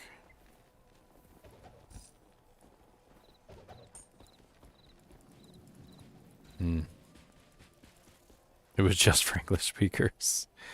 Well, I mean, I wouldn't just go so far as to say it was only for English speakers, just simply to say that it probably would have been impossible to do that puzzle for, 10 or 20 different languages. So they probably just kind of did their best. They were like, okay, let's just focus on making this a really cool puzzle for one language, and it'll just have to be, like, translated out for everybody else. Yeah, it depends on how many of the Brady, like, they made for different languages, What do you The mean? book. No, it was the original Diablo 2 manual. Oh, I thought it was the Diablo 2 guidebook. No, it Like, wasn't the Brady. each It wasn't the was- Brady book, no. Oh, okay. So it was just the original guidebook. Yeah, it was literally this book right here. I have it in my hands. The original Diablo 2 manual with 95 pages or whatever, or 96 pages. Okay.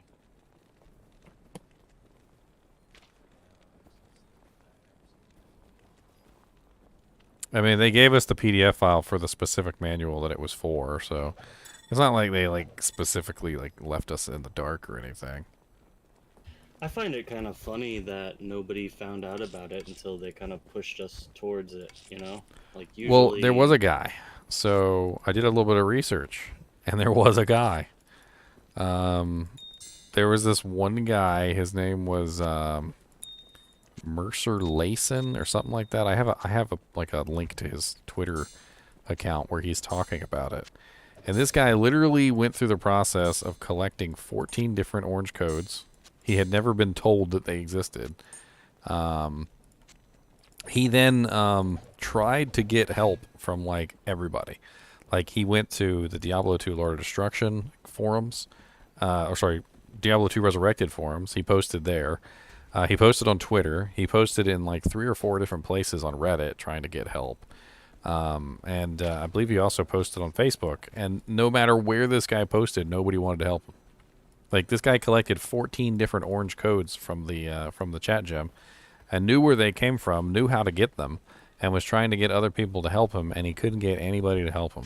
It's the saddest thing I've ever seen in my life. Like, about the best comments he would get was something along the lines of, like, working as intended. Like, they don't mean anything. It's probably just a bug. He even messaged David Brevik, the freaking creator of Diablo 2, and asked him if he knew what they were. And apparently Brevik actually replied. I found a freaking post where literally he said David Brevik replied and said he didn't know what they were. Yeah, it's because it didn't exist in the original, right? It only existed in D2R. Well, either that or blanket denial. I mean, that's been like you said, like they've always been taking stuff that would have been a part of the game and like never made it into the game. Like maybe that was something they had a long time ago. Very well could be. When you guys like I was around a little bit. I didn't really help at all, to be honest. I just was more interested in the outcome. And when your video came out, I was like, dude, this sounds like it could have been like the dialogue for Act 6, intro video, or something like that. Like I could see Marius saying some of these like statements. Marius. I don't know. That's just how I saw some of it. But after, like, later on, I don't know. There's so many different ways it could be. God, there's so much junk all over the ground. And also, too, I noticed that when you do the first quest in Act 2, the book looks just like the book that is, the Summoner's Tome book. Like it looks just like it, but it's like the only item you can actually physically hold that looks just like it.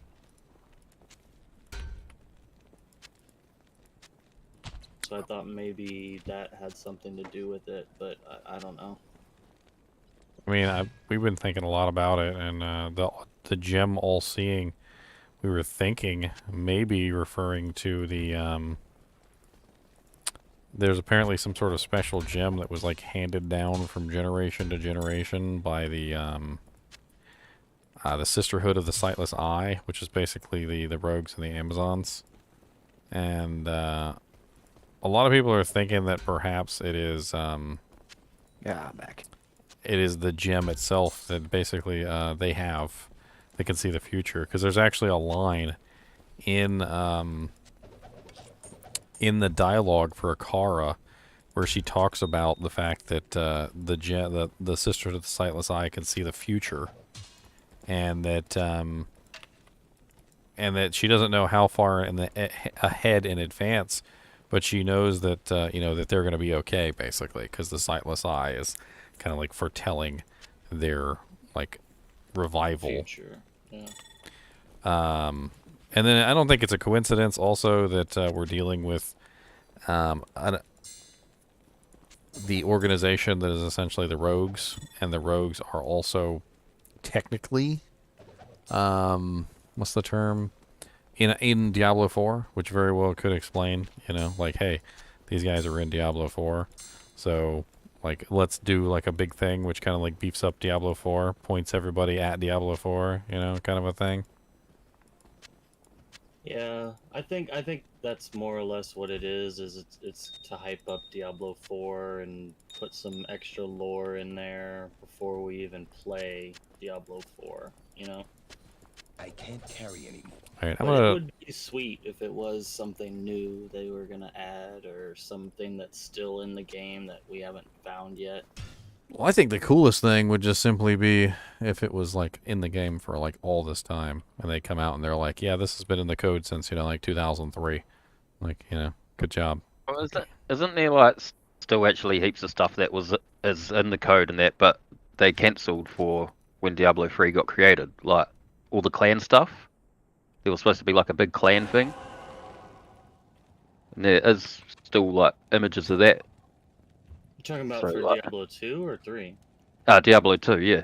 Yeah. Diablo 2 has never had the clan stuff, but Diablo 3 has it. Yeah, but it's not like it never got implemented, but it did get half created. Well, they said they were going to create it for the longest time. It made it into the game files, so it's literally in there. Some people actually activated it and like turned it on, so to speak, but it never actually got like completed. So I mean, it's there, and we're all hoping that maybe one day they'll actually complete it, because I think that'd be really fun.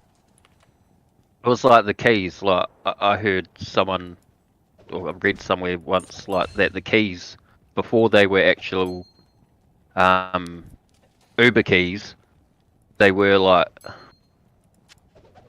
I heard that like you could pick one up and like carry it, but you could only carry it like one at a time or something, and you couldn't wield your weapon.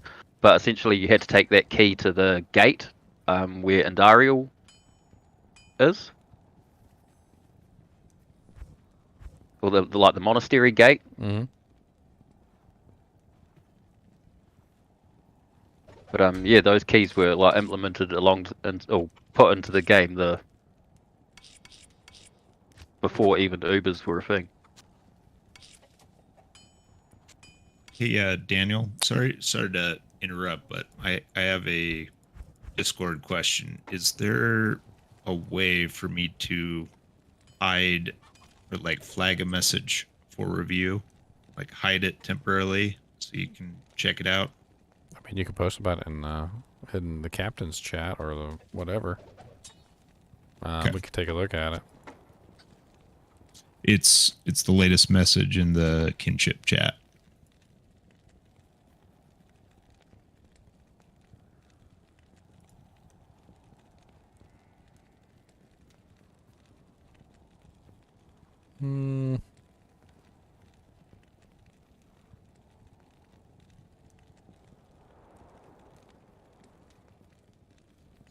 I mean, it's fine. I don't really care. If they want to try and recruit people, they can recruit people. All right. Cool, cool. Sounds like he's trying to form an 8-man group.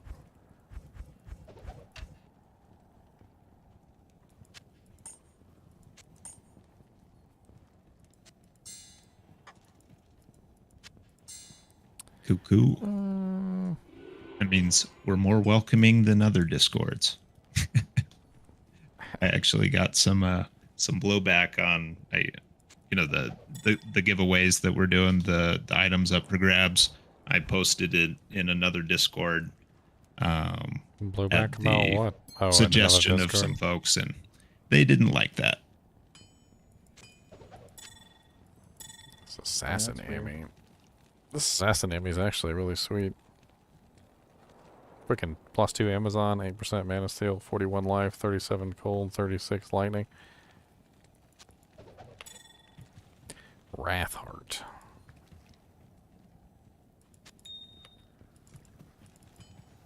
I'm gonna put a notification up for everyone. Freebies if they want to come snatch some stuff.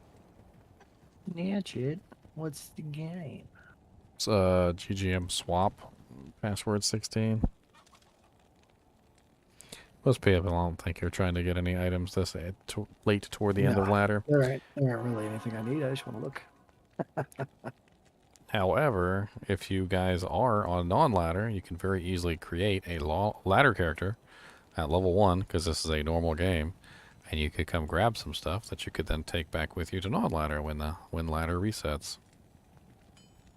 I don't see anything here that I'd be interested in. Very unlikely. Where the hell's the freebie game at? Mentalist Grand Charm. That's Shadow Disciplines. Experts. That is Combat Skill Barbarian. That one is Summoning Druid. That's pretty decent, actually. That is Poison Bone. Grandfather. Leaf. Yeah. Let's check out the jewels. Meh.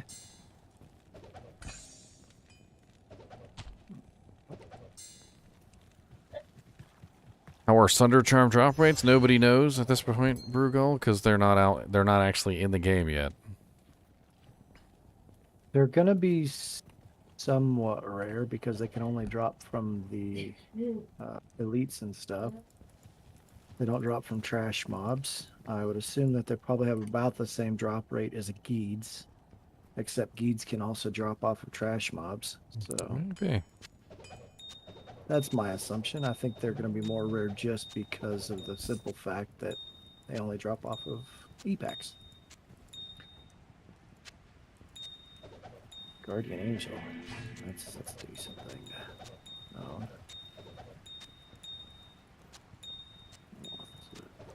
Ooh, swap game. Yeah. Let's drop a whole bunch of jank on the ground. Everything that basically I don't need anymore. Yeah, I'm kind of wondering at this point because the we're definitely requests are trickling in. I mean, I fulfilled I think 15 requests today, so but they definitely seem to be slowing down because a lot of the really good stuff like Fortitude, Enigma, Call to Arms, all that stuff is gone. So we may want to just schedule. I don't know what's a good day, Daniel. Like maybe Tuesday. Give one more day for folks to look through the videos and let me know, and then just drop it all on the ground Tuesday. I mean, I pretty much figured that for the most part, when it comes to like non-ladder to non-ladder, most people are going to be really looking after those like ladder-only items. Like that's really where things are going to get spicy. Like the rest of it, I'm not really quite so sure it's even worth like all that effort. Flickering Flame, for example. Probably that's fair. Gonna be... Yeah, I mean, you won't be able exactly like Flickering Flame, Mist. You can't make Flickering Unbending Flame Will. off ladders. You have to That make it on Infinity ladder. was still dope to anybody that didn't have one. Yeah, and Infinity, That's like always- any like really high value item, But like for the Yeah. most part, anything that's like considered a low value item or not non-ladder only might not necessarily be worth a whole lot. Yeah, I'm wondering if I should make a couple more mists just to take over. You should, yes. If you have any Yeah, I'd say interest Mist in and trading Flickering these. Flame would be pretty popular. Have you Flickering Flame would be used stupid Mist yet? good. This is going to be the first Yeah, wave I've of used Flickering one. Flame. Have you tried it on the Act 1 Merc? Yeah, I tried it on the Act 1 Merc. I tried it on Boson. It's fun. Like they're fun. I think it's better on the Merc in my opinion than Yeah. your I've run basic it. character. Well, next season that'll be better. I made it for my Fist of the Heavens Paladin because I was running it with Conviction. I was instead of respecing, I Oh just yeah. yeah, and then The Foadin has made like a bunch of I don't know useful builds now with the mercenaries. Like even I see GGM, you're running the fire. Been running the fire on Act 3. Yeah. Yeah, I don't know. That's awesome. I don't know if you just want to quickly check my stream, but You well, should, I'm doing. okay.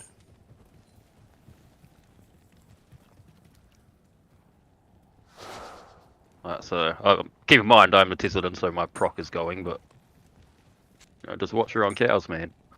Snowy Small Charm of Good Luck. That's kind of a cool looking name. Yeah, the teleport is so like like I said, I've been playing classic just to play it and have something different to play, like and have a little bit more of a challenge. And Yeah. not being able to put items on my Merc is like awful in my opinion. I totally forgot about that. Yeah, the mercs yeah. are essentially useless. I reckon the best way to run her is Delirium, because that Confuse just stalls everything, and then I put Dragon on her. Yeah, you can get that Curious slow motion. I'm gonna leave here so you guys can join. I've pretty much dropped everything, I think. It's Yeah. GGM Swamp 16. Yeah, Feel look free to how grab slow whatever you you want. telly. Drop some stuff if you don't want it, I guess. There's some pretty good stuff on the ground out there. I dropped an can all-res fully- 14, 5 strength, Grand Charm, some pretty nice, like, life resistance charms, a whole bunch of crap I've dropped on the ground that honestly is pretty sick. But I reckon like that's what I'm gonna try to go straight for the new ladder is just try to get a champ early just to make it. Yeah, 'Cause, that's actually you're not even doing anything really, are you? what? Not really. What? Yeah, I haven't even seen you. I've got anybody yet. my holy shock's going, but Oh, okay, that's what you got. I was about to say, how is she doing that? Okay. but yeah, like a majority of it's her, man. Like Yeah, but even like the teleport makes it so much like I was playing classic and she just like walks into the groups of people and it's Yeah. like, I what like are to you sit in there doing, you idiot? Like, I like to sit in there and like doing it like this because she's just popping them off, you know, like now. Duriel is waxing you, Latitude? What kind of character are you? Duriel's not that difficult. It takes a little But I mean, like- takes a little bit of planning and understanding how to do your character. chug some potions, bruh. Chug some potions.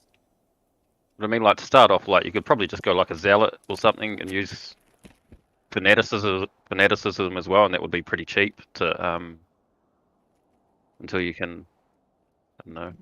I mean, if you're a barbarian, you should be able to handle him pretty easily. First thing you need to do, though, is you need to get your character geared up right. You need enough defense so he's not wailing on you so hard.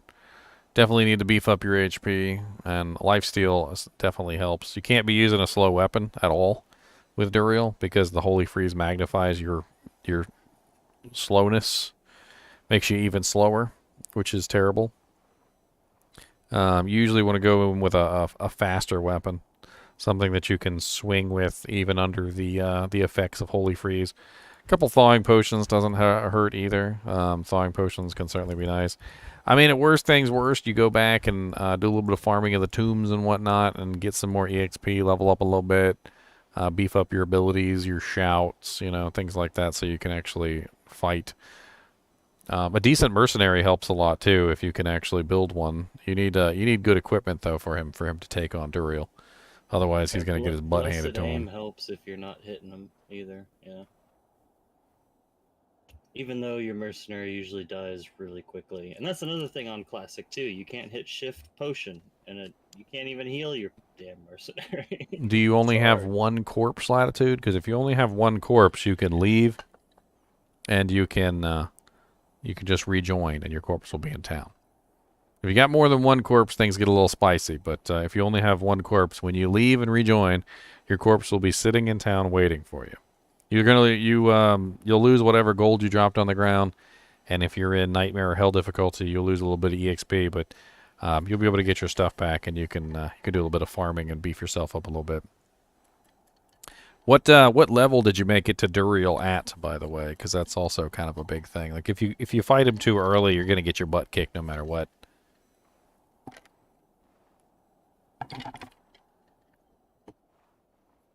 You're not fighting him at level 1, you're not doing it right.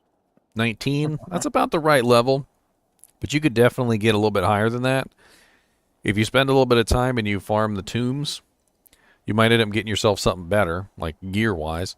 And then on top of that, you should be able to get to about level 24 just in the tombs by yourself. So, how do you leave without save and exiting? I mean, if your body's in there, the only way you're going to get your body back is probably save and exiting. That's about it.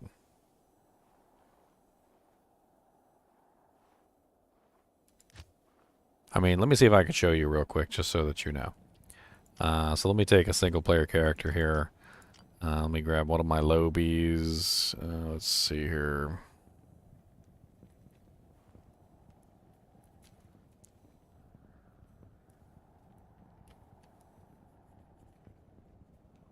Alright, here's my level 20 sorceress, Farty Sparty. Haha! Farty Sparty's making a comeback, my boys. The best name ever. Y'all shush. Farty Sparty, let's go. Alright, so let's say you got your character here. So yeah. Farty Sparty, alright? Farty Sparty's a great name, don't joke. Alright, so you're playing Farty Sparty, you go into the Canyon of Magi, and you die. Alright, so you teleport right in the middle of a group of big old crushers, and they crush your dang old head, and you can't get your body back. Alright, so you're naked. Alright, so once you die, now you're naked. You can't get your body back. Okay, this is especially bad for melee characters because melee characters are, of course, completely dependent on their gear, whereas a caster type isn't so much. Like, I could probably get my body back. Like, if I really tried, I could probably get it back. I just would have to do a little bit of kiting here and there. I'd probably have to just work at it bit by bit. Maybe go back to town a couple times and get some potions. But for the most part, like, as long as I don't, put on a whole bunch of gear and die a whole bunch of times and leave a whole bunch of bodies, I'm usually good. As long as I only have one body, I'm usually fine. But see, there's my body up there. And I don't have to retrieve it. So as long as it's only one body, I don't have to retrieve my body. I can save and exit while that body is on the ground. Rejoin.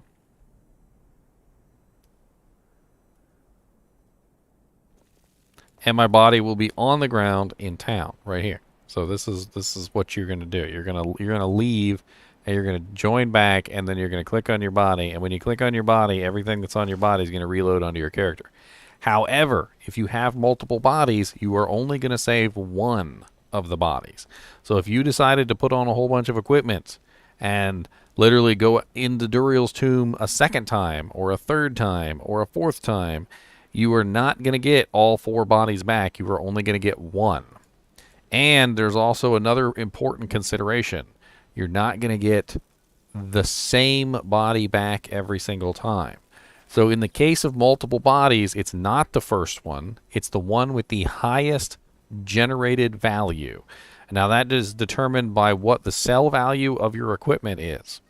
So if you put on something that's worth more than your original equipment is worth, like a staff, staves can often be worth way more than your all of your equipment total. It's going to save the body with the highest gold value, not the body that actually is the equipment that you want. And so you'll lose everything. Well, except for the body that has the crappy item on it that's worth lots of money. Did not know that. Now, the thing is that it usually doesn't happen because it's hard to have one item or two items that are worth more than everything on your character. But there are exceptions. In the same way that I'll teach you guys how to learn how much the value of an item is the same way you'll know whether that item is worth more than everything you've got on your character. Staves and wands and helmets and barbarian helmets and pelts can potentially be worth more than every single piece of equipment that you have. If you look inside of a weapon shop and you take a look at the wands, you'll notice that some of these wands actually have a value which is far in excess of probably your entire wardrobe. Like every now and then you'll come across a wand in here like this one right here, which is 112,484 just for the wand. And we could go back and forth and we could see if we could find one that's like ridiculously priced. There's 193,620. 153,000 for that staff. 141,000. And they can get absolutely ridiculous. Like if you have a 333 and it's all level 30 skills, the 333 with all level 30 skills will be worth way more than anything you've got on. Armors and helmets also tend to be worth a lot of money. Specifically hell armors. So hell armors can be worth a ton. Way more than you would ever think. That one's 211,138. 184,400 scepter. I've seen wands and things that go up in the millions. Like yeah, some of the scepters are expensive. In the higher level, they will get into the millions. Like it's absolutely insane. On Classic, I've been trying to farm scepters, and some of them are like 3. Like anyone that has like 3, 3, 2 are like insane amount of money. It's ridiculous. Ridiculous, absolutely ridiculous. Especially since in Classic, even if you're in normal and you die, you lose money. You don't lose experience until Nightmare, but you still lose money. Well, that's another thing is you can put it in your, you can put your money in your other stash, obviously. Yeah, but on Classic, you only got one stash. I know that character I was showing was on Classic. Farty Sparty. If I know I'm gonna drop, or I know if I'm gonna die, I'll just drop it in town, and then just keep loading back. That's another good way you can do it. Or you can invest it in things. I used to do that too. I used to just like buy really expensive items that were that were resellable, yeah. Yeah. It's a shame that they locked it at like the 35k or whatever. Or I would just not sell the items. Like if I knew they were worth 35k, I just wouldn't sell them. I would just hang on to them. Wands are 2 spaces, so you could hold, potentially like quite a large number of wands that were 35k a pop.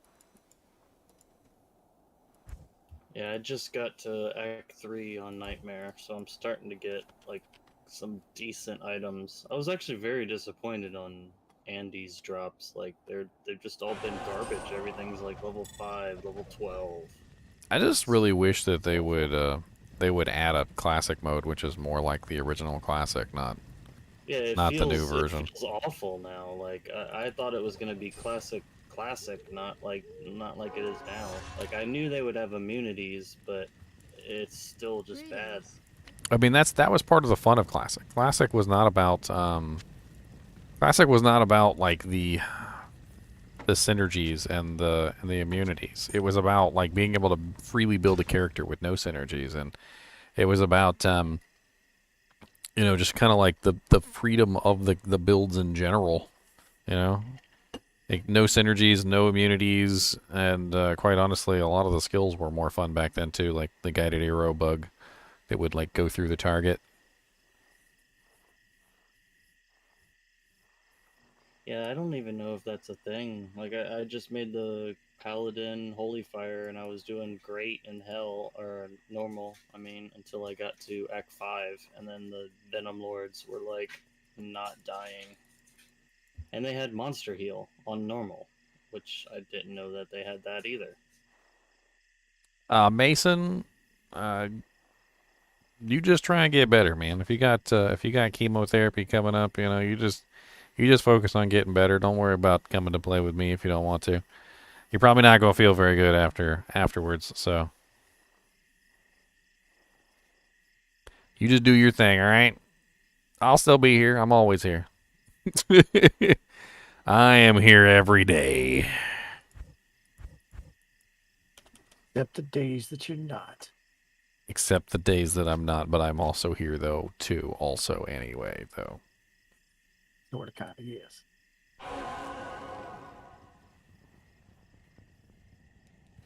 Oh Lord, Mr. Bubs has added to their story. Mr. Bubs makes me laugh every single time. I just can't with Mr. Bubs. He's this dog that, like, literally, like, he's the evilest dog I've ever seen in my life. He literally just, like, growls and like, teeth and claws and everything at everybody. I don't even understand. If you've never seen Mr. Bubs, I don't even know what to tell you. He got famous because literally there was a video where he was just being nasty, and the husband goes, I got you on camera this time, Mr. Bubs," and his eyes went real big, like he really understood what the hell he was saying, and then all of a sudden he just went like full demon mode, and he's like, "Well, since I've been uncovered, I'll take your soul." It's freaking, it's hilarious. And ever since then, I've been following Mr. Bubs.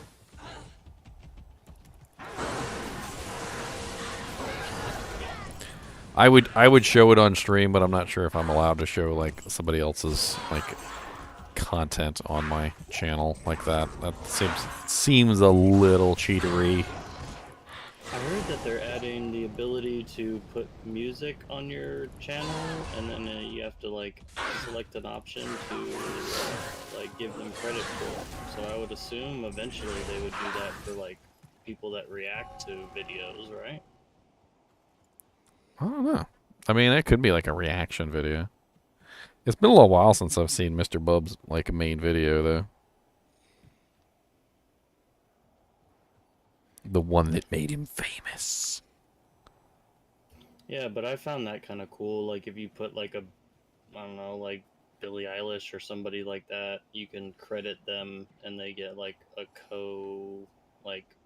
See, I don't see any reason why you can't do that. Like some of the creators are friendly like that, and some of them are not friendly at all. Like they're just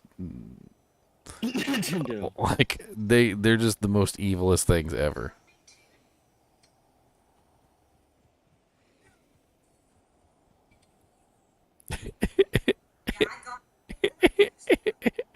I found the video.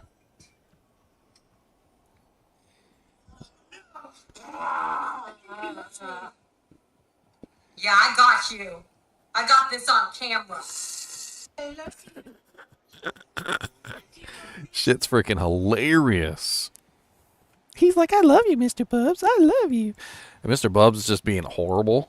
And then she goes, "I got you on camera." And he goes, "Ah!"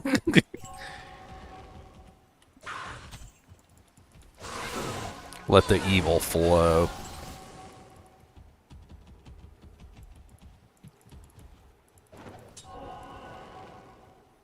I wonder if I can share it in stream so you guys can all enjoy the beauty. Copy link. There we go.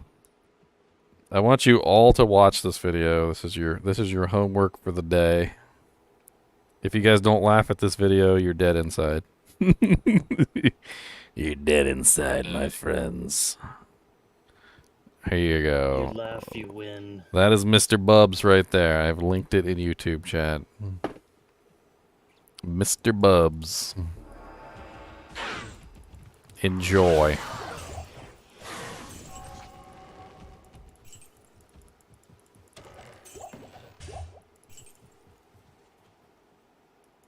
You know what? I will just play it on stream. If I get copyrighted, so be it.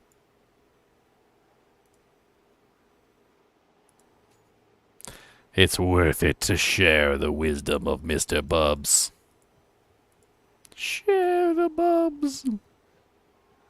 I must share the Bubs. I love you, Mr. Bubs. Do you love me too? No? Oh, no. I think he loves me. Yeah, I got you. I got this on camera. I love you.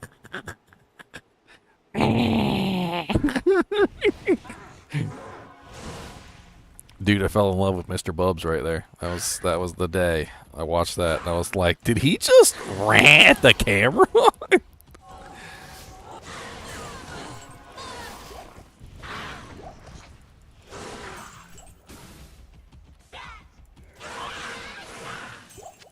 Apparently, Mr. Bubs really hates the boyfriend. Hates his guts. Really loud whistling sound in my apartment. Couldn't figure out what it was. Finally found it, and it's a carbon monoxide alarm. Don't die, my friend. Don't die. Sounds like you might need to open a window or something. Yeah.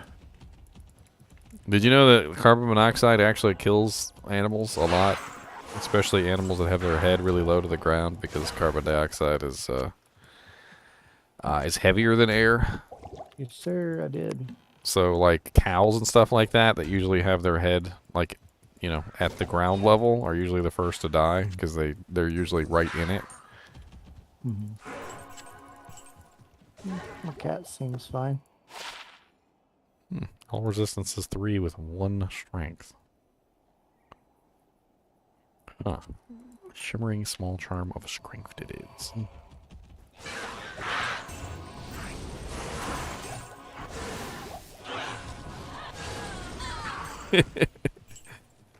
I can't ever get my audience to hit the subscribe button or the like button, sealed via. I'll have like 5,000 people come through here and I'll get like 50 likes. You guys never hit the button. Hit the button. It just looks like you just got 82. If I gotta like remind them. Like I gotta remind them. I gotta be like, hey, you! Hit the like button. Subscribe. And if you really like and then maybe it works. It's really weird because like Jabrunski's streams, he's got like 300 people, but then he gets almost 1,000 likes.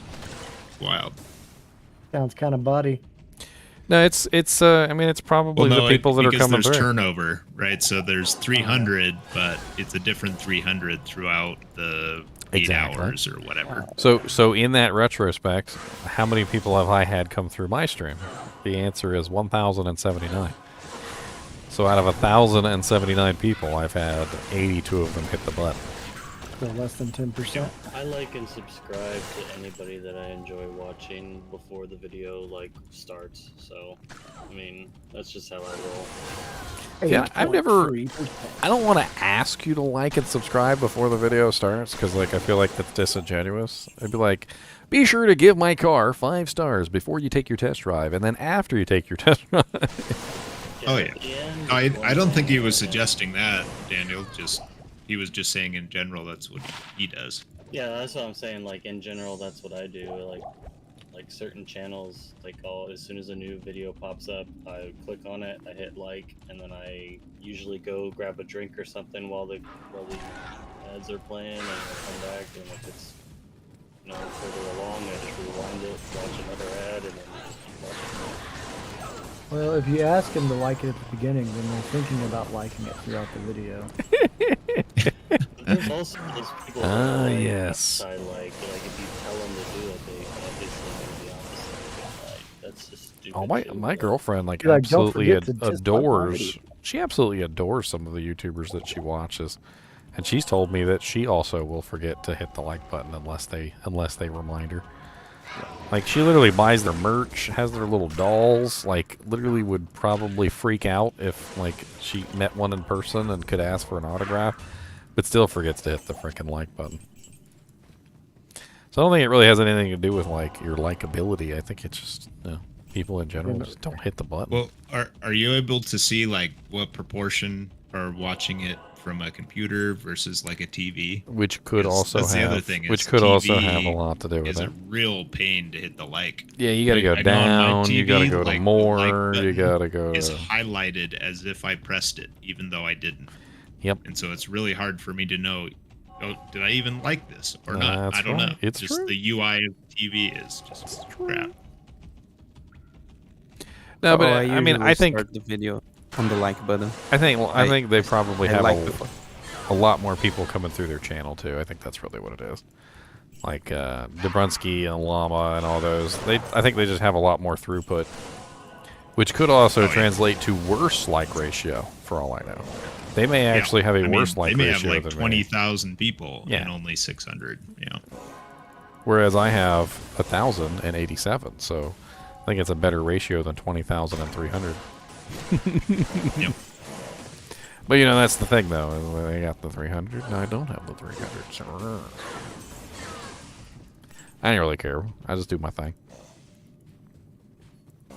You'll get there. I mean, they're established. Took them 6 years to do that. To be fair, you have the kinship and they do not. Yep. Nothing can beat That's the true. power of our kinship. That's right. Now I have to make the kinship like all my videos every time I stream. I Rule only number 15. Hey, I could be one of those scummy. Talking about disingenuous. Disingenuous would be adding that as a rule to the charter. Yes, must Well, like you do all that, videos. strongly recommend. Good idea there, Lemnus. Oh, yes. It should be a rule for the captains only. Yeah. There you go. Tell them you don't have to, but we strongly recommend that you like my videos. So I've noticed you've watched 6 of my videos, but you haven't liked any of them. You're kicked out. Not very tender of you. Goodbye. I noticed you watched only 2 minutes of my video. Why didn't you watch the rest? You're out. Honestly, and ultimately, like I don't really think I'm doing bad at all. Like as far as the amount of time that I've actually like invested into this platform, I think I'm actually doing really damn good. Like sometimes I tell people like who've been in the YouTube industry for a long time, like how many subscribers I got, and they're like, "How long have you been doing this?" And I tell them how long I've been doing it, and they literally just like lose their mind. Like they're like, "No way! Like in 1 year?" You're gonna make me lose my mind. I mean, it'd be interesting to pull up stats on like maybe some of my competitors just to see where they were after like 1 year. Are you pulling a you don't have to work any more profit yet? I'm actually working part-time only now. Nice. One day maybe I'll hit full-time, or full-time here, no time there. Well, we That's shall the see. dream. That is the dream. The fake YouTuber voice. I do sing all the time though, Duff. Is that a positive? Or I'm not even gonna say is it a negative. I'm not gonna give you the option. He's a singer that works, that make videos and dodge hurricanes. That's impressive. I've dodged many a hurricane in my life. Should be playing Diablo with a hurricane going in the background. I get you some views. Play a Windrush. Hey, I could always do really silly things to get my name in the news. Like, so that one kid, did you guys see that article? They literally, like, this kid built a gaming machine rig that literally was, what did it do? Every time he died, it automatically dropped him into a pool of water. Like, so he literally was playing this game, and I think he picked like the worst game in existence to play too. It was like one of those, you know, those games that were like you have to climb up the like incomprehensibly like really high like tower, and every time you fall off, you end up right back at the beginning. Like, like he was playing one of those games, and every single time he fell off, he dunked into the water. And somebody was like, you know, if you're going to do something like this, you probably shouldn't play a game where literally you're going to die from pneumonia before you reach the end.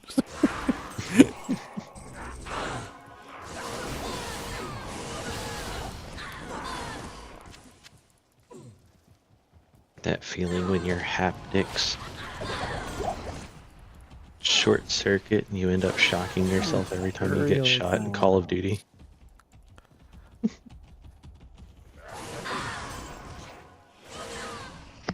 Nah, don't even make it every time you get shot. Make it every time you rage because you got shot. So that's how Call of Duty works. Just everybody rages all the time. I thought this one was supposed to be Cold Plains and... Oh, No, it changed. Oh, it it's changed to the Burial crypt. Ground. That's right. What I was thinking too, man. And I was like, what the heck? No, it was. It just swapped a little while ago, and I wasn't paying attention. It's Trixie. Trixie Hobbits is... Trixie Hobbits. I can actually do a very good Golem voice.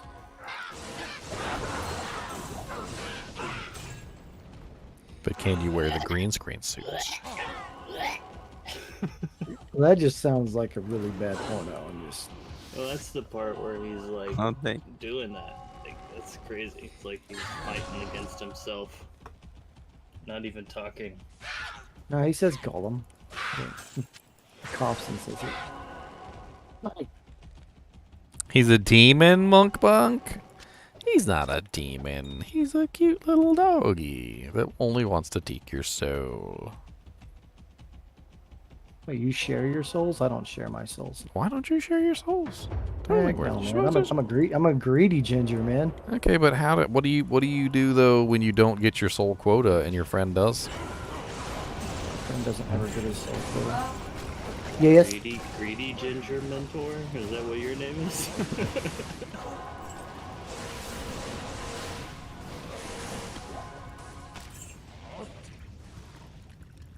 So, speaking of crazy news, did you guys hear about the World War III crap going on?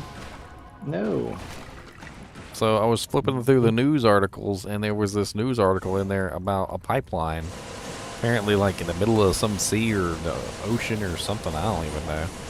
Apparently they registered a 2.3 on the Richter scale, and turns out that the pipeline had been destroyed by a bomb. Basically the equivalent of 200 tons of TNT. So somebody did a undercover covert mission to destroy the pipeline and planted a freaking bomb on the dang thing. I think we're gonna get political here. No. We don't know who did it. Yeah, they don't know. It's covert, so they don't know who did it, but that's like World War III type crap. Could have been us. You never know. Like that's literally nations like sabotaging each other, which doesn't take too long before. It don't take too long of nations sabotaging each other before things get nasty. Especially when you're attacking like the nations, like natural resources which are used to heat and cool themselves. Down there, so why wouldn't Ukraine?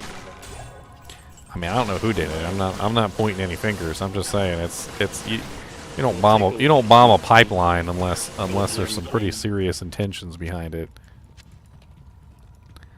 Probably something to do with money. I bet you if you follow the money trail back, it's probably going to lead to whoever profits the most from that pipeline being out. That was definitely Russia. It's coming from Russia to all those other areas. But of course, then at the same time, you got to think, well, somebody could have done that deliberately to make it look like it was Russia, because hey, look, this is definitely Russia something that would benefit them. Because they're gonna lose money. Like it was. Russia would absolutely do it to themselves. They could actually. Russia would actually do it to themselves. Yeah, after this war, I was like surprised how Ukraine is doing. Like, I'm very proud of Ukraine. Sorry, I'm getting political. Sorry, I'll stop. Ukraine actually runs the company, Restream.io, which is the company I use to restream between all my platforms, so Twitch and YouTube and everything. and Facebook. They're actually a Ukraine-based business. I didn't know that until wow. after everything happened. I didn't know that until just now. And apparently, 'cause I used them as well. Yeah, it's a pretty good company. Anybody play the game Conqueror's Blade? That is a China and Russia game, and like my internet access restricts me from playing that game. Like I can't buy anything from their website. I can't like do anything. I can play the game, but I can't like purchase anything. And that happened like right after when they said they were gonna like limit, you know, Russian internet like purchasable stuff, I guess.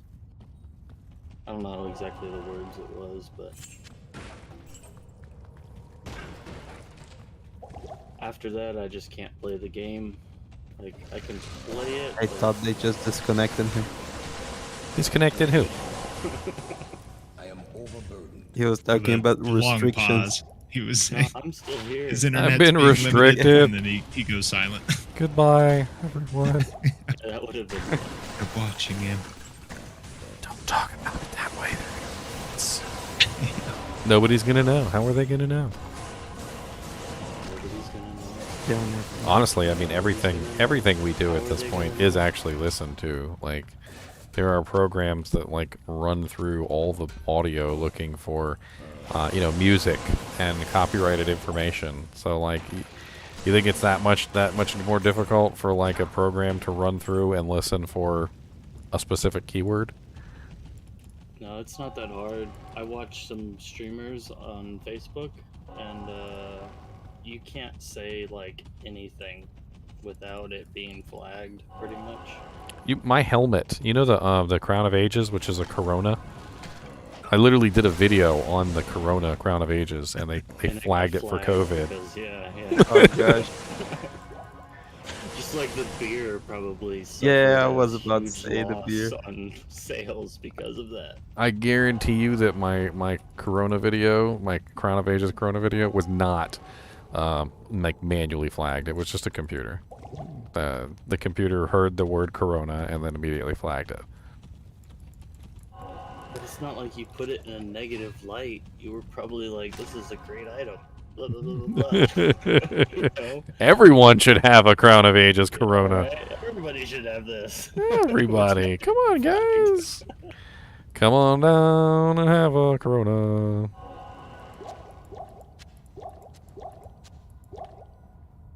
This one's gonna get flagged too, you watch. This one's getting flagged too. We've said it too many times. That's it. We cleared the mausoleum, so probably new game. Oh, there's a bunch of monsters in here y'all left. Oh, really? Mm-hmm. Skeletons everywhere, Jay. Okay, maybe it was just this room, but I saw some skeletons. Alright, next game. Can I show my gear, Mr. Ginger? Whoa. Keep it G-rated, man. Mr. Ginger. It says show it, don't take it off. Whoa, whoa, whoa, whoa. Skelly-tongs? What is a skelly-tong?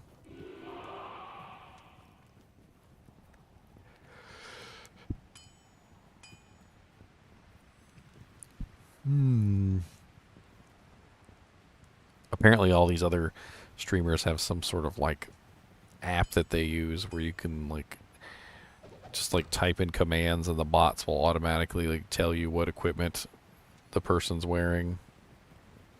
Yeah, some of them I've seen. It's like a little button that appears on the side, and you click on it, and you can see what they're wearing. I don't know what that is, but it does seem kind of cool. Sometimes it doesn't update unless they update it, I think. I tried to download one that was supposed to do that. Didn't work. Yeah, with D2R, I'd be careful. The latest ones I've seen is like a maxroll.com or maxroll, what is it, .gg plugin. I use that. It's good. Yep. But it's not live, so it won't do it based on your character. You have to like manually make the build. But that's probably the safest way. Anything that reads your files while you're on BNet. The world splits Be here. risky. I could easily see GGM getting a max roll. Like build guides, like especially he does stuff that's not like meta, you know. Build guides. You're really Yeah, low. I had to turn you up. Most of your meta, like most of your build guides aren't like a meta type build. They're like different and fun and just different, you know?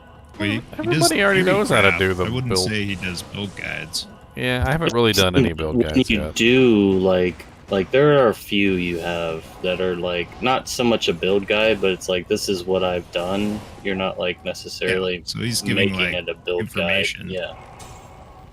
But like And even pros then and you try to cons. copy one of those, it's like, wow, this is a lot more fun and I don't know. Like you said, like walking through the World Stone, like that was awesome. I wish we could do that all the time and get that crazy XP like Terror Zones. But everybody just wants you to telly bail. Like it's just stupid. Even without Terror Zones, if we didn't telly bail, you'd get way more XP. But everybody just wants you to telly to the throne and have People have these horrible waves pop up. like glass cannon-esque characters. That's part of the issue as well. Like literally, like most people don't even have the lightning resistance to even survive a gloam. Yeah, but when you play, when we all play with you, you got that. Like it don't matter for us. Yeah, I usually just pop on the right aura or whatever, but I'm gonna be Amazon Yeah. this time, so no auras for you guys this time. I gotta tell you, it's really fun though, being that character that has the like all the utility auras that can just like beef up the group at any given moment. Like realizing that you're literally keeping your teammates alive, and that when they leave your your aura, like they die. Yep. You're basically God. Like You're Sanctuary is gonna be a great skill now. Like with the charms. You turn to in your my friends. opinion. You turn to your friends, and they're shit talking you, and you're like, look, I could turn off this aura, and you're all gonna die. Alright? Don't test me. It's like relying on your Merc Flickering Flame, just for the fire resistance. I will turn this aura off, and we will all go back home. I'll turn this bus around so damn fast. Basically. Using that happy, Basically. what you call it, happy medicine. Make me turn the aura off. I'll do it. I'll do it. Who threw this sandwich? The Necro's kind of the same way. Like the Necro, like especially at certain points in the development of a group, can become like an integral part of the group to the point where literally people are depending on your army. Like Yeah, or they're depending on your lower res. and you're like, I'll go to town. You're like, I'll go to town. Yeah, yeah, that's why when I started playing this ladder, I was Necro, and I was like, whenever I would go to town, I'd be like, I'm going to town, just letting everybody know I'm going to town. Everybody you're would gonna start dying. Yeah, you're gonna lose freaking 40 people that are taking damage. The whole army would disappear, and you'd just be like, Yeah. oh. It's like the Druid Oak Sage. Exactly, yeah. I'm going away, and you lose half You your lose a health. ton of life. Yeah, BO and Oak Sage Oh, yeah, are that's so actually important. super You annoying lose because those sometimes people, you're they don't done. even like go away from you, but the spirit just decides, oh, I want to go over here. He's And got a really it large actually range, though. Like, it's gets you just a little out of range. Like, the range of that spirit is freaking redonkulous, especially when it gets leveled up. I think it's like That's 80, true. 80 Late game, meters it's or not something. an issue.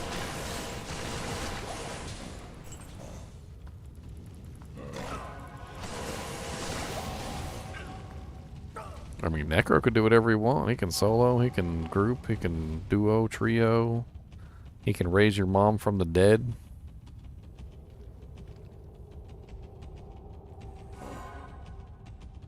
And then he can also desummon her. Desummoned. Don't test me, I'll desummon Yeah, your mom. An oak sage that's on my nature's piece. It's level 5. It has 25 radius, 25.3. Which is already bigger than most auras. Yeah, that's most. Yeah, that's insane. But that's only level 5. Yeah, he dies like, and I never use him just because he dies so quickly. But You gotta beef him up with BOs. yeah, just he still dies quickly.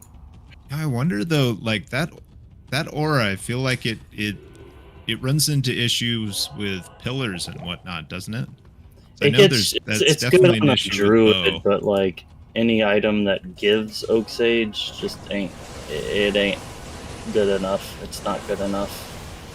Even with BO, like I guess like with BO it probably would be a lot better, but My daddy always No, I mean, told me like, I was gonna grow up to be shit. If there's a pillar in the map, it can block it. Like I've tried to bow people, and they're on the other side of the the pillar, and it won't hit them. Yeah, I found that out on my Holy Fire Classic build, as I was like, I like went across to like kill the what the hell's his name? The Venom Lord guy in Act 5 or Act 4, sorry. The last like seal pop that everybody Infector, yeah. Like I was trying to stay on that edge and they were all like trying to run at me and I was like slowly doing damage, but the life heal was like negating my damage. Like every couple seconds. It was like healing more than I was doing damage to them. But I don't know. Eventually I just like started just walking super close to him and that's how you do damage, but Classic is just way harder. Like, even just a freaking what the hell is that armor? Stealth, like that alone is like amazing. Spirits, adding that much mana. Don't got any of those in Classic. Yeah, I know, it makes it so much harder. Nah, you just used the old items. The old items work really good. Just hit Act 3, so I mean, I'm not like. You just gotta find yourself things like. It's just a lot harder. You gotta find yourself a Suicide Branch. Those are absolutely excellent. You would definitely want to get yourself a Lidless Wall. Wiz Spike is also pretty nice. I mean, you just gotta fall back on all the old uniques. The old uniques were the god. They were literally god. Yeah, I haven't found like any good ones. The only good unique I've found is that green chainmail armor. I forgot the name of it, but it gives you like no. It's the one that gives you 5 to all max and then 10. Oh, Dark Glow. It's sparkling now. And that's like the only unique I'm using right now. Like everything else has been shopped. Yeah, you might just need to start farming like a little bit. I've been farming Nightmare and Dariel like over and over and over and over and over again. Just because it's the easiest for me to do as a Holy Fire. And honestly, I would just farm normal Diablo because he can drop pretty much everything from like Mage Fist, normal Diablo's Frostburns. tough, man. They got monster heal and they're like they're fire resistant like crazy. Like I can't just pop them by walking past them. So you're a Holy Fire paladin. XP shrine. Yeah. Here. Well, I mean, I'm that's, about to respec into Holy Shock just because I'm like struggling so much. I would definitely do a little bit of normal XP, difficulty because shrine at Cold Plains. Because I'm level 35, so I'm like not getting any XP. Nah, it's not really the EXP. It's yeah. it's their specific key items that could definitely improve your build. Like Bone Flesh drops really commonly in most of normal difficulty, and Bone Flesh has open wounds on it, which would counter the regeneration very nicely for you. And it also has Lifesteal, so it's Lifesteal and open wounds at a really early level. You could also probably find some other really nice items, like there's quite a few different boots that you could potentially get your hands on around those levels. Like I was saying, the gauntlets, there's like a huge number of gauntlets. Unique gauntlets, we're talking about like Frostburns, which could help with mana issues. I don't know if you have any mana issues, but Not really. Like Mage Fists, Zeal is Mage the only Fists thing could I've be handy used for the really. +1 fire to give you extra fire damage. Obviously, Chanseys would come in handy too if you could find yourself a pair of Chanseys. Even Gull Dagger or any of those lower level uniques. Tarn Helm is actually really handy because it's +1 to skills and magic find. If you can get your hands on a Tarn Helm. Back in the old days, it was all about uniques. Silks of the Victor is absolutely excellent and was probably one of the best classic armor Spartan. Oh, that are yeah. Because it's that's- +1 yeah. to skills and mana steel. Yeah, I haven't found any item so far that's +1 to all skills. Yeah, there are very few. The best I have is a scepter that has 3 to holy fire, and that took me a long time to shop that. In Classic, you're gonna have a lot of issues with those items because they just don't. Oh, just change it. They don't exist. Like I'm pretty sure the LOD uniques don't exist in D2 Classic. I don't think they do either. So no, they you're, don't have So you're like- pretty much relegated to the basic uniques, the low level uniques. So what you're trying to find is things like Silks of the Victor, Soges, Mantled Heels, Nagel Rings. You want all those juicy old uniques, like the Tarn Helm is the +1 helm that everybody uses. Saigon's Shield is the +1 shield that everybody uses from that time period. And it wasn't until much later when you could get your hands on I can't remember. Trying to remember the other +1 shield, the other really sexy one. But you can also get a the Lidless early has +1, doesn't it? Well, there's 2 of them. So Wall of the Eyeless is the normal difficulty one, and I don't think Lidless exists in Classic. So you're looking. Oh, it doesn't. You're No, looking. You're right. It doesn't. Yeah, you would be looking for Wall of the Eyeless, but Wall of the Eyeless isn't a + the skill shield. It's just faster cast. Which I don't need. So, okay. Honestly, you're probably looking at Saigons. You need to get your hands on a Saigon shield. So there's just a lot more farming without gaining experience, is what you're saying. I mean, you've got to get your hands on those lower level uniques. Because those are the real money makers of that game. And it's not until later that you get into hell difficulty where you have to farm like rare items. Because rare items were basically God, like in Classic. They have a lot less prefixes and suffixes that can roll. I'm back. Yeah, but thing is you can get some really darn good rare items, like as far as like their value to your character. Yeah, most of the like weapons I find have increased attack speed, but like they don't give me any plus to my skills. It's quieter now. A lot quieter. Me?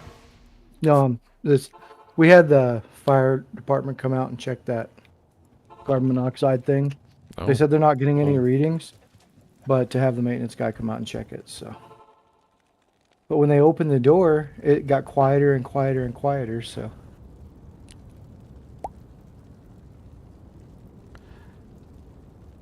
Yeah, I remember building so many characters back in the day, and the characters that I built were always they were always decked out in Soges. Usually I used Frostburns an awful lot because Frostburns were just really good gauntlets. The mana that they gave you combined with the extra damage was usually good on just about any character until you found something better. Silks of the Victors was like the main armor everybody used because it had plus the skills. I mean, that was like the armor. And Tarn Helm was pretty much the helm. Everybody always wanted to get their hands on a +1 Tarn Helm. Because there really wasn't a whole lot else. And it had Magic Find on it, so...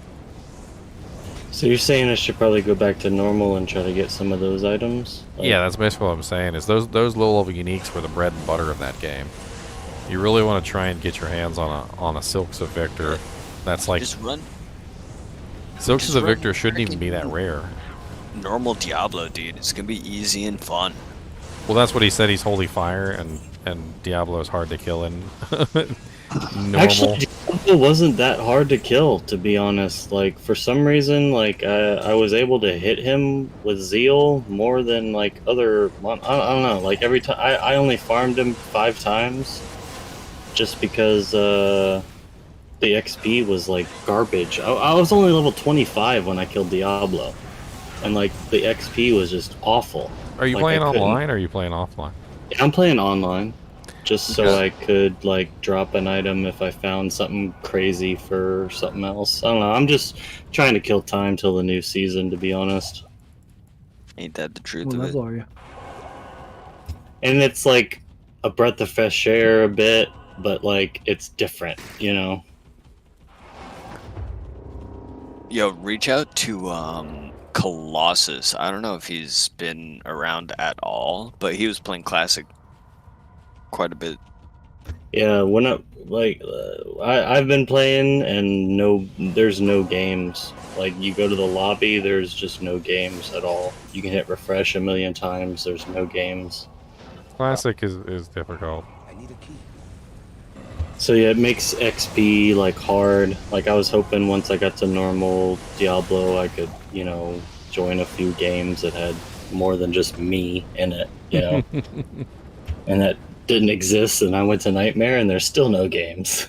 So I don't know. Oh no. I'm off for the next 2 days. If you want to start a character with me, I'll play on it. Yeah, I'm down. I actually got a poleaxe that would be pretty decent for a barbarian early on, so I might do that. Did you choose classic ladder or did you just choose classic? I did classic ladder, yeah. I wonder if there's more people on classic non-ladder. Maybe, I don't know. I just figured there'd be more on ladder. I don't know. I think there's more on non-ladder.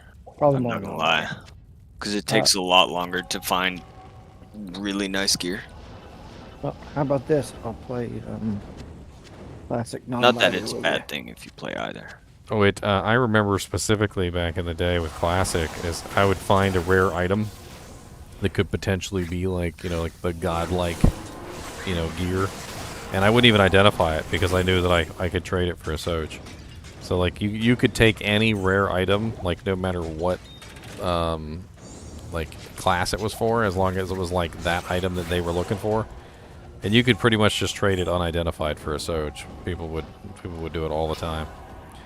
And of course that was back when Sojas were duped, but all right, yeah. I was about and to they say, would, okay, yeah, SOJ duper. And they would dupe it. They would, you know, they would identify it right there, and if it was garbage, they would drop it back on the ground and just leave. Yeah. Yeah. I used to make a lot of my money that way. Every time I found the barbarian swords, I can't remember which sword it was specifically that they were always looking for, but every time I found a rare one, I always made a game and was like, you know, rare such and such for a Soj, and somebody would come in within like a minute, and they would just buy it from me, ID it, and drop it on the ground. Yeah, I was looking at the old cube recipes, and it says like it must be typed or something, but it's like 3 perfect gems, a rare item, and it makes a rare item of the same type. But it's like 3 perfect gems of the same type is what it should say, because it doesn't work with just 3 random perfect gems. I think you're correct. I think I remember using that. Yeah, because I tried like I only have so many perfect gems. The stash is only so damn big, so it's like you can only hold so much, you know. So trustworthy. He's on classic ladder. So unless you have that Silks of Victor on classic ladder, I don't know if you're going to be able to get it to him.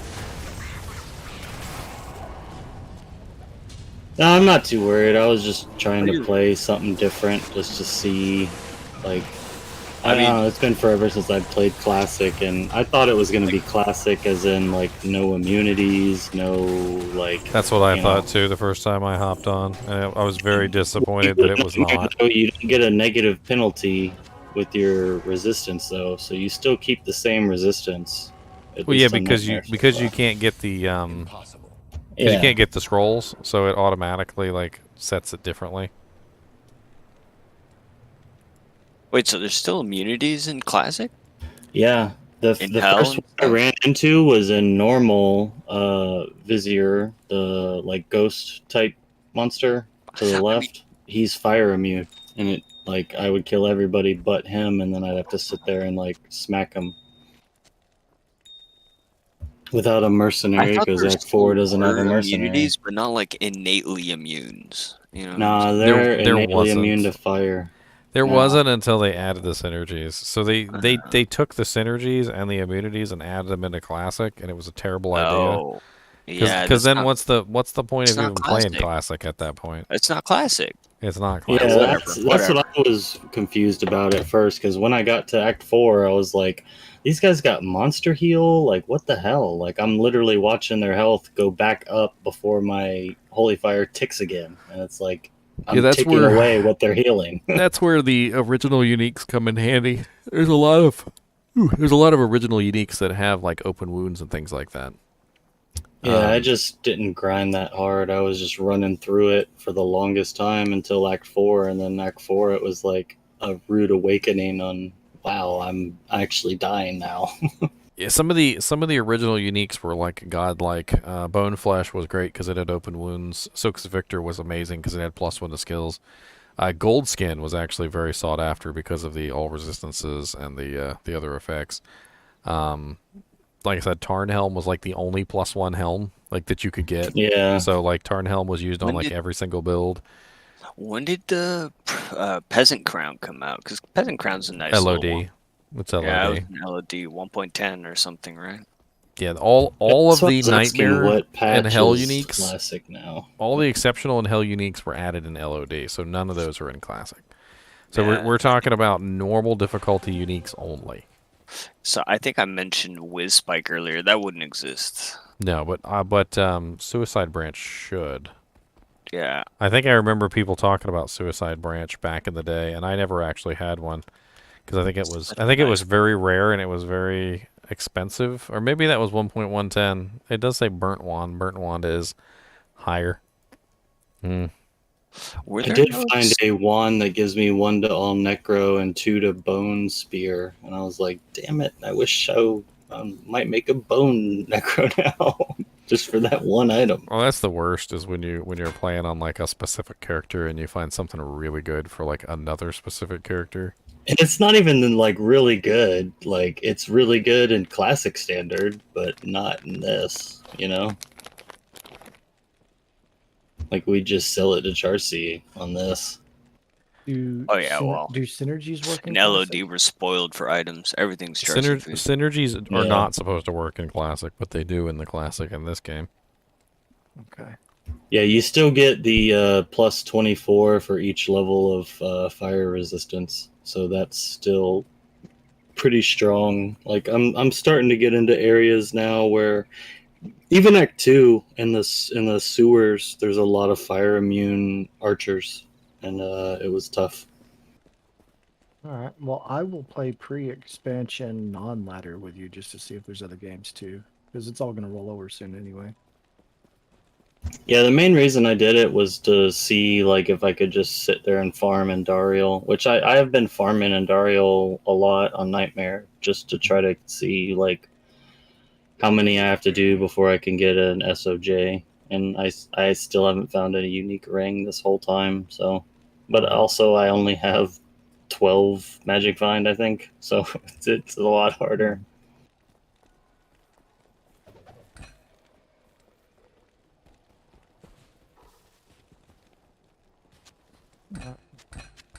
Yeah, I'm only doing it to really kill time till ladder start, and then I'll be back on ladder again. Same. Last.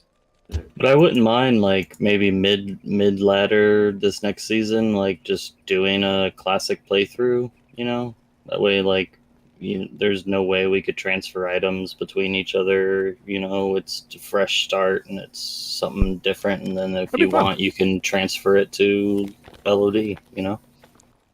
That'd be fun. I I don't know how well it'll go, but a lot of the original game honestly was only possible because people were duping the crap out of stuff. Team play though would help a lot. Like if I had conviction as well as holy fire, it'd be a lot stronger. You know. Plus, then if you had like holy fire, holy freeze, holy shock, plus a Oh conviction. yeah, team tally. play was really big in it in classic. Yeah, I realized that real quick. I was like, man, if I had like even like not being able to put stuff on my mercenary, it's like, damn, that sucks. I hear your classic playthrough, and I raise you mid-season hardcore. Mid-season hardcore classic? Well, it doesn't have to be classic, but yeah, let's do Yeah, hardcore. I'm down, dude. I'm totally down. Like honestly, I know Morbius is super down. I think Bob was playing hardcore last ladder.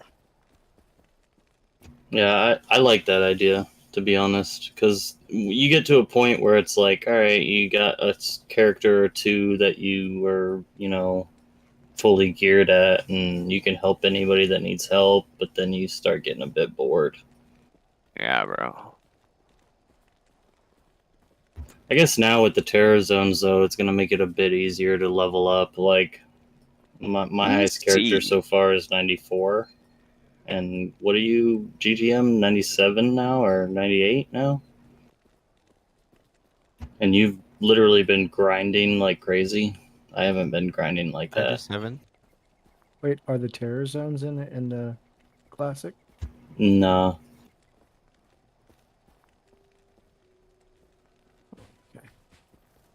I don't think they are. You would know if you went back to normal. Yeah, hang on, let me go look.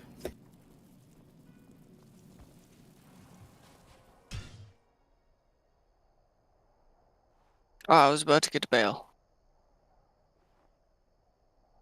Nah, Terror Zone not available, it says. Alright.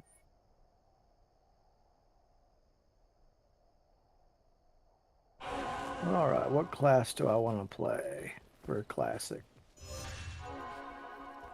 I'm level 35, so if you want to run through normal by yourself and get to a 35, I particularly don't want to start a new one this time, but maybe next, this coming ladder, I'll do it again. Off ladder. Andrew, do you want to run through Far Oasis? Otherwise, I can TP right to the temple. It's fun going through the desert.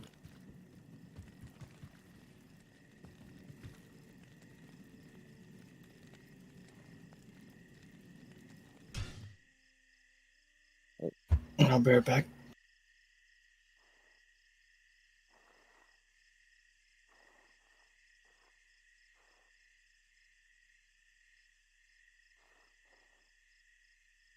I'm just crunching.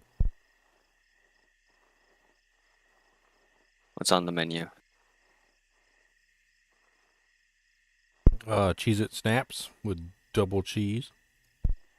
Yum.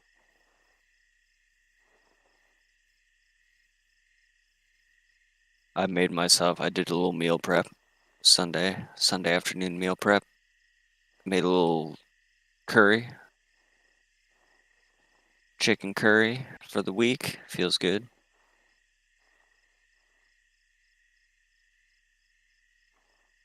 Hey, there's actually a game going.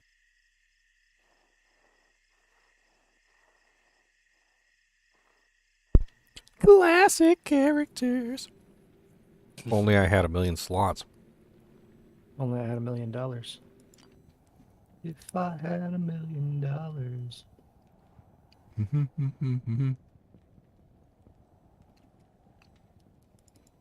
The hell is Tank and Spank? Here's Spank. I don't even remember who this character is. Character that tanks and then spanks. Tank and spank. I think she might be my mock ladder character or something. Hey. Looks like a mock ladder character to me. Lay. Nothing too special here except for a socketed twitch throw.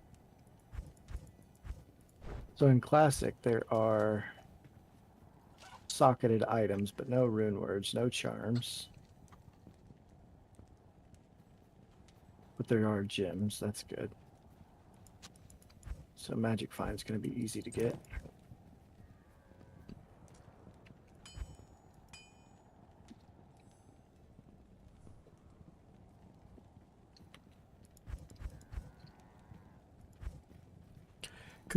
Classic. One of the best armors in Classic. Fucking Ice Blink. You found an Ice Blink, you were set.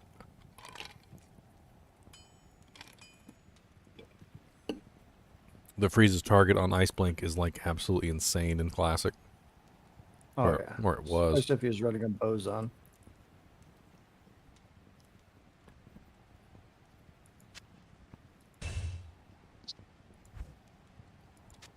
Well, this And then character. if you found a vamp gaze and a shaft stop and string of ears, she's pretty set too.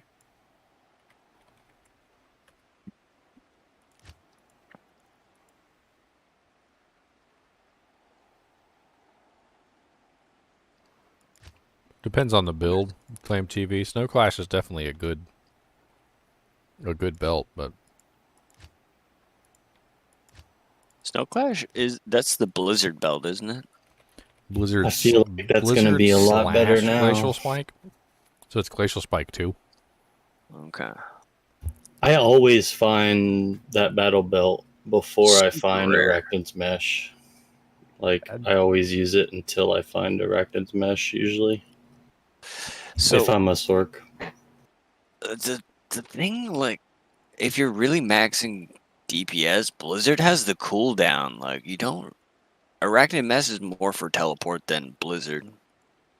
Yeah, but even then, after you find Arachnid's Mesh, by then you probably got a few high runes to make your Infinity, and then you switch to Light, you know? Yeah, if you want. For sure.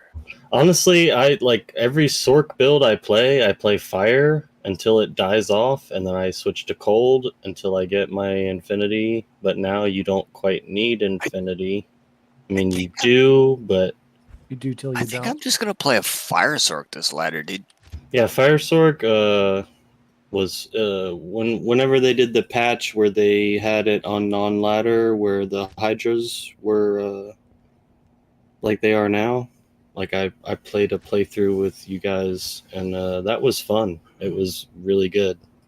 It was basically like I was playing a trap assassin with teleport. I mean, I guess trap assassins could have teleport, but I don't have to teleport onto an enemy. I can teleport wherever I want, you know.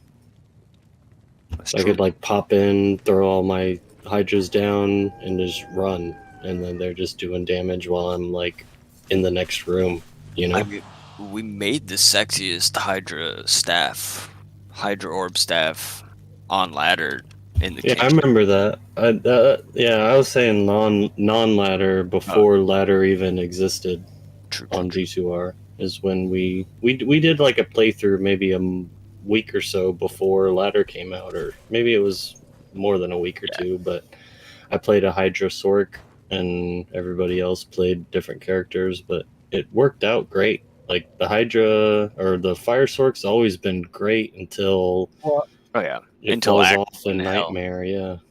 Well, even it falls off in Act 4 in Nightmare, like. Yeah, I made it. I guess, yeah, you're right. I made it through with my fire. Yeah, you can make it through. It's just, you just got to teleport pain. past everybody. And Yeah, you it's lose mostly all this XP that you're like, damn, if I would have cleared this whole area. Yeah. If you want Even then, like, Act 5 has a lot of cold immunes where fire is still nice, especially now with these terror zones. Like, you do the glacier, like, all that stuff. Like, the glacier trails, the frozen river, all that stuff. Like, hardly any of them are fire immune. Oh yeah, you can do Act 1. You do Hell Andy all day long as a Fire Sork, and you're just that's the best. That's usually yeah, that's why I was kind of wanting to maybe make a Fire Sork and Classic, just because it doesn't drop SOJ farm. SOJ farmer, exactly, yeah. Right. Because people have to do that. Like when you get in a game and it says like terror spreads, and then like all of a sudden all these like messages start popping up. It's like people have had to have done that, or else like I said, I still haven't found an SOJ on D2R. Period. Well, I found one. on ladder. It was awesome. Found one at all. It was we had sick. somebody in the first couple days of ladder find two. Traded for them, Find but what? I've not found one. So. And they were wearing both of them. The only one I found was on Diablo. Yeah, the only one I found was on Classic, as well, like classic before they had immunities and stuff, and you could just play a fireball sorceress and kill everything.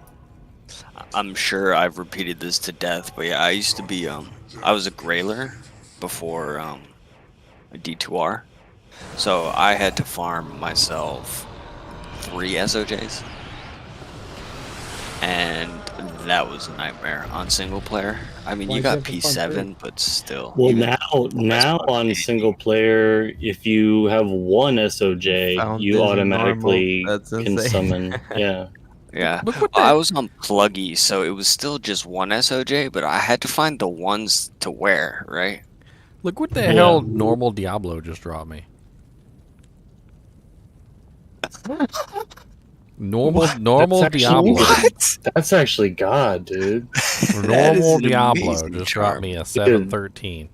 I'll take that from my Amazon if you don't want it. That's freaking amazing. It's freaking sexy as all get out, is what it is. Yeah, that's so good. From normal Diablo. I was just trolling. I wanted to see if he'd give me a Soj. He gave me something better than a Soj. What? I was on a Actually, pub game. It's terrorized at 45 here. Oh, it was a terrorized normal Nah, Diablo? no, just normal Diablo. What? Dude, that's so crazy. That's like the RNG of this game. Like, what the hell? Like, I love the name of the game because it's like the devil, and then you're playing the game, and the game just kills you the whole time. It's super easy to farm Especially normal with Diablo drops. too. This is why, like, I tell people, like, especially if they're not playing single player, like, just kill normal Diablo. He's a hell of a lot easier to farm. It's so chill. So you got so chill to kill normal Diablo. You got 2 dreams? Yeah, Or just one? Dual Yeah. dreams. Although Yeah, you wouldn't okay. even need dual dreams to do this in normal. In normal, you could do it with 1. No, I was just thinking about my classic playthrough and switching to Holy Shock, but then I don't have conviction, and there's no way for me to get conviction. Yeah, this is this is so much easier on LOD than classic. Yeah. Actually, classic had some really fun Zeal This stuff classic happening. does suck though. Like, I didn't realize what patch it was, but yeah, the synergies. Now that you say that, I see that they're all there. And they still buffed up the holy fire to 24 instead of the other percentage that the other holy freeze and holy shock have. Because all of them get sanctuary bonus, but holy fire gets a bonus from fire resistance that's 24% per level. I'm gonna come to keys. Which I didn't think that they were going to do that. And then that's when I was like, okay, I'll do Holy Fire. This is going to be freaking easy. And then they had like immunities on normal in Act 4. And I was like, what? And then the monster heal even threw me off even more. Like, I can imagine how hard it's going to be when I get there in Nightmare. Monster Heal did exist in Classic. On normal? I mean, it's always existed. It's been a pain in the butt for a long time. I guess it just wasn't noticeable because you're doing so much more damage because you got a lot more items that are plus all. Like, I have no plus all skills. Like, most of my skills are whatever I have levels in. That's right. Like, That's what I'm telling you. Tarnhelm, Soaks of the Victor, Yeah. Sojas. Gotta grind normal then, like huh? Saigon's Shield. Like, those were the bread and butter. Even like Yeah, I his forget about damage was Saigon also Shield. good. It sounds so stupid, but Saigon Shield is god tier probably, huh? Yes, and nobody used it because, like, in the and you know, because it was good. They used it because it had +1 skills. That was the only reason they used it. Yeah. And sets didn't have any bonuses on them either, so you couldn't even use Saigons in combination with anything else. Oh, I haven't even like gotten that many set items to test that yet. Okay, so they don't even have bonuses. Damn.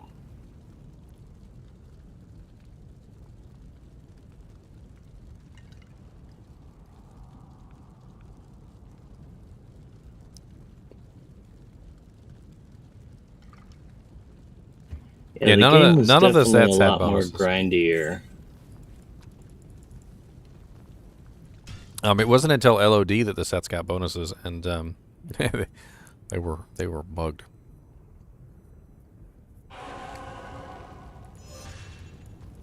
Oh, Squid, Make are make you a looking hell for a key game. set? What? Yeah, I was gonna farm up a quick key set. What? No, I'm trying to farm normal I'm still Diablo. There's a just full one missing. available if people want to do Ubers. Yeah, I'm still missing one D key. I thought like I we have were a D talking about it, but I just need one D Yeah, key if- and I got a key set. If you're Oh, missing I a just D key, then we have 2 full sets.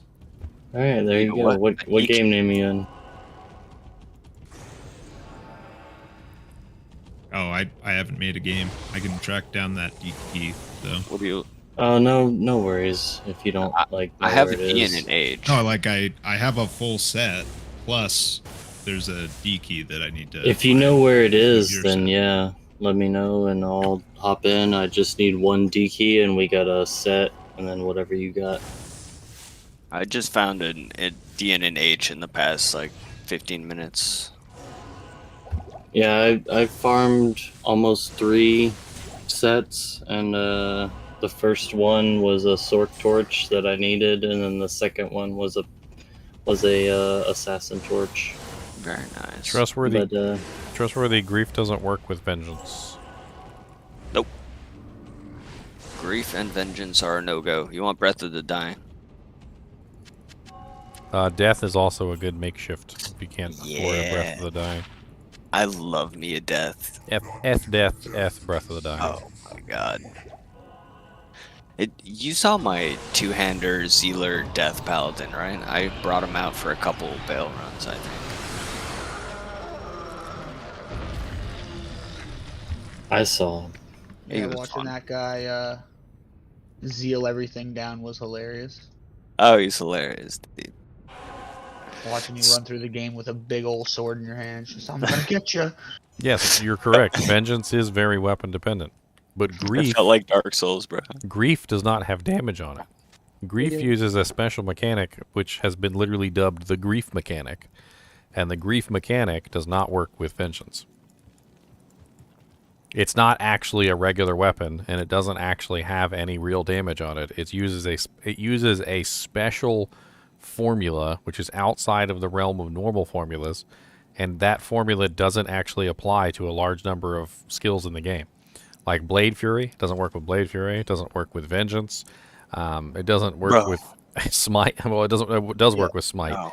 It doesn't work with a couple Imagine of if it those worked skills. with Blade Fury, that'd That be would a be nuts. insanity. Yeah, Blade that would Fury be would be so OP. good. It doesn't work with Blade Sentinel, and it doesn't work You with know Blade what? Shield. It's crazy that it works with Smite, in all honesty. It is. It's one. Yeah, It's like kinda if it crazy. doesn't work with Blade Fury, why does it work with Smite? Like Smite's been broken since the beginning of time. Like even level 1, you can just like stop people from doing anything. No. Even without a grief, you can smite Uber D and stuff. I'm pretty sure I just found an Arachnid's Mesh Oh, we found one of those earlier. Nice. from Neelathak. What's up, Daddy? And a D key. D key and Oh, you a made a mesh. swap game, and I was looking There for you it. go. Oh, the swap game? I think it's a long time been gone. Oh, I could have swore it said it was like, I don't know. Maybe that's when the message came up. All of it should be in ladder chat. Right? We usually post all this stuff in ladder chat. Yeah, I mean, if it's still up, it's just GGM Swap 16. I mean, I didn't change it or anything. Yeah, it was at 11:10. But the Oh, Uber that game is- is in Oh. kinship chat. Okay. I'll be right there. How may I be of help? Yes, because you need a high damage weapon to make Vengeance work, so that's why we're suggesting to the items that are high damage weapons. Death is a very high damage weapon that you make in an F base. Yeah, and it's got insane crushing blow. It's rather cheap, honestly. Death is pretty cheap, but then Breath of the Dying is a lot more expensive with a Zod rune in it. I feel like Death's gonna be pretty good now. Like with the charms. Death is pretty good for sure. The thing that Death is missing is attack speed and AR, I guess. That's what you're missing with Death. Yeah, anytime you get like the percentage plus, Which it is why don't it's a matter budget. until you get a high, like actual item that gives you a decent amount of attack rating. Then you can times that by the percentage. Berserker's Axe or Ethereal Berserker's Axe or Ethereal Etten Axe are the two bases you want to go for with the Death. Etten Axe is easier because it's 5 sockets, so you just find an Eth and you socket it. As their babies, I put it. Berserker's is a little bit more difficult because it's max 6 sockets, which means you have to actually find one at 5 or roll it to 5. I put it in a Colossus sword and wield it 2 hands like a man. Like a man. It's terrible.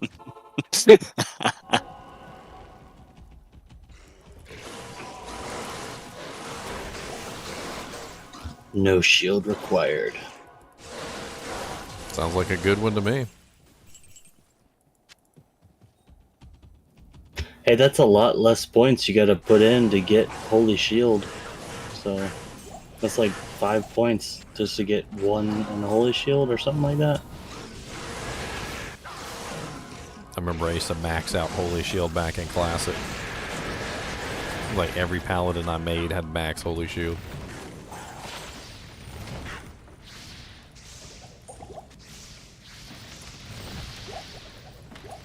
Yeah, I was like maybe in middle school when Diablo came out, and I like played it, but I never played it like online until LOD. And that's when like other people started playing it, and like I started like selling items in school to people, and like I got in trouble. I used to love playing online. Of course, we had to connect through AOL. Yeah, of course you had to dial up first. I had two telephone lines at the house, so we could both play at the same time. Yeah. I remember when I first got DSL, like I thought I was like the shit. Oh yeah, we finally got charter cable internet after the longest time. And we had to drive by this fool sitting in the middle of our street for like 8 months. We're like, eventually we'll run those wires. That's crazy. Yeah, they just ran fiber towers next to my road. Like they had to put in higher towers just because there was some rule with fiber has to be so high up off the ground. Which I think may have helped with this hurricane being so much higher than the trees. Like they're way higher than the trees. Like that's some of the things I never understood is why the hell do we have like above ground power lines when we have hurricanes all the time? I live in Florida, so it's like stupid to me. It's just how the infrastructure was built back in the day. It's not. Yeah, but it could have been easily buried under the ground in a freaking 10-inch pipe with millions of wires in it. I don't know. No. I guess too we're like sea level, so you'd have to keep water out of that pipe as well. It's harder to maintain, yeah. You want But to as well, like they weren't as reliable as they are now. You don't want to hear a story to make you jealous. So I had this customer for the longest time who used to like call me out to literally just like the middle of nowhere to help repair her computer, and she had satellite internet because that was like literally all that was there, which is terrible, by the way. It has like the worst ping I've ever seen in my life.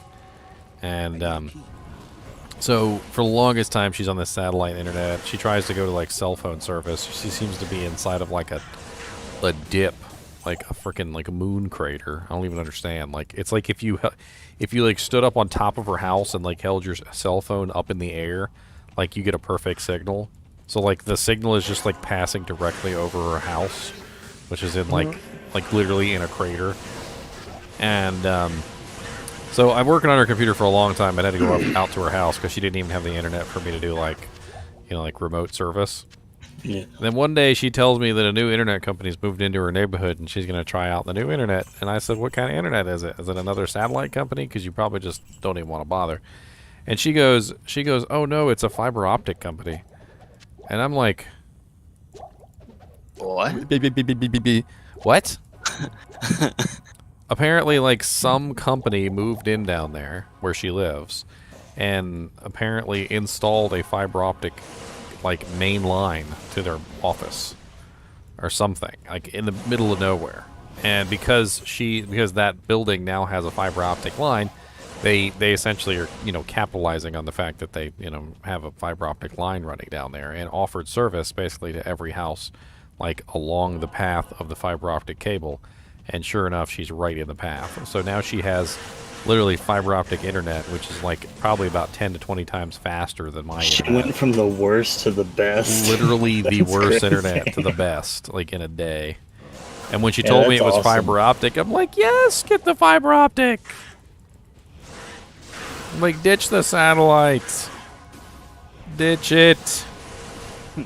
Do you want your Kick 'em internet to the- to run Kick to them to the space and back, curb. or Kick them straight to the curb.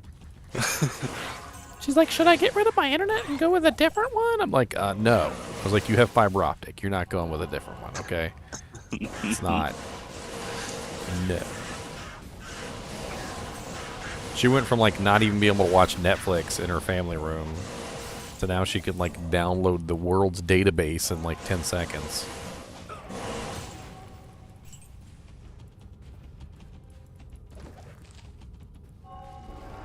I wonder how much that company had to spend to get that.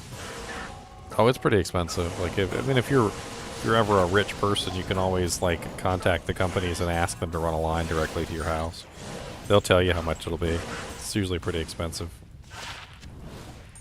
But hey, you know, if you're super rich, like Bill Gates or something like that, I'm sure Bill Gates has like 3 or 4 fiber optic cables running to his house at this point. Yeah, but then you set the infrastructure to help everybody else on your road. Like, And then- that's the beauty of people like that, is they can do that to help everybody else on that area. Except for where I live, literally everyone in my area has fiber optic access except for us. It's the weirdest thing. We go to, you know, like Walmart and stuff like that, and they always have like the fiber optic, like, salespeople in there, and they're constantly asking you like what service you have. And every single time we give them our zip code, and they're like, "Oh, sorry, Sorry, it's not available yeah. in your area." I'm like, I will rip your soul from your body. Stop asking me. Like, every now and then it's the same person in there, like, a couple weeks later, and they just kind of, like, put their hand over their heart, and they're like, still not. Still not. Sorry.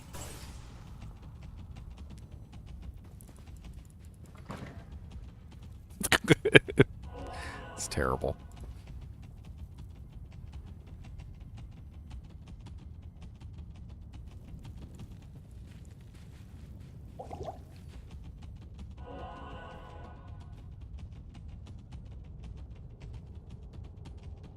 I actually rolled no gloams the whole way through Burn of Destruction.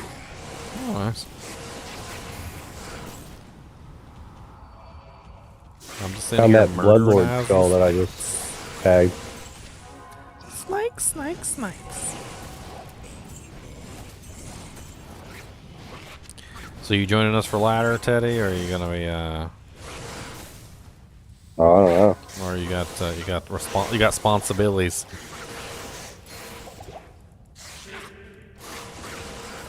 I figured it out. Possibilities. Yeah. Living that gamer life. Well, you know, it's my job. Well, yeah, that works. Didn't he pick Ice on last time?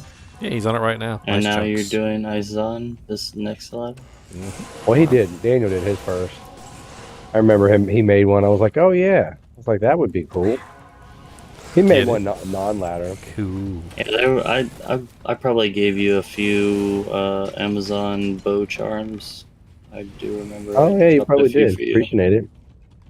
Oh yeah. Yeah, that's the beauty I of dare you this. want to come Is kill like the. I don't need it, and I know Queen. somebody that needs it. That's what I love about this kinship is the grand charms are basically the best part. I think because Oh yeah, I'm not so even many walking. I got times like I 4 under my find Who are staff. grand you killing? charms You that. killing Bale? Yeah, hold on. Let Ooh. me go switch up some stuff. Made some room earlier, and I don't really need it anymore. Put them charms back in there. Charms. Yeah, I need about 60 See what this is. I'm sure you've done a video on this. amulets. Dark Force Spawn, Bloodlord Skull, 111 222 333. 313. Is the curses 1?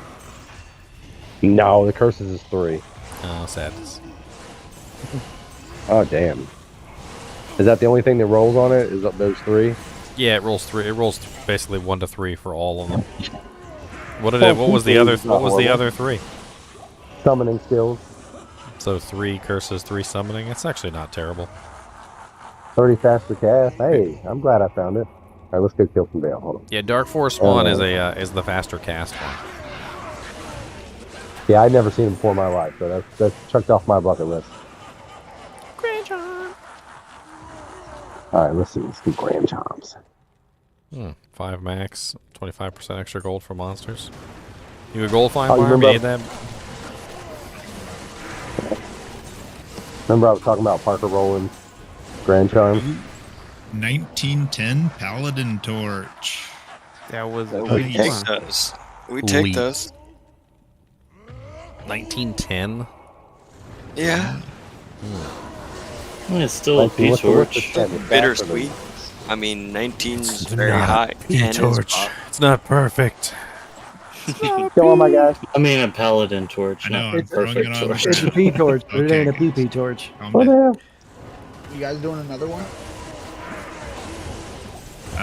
I still need think so. one D key, and I can do one if you guys Yeah. want to make a game. Yeah, we have another D key.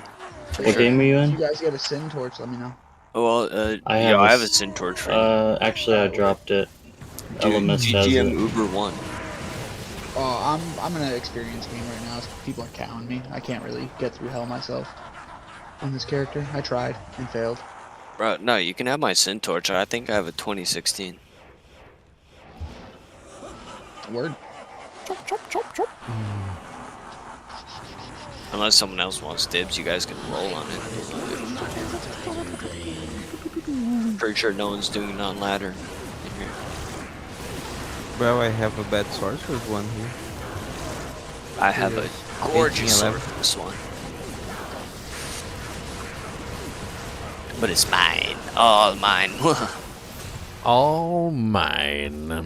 There's an IK belt. I need a 3 open-socketed Monarch shield. Oh, I just threw one away today. It was like A monarch. 146. You should just See, grab that's the a. weirdest thing to need. Why a monarch and not a troll nest? Yeah, you should do a troll nest or a grim shield. Troll nest is. I li- actually don't want to block. Yeah, the troll nest is lighter, is a less block than the monarch. Alright, It's 50. It's 50% I can make, instead of 54. Ubers I in this think. game, right? Yeah. Depending on your class, it's even lower. Oh wait. Okay, I can make Ubers in this game. Is it for yourself or for Merc? It's for me. Because I gave a tier 1 to the kinship. Oh, no. I need to make a... Wait, where's cows? I need to make a sanctuary. Yeah, definitely a troll's nest then. The trolliest of nests. I just need all the resistances.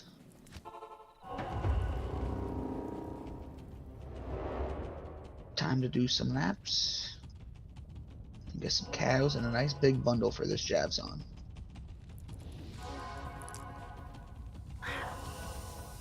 Ah, mighted snakes. Ooh.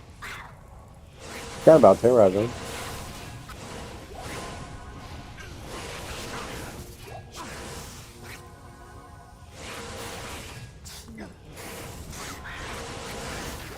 What's the sand all sparkling? The what sparkling? Sand. Oh, probably somebody has sanctuary aura. Oh, I do. I want my barbed weapons. So you got Forgot it sanctuary made the sand all aura. sparkling. Doesn't make it sparkly. It's the aura. It makes it holy. Patty, we sorry. Maybe you didn't see that text. We were waiting for Squiddy. He's on a smoke break. I was just trying to telly up to those, up to Lilith. I didn't. Ooh, Telly Lilith, Telly Bale, Telly, I Telly. usually go for her Lilith. first because she's so freaking hard. I'll be right back. I'm killing Duro, and he's got killed by his minion. I mean, not his minions, by other monsters. Y'all need me to come help you kill bears? No dying. I was just trying to telly to the bosses for him, but if you want, I don't know. I don't want you to die and lose XP, so I don't think I'm. It's up to you. I don't think I'm getting Yeah, a 98 before ladder hits. I mean, I doubt it. I'm playing like hardcore here. I have like 29% to go to the next level. Did you hit 97, Daniel? I know you were almost there. I didn't even look. I did indeed. Yeah. I can't remember what I wanted to put my queen in that I got. A flawless skull. Alright, the TP's up, but it's pretty hot. There's a Grim Shield. Ah, cheap. One side. She is in the middle of the room, and there is a mob in there, a unique mob group. I'll sit here till. What do you got left, Daniel, on your holy grail of videos? You got all the items? All the items are finished. Right now, I'm working on the skills, which that's going to take me a while. But I also have another series that I've got 3 videos currently, which is my item bases video series, where I'm basically going over the bases and talking about the differences between the different, like why you would choose one base over another for like a rune word. The shield one is actually coming up, and that's where I was actually looking at all the shields. I'm like, probably wouldn't want to use Monarch for a 3-socket or 2-socket rune word. It's actually a terrible choice for 3-socket and 2-socket rune words. Or the Monarch? Oh, because they've made much better alternatives. Well, the only reason that anybody uses the Monarch is literally because it's the lowest strength 4-socket shield. But there's much better 3-socket and 2-socket shields. So if you're going to make a rhyme, you're better off making it in a Grim Shield. And if you're going to make a like a Sanctuary or an Ancient's Pledge or any of those things, it's definitely better off in like a Troll's Nest or like any other 3-socket base. Yeah, then when it goes to non-pally, it's like a whole other world of shields. Well, that's what I'm talking about is non-pally. So the pally shields is a different video. The horns by Larzuk. Well, there's, such vast aspects of Diablo 2. And LOD has so many other different varieties that it keeps modifying little by little. Bing, bing, bing. Not LOD, Patty, what is it, D2R? your TP is safe now. You can grab your body. Yeah, grab it up.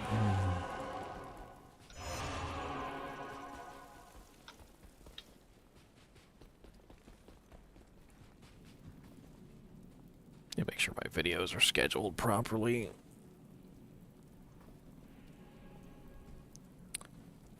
Well, I see you posting like item videos, but I thought I saw them all in like a playlist that you had them all already done. Yeah, they're all done. All the item videos are finished. Greetings. I'm on to skill videos now. The last one I posted was D2R skills and abilities, Shadow Warrior, and a Shadow Master, which is the. Don't enter my TP. It's really hot. That's what I heard saw was that one. enter your TP. It's really hot in there. I think they doubled Don't- down on don't- some kills. Now it's not that hot. Now, Oh, now okay. it's kind of okay. Yeah, Parker plays his assassin. He talks about the skills and stuff she uses. The Shadow And Warrior. now it's definitely okay. Come to town. The eye is by Mala, by the way. Mala. Mala. She's my queen. Oh, shit. No, I'll just gremlin drop looking. it the last way.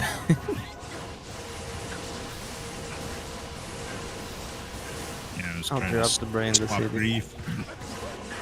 I don't even have to be in here. Oh, You Oh, guys you smash for the leather. swapped last situation drift? That's interesting.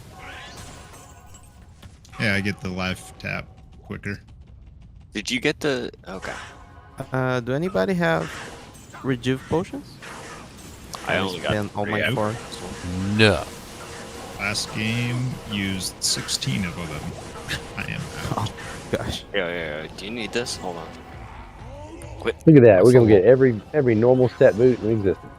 Of course. Get some treads of Seathon up in here. nice. Yeah, that dropped from Andy. There's some boot dropping looking places. Checking out these boots they fill with I sand. figured you had a poison necro, right? So What? might be nice. Yeah. Well- I still have to open a sock on the death web. Nice. Checking out these boots they fill with sand. Here, I'm dropping the eye by. I was hoping I don't get any sand in my boots. We're in the desert after all. What game are Yeah, you looks like- in? I don't know why all these guys like to drop boots. I Have mean, the we're other little gremlins stealing people's boots. Here's the eye. Which one? Who? Which who? What game Who's are in you what game? We're in Uber game. We're just goofing A around. triple magic chest.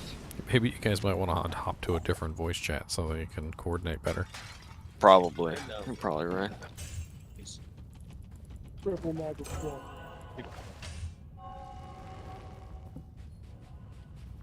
I think we're missing someone. I can drag everyone down though. I don't know.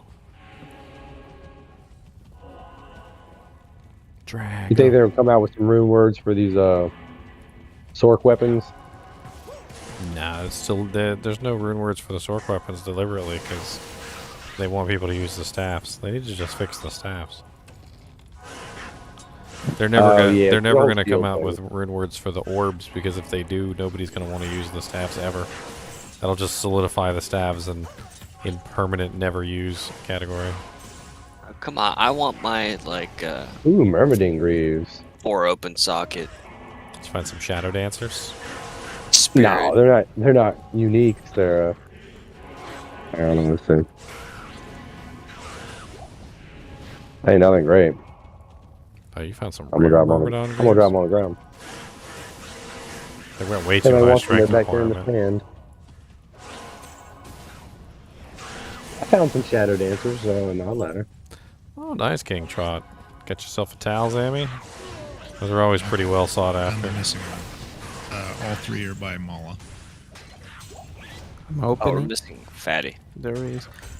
Take care, cause I usually aggro Mephisto first. Just go north. Just go up to the Oh, river. no, I Alright. know. Oh, That's he what I was got me. doing, and He then got me. you Don't enter aggroed the him portal. the other way, Okay, which we're is fine, we're fine. I'm just gonna hang Ancient back tundras. because you guys are way stronger. What's up, Dark Shift Gaming? How's it going, man? Welcome mean- to the party. Confusion helps a lot on Mephisto. Confusion and Attract are two very powerful curses. Decrepify. Yeah, but when you attract Mephisto to the Tristram portal, it's frustrating. Yes. He's almost dead.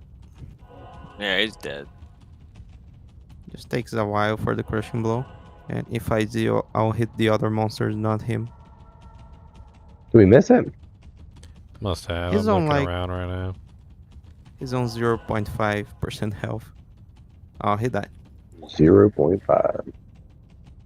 Kind I like it when you go into town and you come back and they're like 100%. Regeneration, that is what we do. As long as you You're like, enter "What and the-" don't go north, it's fine.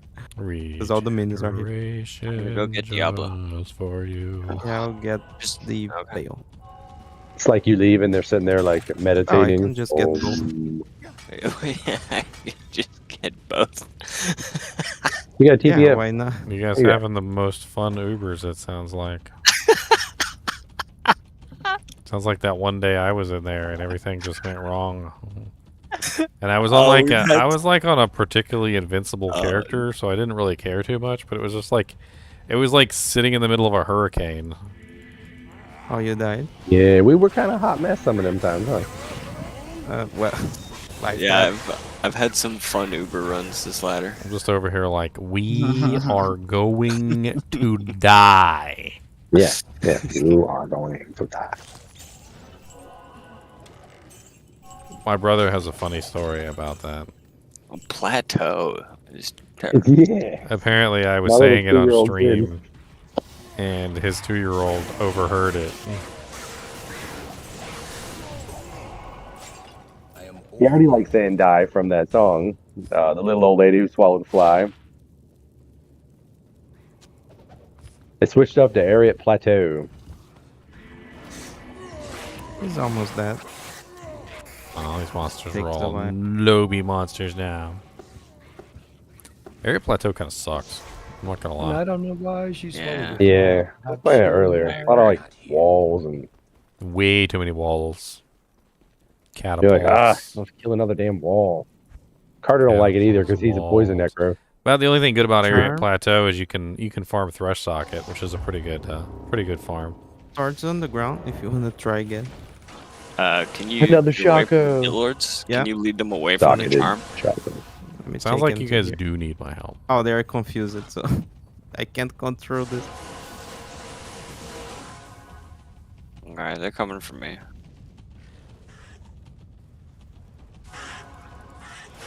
Alright, I got it. I'm Nice. dropping it by, I'll just leave him here. yeah, it's going. Oh, you need your body back too? There you go. Or you got your body? Skull.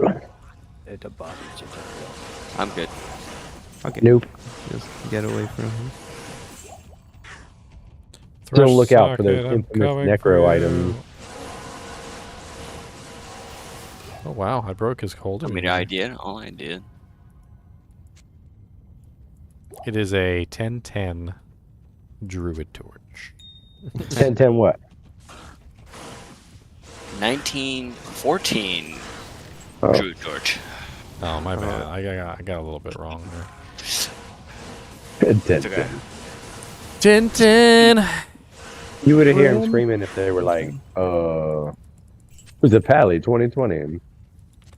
We What- did 1910 Pally. That was the last. Oh, I found the Druid 2020. What has 100% accuracy, but always misses? 1010.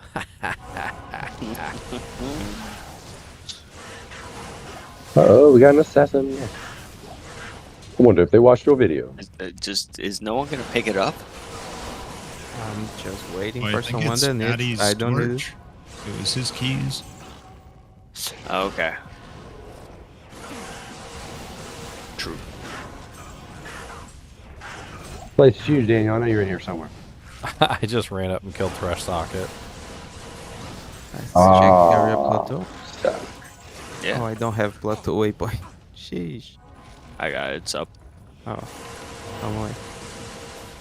Yeah, What terrorize equipment is on my and Act contest 3 their Merc? waypoints. My Act 3 Merc is using a Plague in a Phase Blade because it just happens to be what I had. She's also using a Flickering Flame and a Grand Crown, a Eth Monarch Spirit, and then he also has some bougie-ass J-Mod Plague yours. with 2 Co's in it so that he can actually utilize the Plague Face Blade because he doesn't have enough Oh, I remember when dexterity. you made that. And 2 Fire Facets in it. Jeweler's Great Hauberk of the Whale.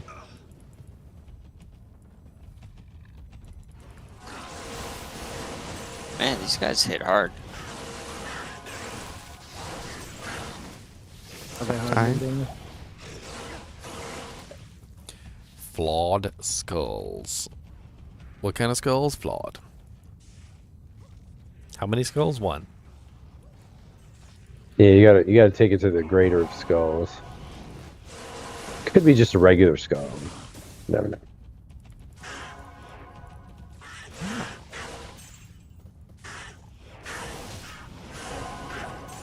Oh no, a legend spike. Don't see those very often.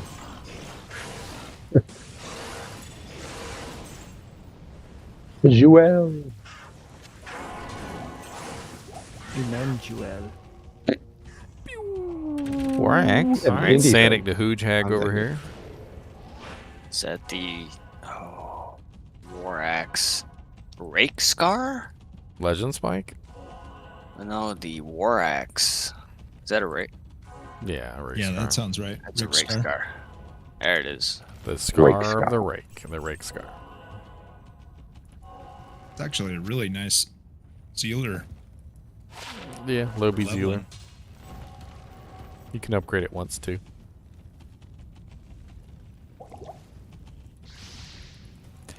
Ariat Plateau. This place is kind of like screwed up. Super Janky. wide. Densities, like meh. Well, it's like hit or Just did miss. what It's like a guy with like bald spots. Like some spots are just completely empty, and then other spots got like the It's thick excellent. bush. Got like the thick bush area over there. Yeah, wavy hair. Like this- and then he's doing like a little comb over jank to try and like make you think he's got more hair than he does, but it's But not he quite really don't. working because you He really don't have that much really hair. don't have that much hair. He just got the Let's comb make- over. He No just offense has the intended comb. to you guys in the audience who have the comb overs. I mean, I'm just making an analogy here. He's got This this, week I this was red farming here. blistering thing in the middle of his head. I was farming here with some guys, and I was with my Necro without Enigma, and the doors are immune to poison, so I was kind of stuck. Is there a reason why you can't upgrade your Tranks gloves on non-ladder? Because the non-ladder recipe doesn't work. So it's only upgradable on single player and ladder. They restricted it to try and incentivize people to play on ladder. It's and then you it's can- incentive. If you can hop drop on on ladder non-ladder. right now though, because the ladder is about to end. If you hop on ladder right now and get your hands on some Trang gloves and upgrade them, it'll roll over to non-ladder and you can take them with you. Like now's the time if you want to get your hands on some set items, like maybe you want to get your hands on like a death sash and death's gloves and upgrade them real quick. I mean, the rune requirements to upgrade like deaths is not really that expensive. I'll give you the runes. It's a shale, a towel, and a perfect diamond. Ow. Yeah. Yeah.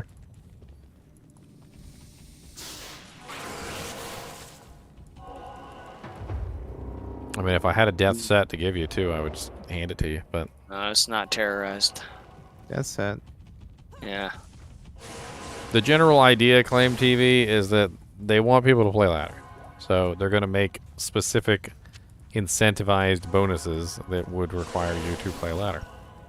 A new ladder season is starting soon, so a lot of these items are going to roll over into non-ladder. You're going to see them start to proliferate out. But you can't actually perform the recipe in non-ladder. You could also join us for the new ladder season, and you can make a new character. And then at the end of that ladder season, your new character will roll over to non-ladder, and you can take all the stuff with you that you collected. Yeah. Squid, are you in here, man?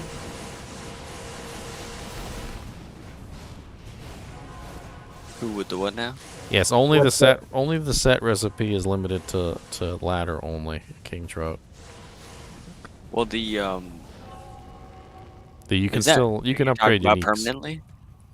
Oh, yeah. Yeah, isn't set upgrade only to ladder? Yes. Yeah, and the rune words for now. By the Yeah, way. and the rune words, yeah. Because they haven't said anything about moving it to non-ladder. I mean, you know what I meant. I'm pretty sure they're going to non-ladder, but don't. I know they transfer to Not in depth. non-ladder when the ladder ends. I meant making them on non-ladder. No, I don't think they're gonna enable the recipe. That's most definitely probably a no. Most Think so? definitely, probably. Okay. The best of assurances. I'm gonna The only take a time they torch. ever actually rolled them over to non-ladder was when they came out with new rune words. That's been so long. Come here. Yes, upgrading sets did come with 2.4, and it started with the first ladder, so ladder season 1. Good little girl.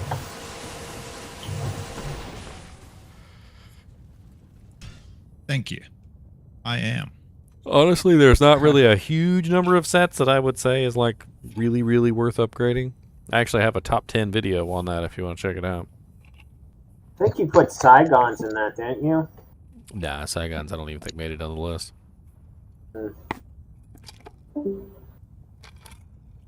Saigons is unfortunately not worth upgrading at all. It's bad. Not a single piece of it at all. It's bad. Honestly, no. One of the biggest benefits is that it's a tier 1 armor or whatever. The problem with Saigons is that every single piece of Saigon set is the highest strength requirement for its tier. So when you upgrade it to tier 2, it now becomes the highest strength requirement for exceptional. And then if you upgrade it to tier 3, it then becomes the highest strength requirement for hell difficulty. And you end up with a ridiculously high strength requirement set. So it just makes it unusable. Even one upgrade is terrible, but the second upgrade literally goes to like, what is it, like 200 strength requirement just for the armor, or 230? Yeah, 230. Yeah.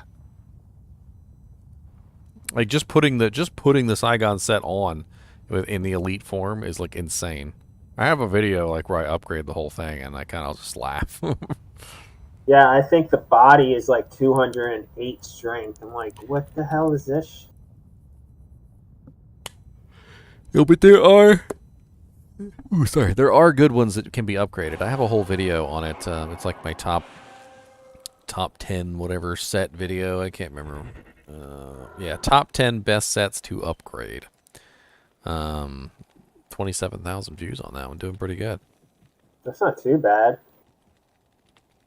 Squid, I've decided I'm going to do a kick assassin, and as a secondary character, I'm going to do Fist of Heavens. Maybe you can get your hands on a Serpent Lord early on. That thing's great for a kick assassin. Oh yeah. Yeah, Kicksin is fun, man. I mean, it's not like, oh my god, I explode the entire screen, but it's just everything I touch dies. Yeah, it but can. it can do that. That's the be. point. It has corpse explosion. It can do that. Well, one of the last items that I did a video on was Serpent Lord, and it has 100% mana steal with negative 50% target's defense, and you can use it early on Kicksins like to great effect. Oh yeah, definitely. Because your damage comes from the boots, not the staff. So you're basically just utilizing the freaking kick-ass modifiers on the staff and ignoring the damage. Mm-hmm. Never have to worry about mana, because 100% mana steal, you're just constantly full. And then the negative 50% target's defense makes it so you pretty much never miss either. So you don't have to worry about attack rating for the whole first part of the game.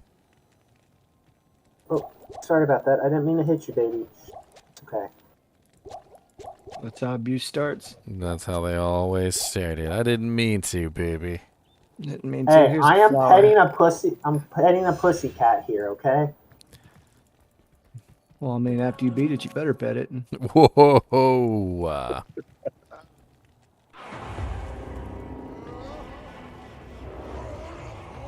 Deadly Strike can come from any source, Bond villain. Boots, I thought gloves, Kicksins couldn't. armor. Kicksins can't trigger Deadly Strike, can they? Maybe not. No. If it's on the weapon, they can they not? No. The Deadly Strike doesn't apply to kicks. No, I think kicks Lifesteal, are similar to Mana Smite. It's similar to Smite because a lot of What the about same things that Dragon apply Tail? to Smite don't apply. I mean, does Dragon Tail count as well as a kick? If it's a kick, Yes. Well, Dragon Tail is the kick. Dragon Tail is the. It's a release skill. Yeah, it's a release. It's a finishing move. That's what the word I'm looking for is. Yeah, Dragon Tail is the kick. Mm-hmm. It happens to be in the kick skill line, but it's not a kick skill. What do you Kick- mean? It literally kicks gives are you weird. a number of kicks that you do. Oh no, that's talent. Kicks are Which one's tail? very weird. No, it because says knock Which back one's your tail? enemy with an explosive kick. Adds charge up bonuses to Yeah, the I kick. just corrected myself. Yeah. Not only does kick have like really weird mechanics, it also has things that don't even show up on the character screen. Like Venom works with kicks, but yeah. Venom doesn't actually show up on the character screen when you cast it. Like it doesn't. It's Yeah, it weird. doesn't do anything. Like I'm doing 516 kick damage right now with Venom on, and my Venom is. Oh wait, where is it? My So- poison damage on my Venom is 593 to 618. Yeah, so A it fist doesn't of it doesn't show fire. up, but it does work. A Fist of Fire Phoenix Dragon Tail next season would be amazing. I actually built a Phoenix Assassin this season. She worked you really can just nicely. I focus was the actually fire. very excited with how well she worked. I used Dragonflight as my main So ability, fast and now. it was actually really fun using Dragonflight, just Well, teleporting that makes around all the sense time. that makes sense for this season because you have to go with multiple different elements. But next season you can focus just the fire. Yeah, because the fire sorceress is going to be sort of OP Fist because of you Fire counter it. Phoenix, and then Dragon Tail increases your fire damage by 50% at first level. I don't know what it does as you level it. So but you could get Dragon insanely high Tail amounts of is weird. fire. Dragon Tail is very weird. I kind of need to like go over Dragon Tail. Yeah, do that. So Dragon Tail doesn't actually apply fire damage. No, like it decreases your fire. like let me see if I can. Oh wow, an ethereal +3 fire skills with 20% faster run walk. What the hell? That's cool as shit. Volcanic coronet of the haste. Basically, what it does is it applies a physical damage attack. And then depending on how much the physical damage does, it then applies a fire damage attack based off of the physical damage that was dealt. Which complicates it immensely. So let's say you hit a physical immune monster with the kick. Mm-hmm. The physical immune monster takes 0 physical damage, and then 580% of 0 is 0. For some reason or another, it calculates very weirdly. Unlike Berserk, which just converts your physical damage directly into fire. But my question is, if you're releasing Fist of Fire and Fire Phoenix with Dragon Tail, it would increase the fire damage from the release, right? Well, it has to be physical damage. That's what Dragon Tail goes off of. So if you're dishing out fire damage with Fire Claw, for instance. But it says it adds explosive kick, adds charge up bonuses to the kick, and the charge up bonuses would be fire damage. Well, the charge up bonuses are just what the fire damage skill does. So it's like it's different. Like it doesn't add fire damage to the kick. It just simply does what the fire damage on the claw is saying. But then the kick has its own fire damage, which is being applied separately, and it doesn't really work the same way. So like if you were going to be like I'm saying. If you were going to be like a pure fire sin, Dragon Kick doesn't actually do pure fire damage. It does physical damage. Well, and then you wouldn't be doing Dragon Tail as your damager. You would be using Fist of Fire and Phoenix. The fire off of that is then applied to the Dragon Tail as pure fire damage, and the Dragon Tail itself then increases that fire damage because you're using it as the release. Unfortunately not. No. Because it's physical. Because Dragon Kick is physical damage instead. And then it converts the physical to fire, and if there's no physical, it does nothing. So you would still technically get like the Fire Claw damage, but the Dragon Kick does nothing. So like if you were attacking a physically immune monster, it just basically does nothing. But you would still get the fire effect from the claw itself. And the whole build-up, charge-up process and the release process and all that is not really that complicated. It's just I have a claw and then I have a finisher, and they combine together and they do... One does its thing and the other does its thing. They don't actually combine together and do anything special. It's just as soon as you hit the finisher, it just releases everything, including the finisher itself. But the finisher functions separately from the charge up. So there would be no benefit in using Dragon Tail with fire. Not if you were going to go for like a full fire build with like a fire Sunder charm. If you were gonna go fire / physical, you could maybe like work it in there. Wouldn't be worth it. You'd probably be better off with honestly the teleport one, because if you're not relying on the physical damage, you just teleport on top of them with your frickin' meteor, hit a couple times, and then teleport off. Right. I mean, they're pretty good, Vernon. They just didn't do it this time because they were working on something else. I mean, they pretty much told us. They're like, hey, ever since Ladder Season 1 was launched and we were sure it was okay, we've been working on this new feature. Like, we haven't been working on anything else. This is what we've been working on. And everybody's like, but we really wanted you to work on this. And they're like, but that's not what we were working on. We worked on this. Like, this is what we've been working on. Like, imagine if you, like, if your dad, you asked your dad, you're like, hey, did you build that boat for me that you said you were going to build me? And he's like, no, I didn't build you the boat. And you start whining and complaining because he didn't build you the boat that he wanted.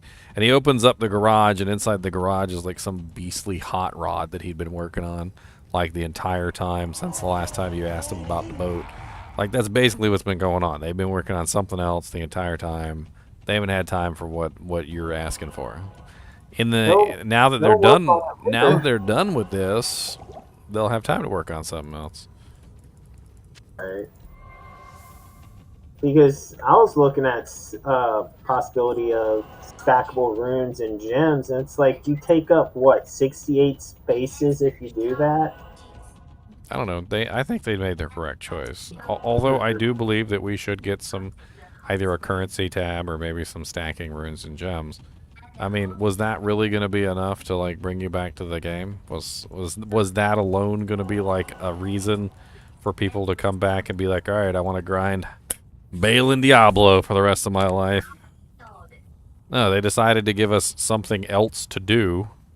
And that way we actually have something else fun to do besides just grind Bale and Diablo for the rest of our lives.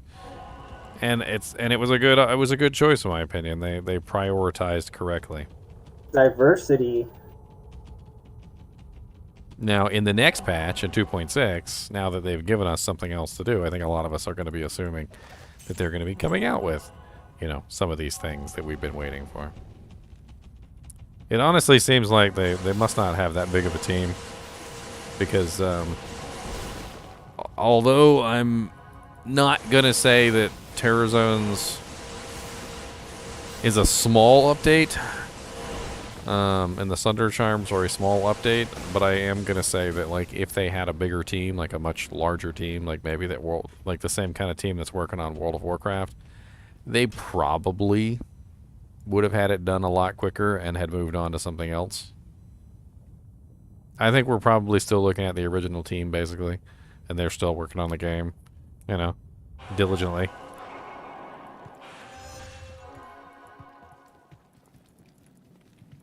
I mean, I can hardly complain. They've done a really good job on the game so far, so it's not like I can be like, well, you guys suck. Right. Let's get another. Like that, but that's just kind of salty. Like, let's get another team in here that won't suck, and then they just ruin the game, and we're like, let's get the other team back that didn't ruin the game. Fix what is broken, but fix it with the original fix. Oh man. No, so the D2R developers are Vicarious Visions, and I think they're doing a great job personally. And like you're saying, it's not a large team. And I don't care. They're doing a great job. They're doing a great job. I was gonna say I think they're doing a great job too. Like, I didn't expect it, and the big changes that are going on, but it is very, very good, and they have been doing it. I think it's ingenious the way that they keep trying to figure out ways to improve the game without changing like the fundamentals of the game. Clearly fans. They kind of clearly fans of the game. Even their like enthusiasm towards that. Even the Sunder Charms, if you take them at face value, all they're really doing is allowing us to break an immunity, which we could do already. So you can't really say that it's giving us like a huge advantage that we didn't already have, because we could already break basically 66% of all the immunities in the game. And they're gated behind terror zones, and they're not going to be like a common drop. Well, no, you know? and it's better than that. So they didn't just go like, okay, well, this breaks the immunity and allows you to kill this monster. No, they gave us an immunity break that was 95%. So we're looking at a monster that's still relatively unkillable. Like, even if you're dishing out like 13,000 damage, like by the time you hit your 95% resistance, it's going to be like 600. You're going to be doing like 600 damage to a hell difficulty monster. It's nothing. So they gated it behind you have to actually use the mechanics of the game to figure out how to bring this down lower. 95% only breaks it. You've got to go further, and you've got to find ways to bring that 95% down to a workable level. Otherwise, the Sunder Charms are basically useless for you.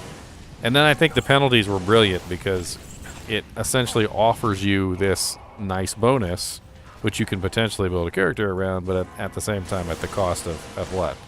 You know, a pretty That's hefty true. penalty, which could end in your death. Yeah, and they changed it too. When they Cost you first extra. introduced them, it was what, -75, and they changed it to like -70 to -90 or something like that. Yeah, I Yeah, they got a lot of feedback for that. Like, they didn't want- I lobbied pretty strongly for that too. The whole variation. Like, I didn't think it was a good idea to add them with no variation. Right, because it gives value to the item if it has a variation to it. Well, not only that, but also it feeds into what they're trying to do. So they're trying to make an item that has penalties.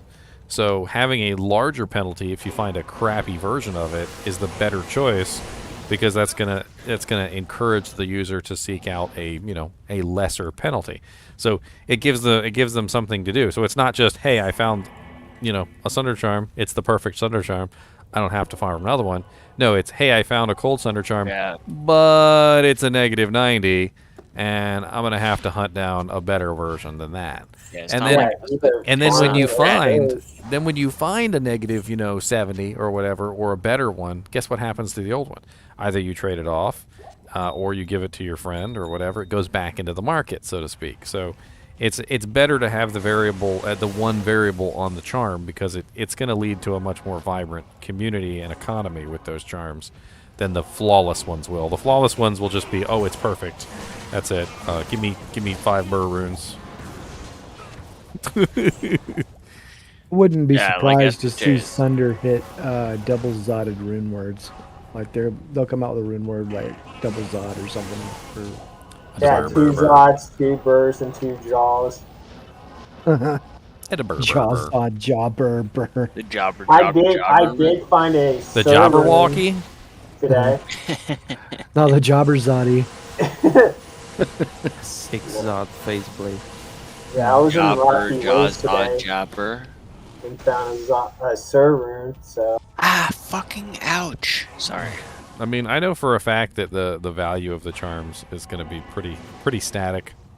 Like, I can already tell you guys that it's going to be cold in the number 1 spot, fire in the number 2 spot, lightning is probably going to be number 3, and then physical will be number 4, and then poison will be 5, and the magic is going to be dirt last. Yeah, I can see... What did you say the first one's going to be? Cold. Fire. Cold. Oh, I think fire. For sure, cold. I think fire's going to be number 1. I think cold is going to be number 1 because a lot of people want to break those cold immunities, and I do Right. think there's going to be a groundswell of fire users. That's why I have fire at number 2. Yeah, especially with bots running rampant. I think it's going to start out like, cold and then flip into Farm fire. Andy, because Andy's weak to fire. Yeah, I think it's going to start out cold and flip into fire for sure. Well, none of the resistances really matter with the Sunder Charms. It's only the immunities that matter. Yeah, no. But flickering flame with it is just... Yeah, flickering Yeah, but flame just basically Yeah, but negates the Flickering fire flame is still just a fraction of cold mastery. Did somebody just die? No, it's for the Nilo Pack? it's the fact that Yeah. flickering flame cancels out the negative But the TP. completely. Yep. Sure does, and gives you +3 to fire skills.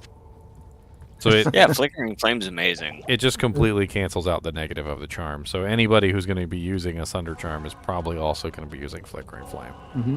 just to cancel Yeah, it but out. have you guys have seen the max level Blizzard Sorks that already didn't need cold Sunder Charms? Yeah, that's what I'm Yeah. saying. Cold will start out being Yeah. number 1, and then I think it's Then going it'll to turn transition into into fire. fire because fire is just one of those Tree. Well, that's what we just said, right? Number 1, cold. Number 2, fire. Number 3, lightning. And then Right, number he's 4, saying that fizz. it's going to start out like that, then it's going to transition to fire being number 1, then cold being number 2. I don't know. There's a lot of cold builds besides the cold sword. I mean, you got the cold Zon, Well, you've got the there's cold. a lot of fire builds too. You've got the cold druid. The cold druid is a pretty popular one too. Oh yeah, that's a fun. That's actually what I currently have a wind druid I as have my. the fireball necro. And like, let's look at a hardcore build. I don't know how strong they're going to be on hardcore because the minus res sucks. But if you're running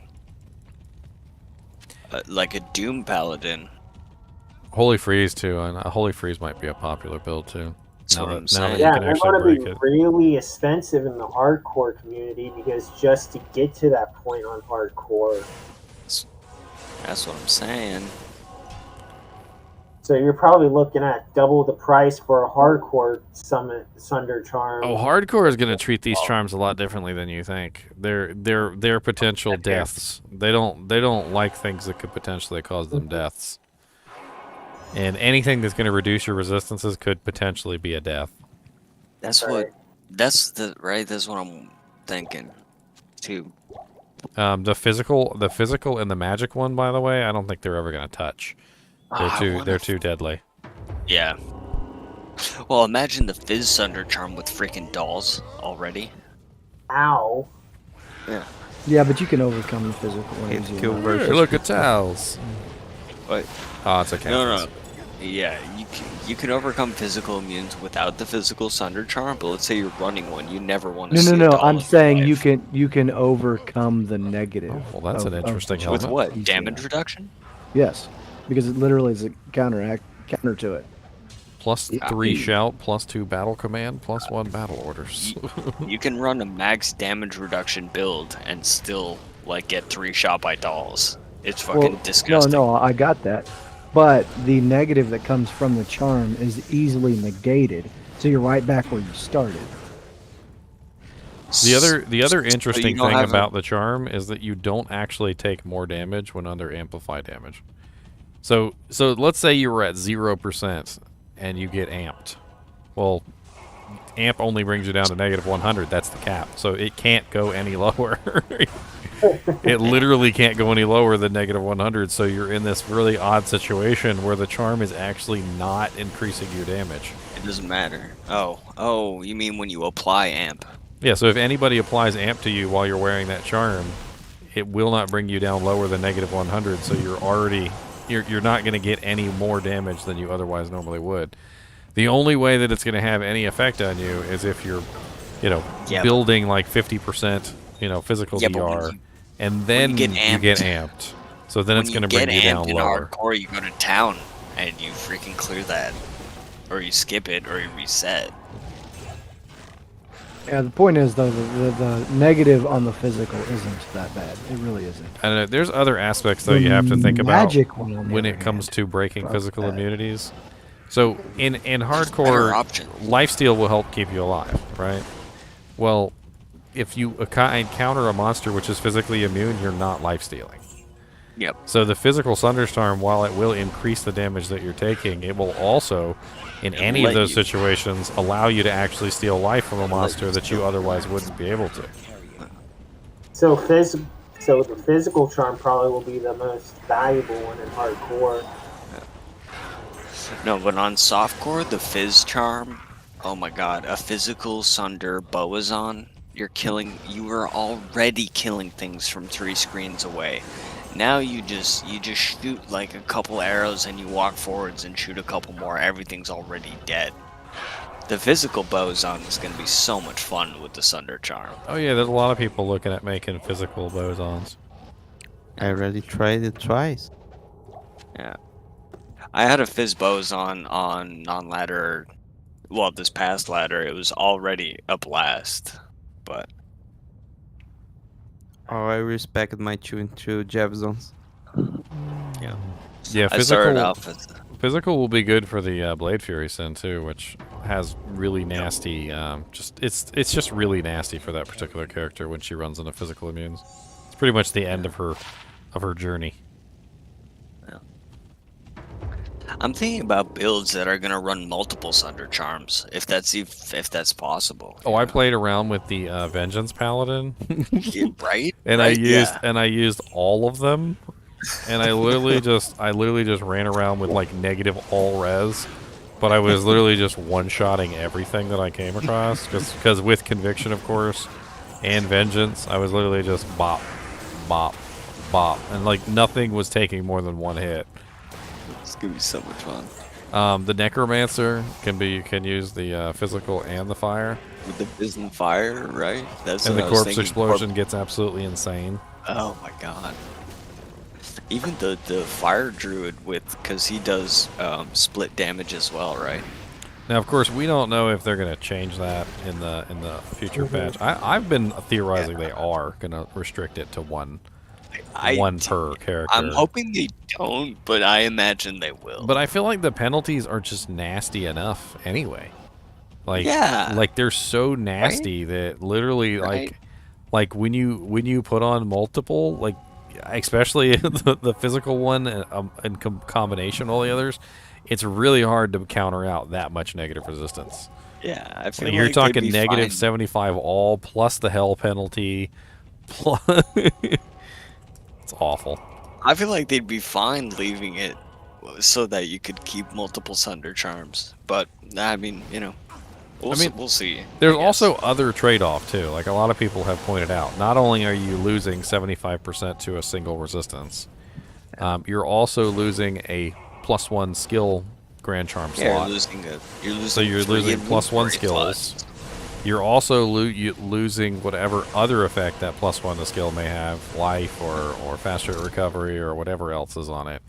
So you're losing a good amount just to put that charm in your inventory. 75% resistance, +1 to a specific tree, and also the secondary effect of that charm.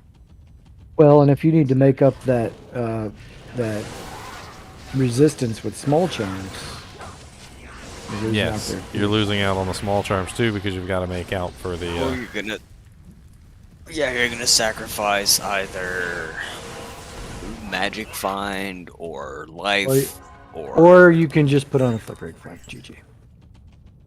Well, only the fire one can do that, really. Yeah. The cold one is probably going to be a lot harder to cover. The poison is not too bad. You can just wear sandstorm treks, which have poison's massive gonna be poison. chill. Poison's gonna be chill. Lightning, on the other hand, could be absolutely devastating, especially considering glooms. Just Glooms. You're gonna wear dual wisp? No, I mean that's absorb. That's not even plus to res. Absorb isn't enough. It's got to be more than It's absorb. not enough. Yeah. You're gonna run a Mosers with 4p topazes to offset your Sunder charm. Or 2p topazes. I have a feeling until a lot of people can actually solidify their build, what's probably going to end up happening is they're going to put the charm in their stash. That way they don't have to worry about potentially, screwing it up. Like dying because they have it on at the wrong time. And then that way when they come across a particular immune monster, they're going to take it out of their stash and they're going to utilize it for that second. Like, especially, I can imagine the hammered in, if they even use those things, it's never going to be in their inventory. It's always going to be in their cube. Unless they happen to run across one of those magic immune monsters and they're going to immediately put it on. And then take it right back off when the monster's dead.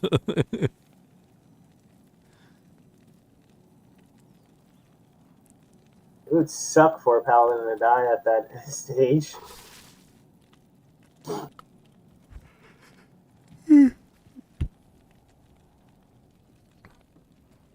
Where's Puncher? He's a barb. What do I have for I mean, I don't, there's a lot of people who are saying that there's not very many physical immunes, but, I can't see it. Like, I've played a lot of physical characters. There's so many. I've played so many physical characters in my time, and there are so many physical immunes that are just showstoppers. They completely stop you. Yeah, just run through freaking Worldstone Keep like 30 times in a night, and you're gonna find at least 10 games you're gonna have phys immunes. I mean, I can name off like quite a few of them just off the top of my head. I mean, all ghosts. Try to get through maggot. Like literally all Good luck. ghosts across the entire thing. Like any ghost. Any monster that's stone skinned for the most part in hell difficulty will hit physical immunity. So like it doesn't even matter. Like almost all of them will hit physical immunity with stone skin. And they also have the bugs. Pretty much all the bugs are physical immune. There's the jungle apes, like in several of the zones that are physical immune. The succubuses and the harpies, like those are physical immune. Yeah, as well. harpies suck. And before you know it, like you literally will get to points like in the game where you're just stuck. You can't go any further. Certain monsters that are physical immune will just block you completely. And of course, as a melee character, you don't generally have teleport. So, yeah, the Death Lords. Some of the Death Lords are physical immune, and they're just straight up melee killers too. Because if you can't steal any life from them and they're ripping you to shreds, then what are you gonna do? Oh, they just ruin your day. And honestly, I mean, as much as people love to say things like Reaper's Toll for Decrepify, or Atmosphere for Amplify damage, it's not enough. When a monster goes down to 90% physical resistant, and you can deal 10% of your damage, do you know how long it takes you to kill a freaking elite monster with 10% of your damage? 10 minutes. It's terrible. Well, when your bow is on and you do 35,000 damage a strafe, it's kind of nice, but you need your merc to apply that Reaper's Toll Decrepify versus having the Sunder charm just in your inventory. But see, the thing is that if you if you have the charm, you can still apply the Decrepify, you can still apply the Amplify damage, and then it goes down even further. So instead of going down to 90 or 80, which is about the max that you can get with Amp is 80%, instead of going down to 90 to 80, you're looking at more like 55 or -5 with Decrepify / Amp. Which -5 is going to be a hell of a lot more damage than 80, and 55 is a hell of a lot more damage than 90.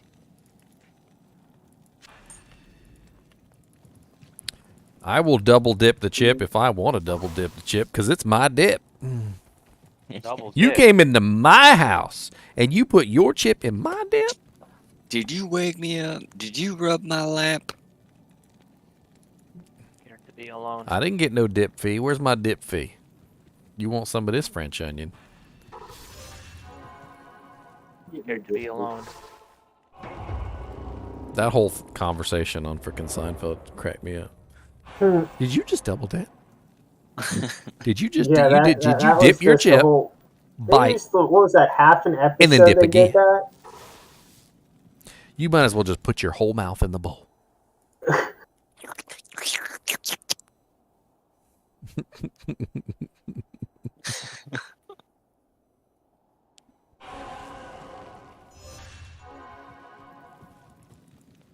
Funny story. I'm gonna embarrass my niece Kristen.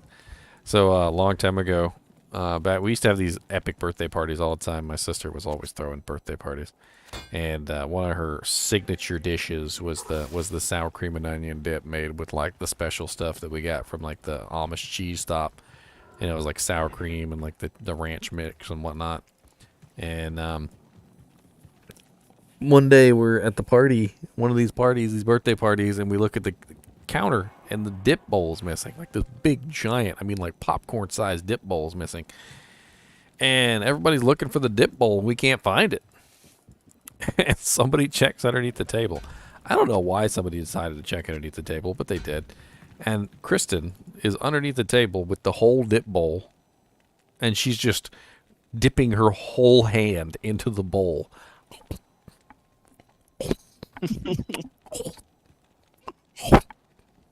Like just eating the entire bowl of dip. Like, and it is I'm telling you, a popcorn-sized bowl of dip. At least you can cut the kids some slack.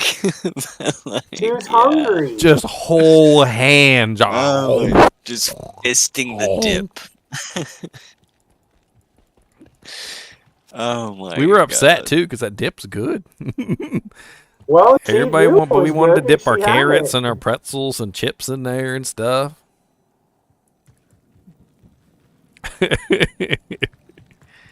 She's never gonna live that down either. We're gonna tell that story till she's dead. I'll be 99 years old. I don't care. I'll still be telling it.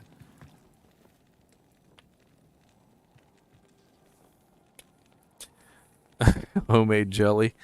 Oh man, you just reminded me of this homemade jelly story. I got another one for you. So I was at this. I was at the craft show, Pork Pine and Peanut Festival, and there was this lady next to me. I was selling my chainmail, by the way. I actually make chainmail jewelry and stuff, and I would sell. I made pretty good money.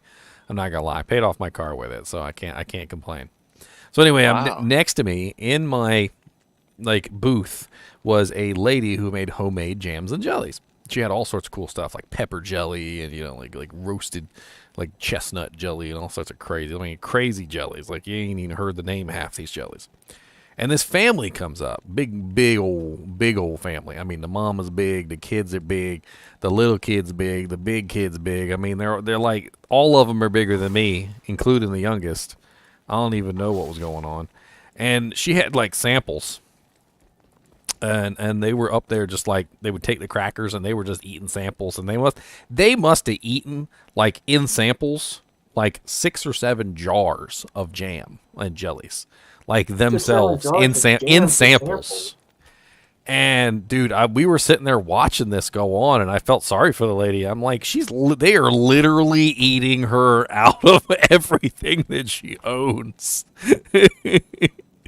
And after like they sat there and literally ate like I think like 8 or 9 jars of her jams and jellies in samples, they actually did buy like a whole lot of stuff, and so they kind of redeemed themselves at that point. But like up until that point, I was worried for the lady. I was worried she wasn't gonna have nothing. She wasn't gonna make no money. That they were just gonna literally eat every single jelly she had on the cart. Just every single one gone. It was the clumps. I'm not even gonna lie. You are not far off, Smoking Jay Franklin. It was pretty much the clumps. Down to the sound effects and everything. This jelly's so good. You gotta try the pepper jelly. The pepper jelly sounds good, man, but I'm into hot stuff, so. There was some hot pepper jelly. I just got a new a scorpion pepper sauce. I'm very excited. Scorpion Really pepper cool. sauce. Yeah. What? I still find it funny that there's this big, like, it's like Trader Joe's, but in the north, and I think it's Ohio. It's called Jungle Gems, and they have a whole section full of pepper sauce and hot sauce, and one of them was Fear the Reaper. Carolina Reaper is a crazy hot pepper. Yeah, but the bottle said Fear the Reaper. There's a play on music for Yeah. that, which is really funny. I used to It's grow in my my own. fridge. I used to grow my own jalapenos, and until I grew my own jalapenos, I didn't actually know they turned red. Like that was something that was new to me. Apparently, like with the green jalapenos that you buy at the store, they're not ripe. Like if you leave them on the vine for a little bit longer, after they turn green, they turn red. No, And- I think it's Yeah, it's a orange and yellow, then They red. all Red's start the off as green. last color it turns. Yeah, so the red ones are like, I think they're a little bit more spicy than the green ones, but not too much. Anyway, I was slicing them all up and I put them on my pizza because I like putting jalapenos on my pizza, especially fresh ones. They're delicious. Stupid me, like I didn't realize that literally getting the jalapeno juices on your hands was like the worst thing ever. Because then I rubbed my eyes. Good night, Gracie. I rubbed my eyes, and literally it was as if I got frickin' pepper sprayed in the face. Oh my god. Like I literally, my face just started like just got super burning hot red, and like my eyes started watering, and I couldn't stop. And like I washed my hands, I washed my face, nothing worked. It just kept getting worse.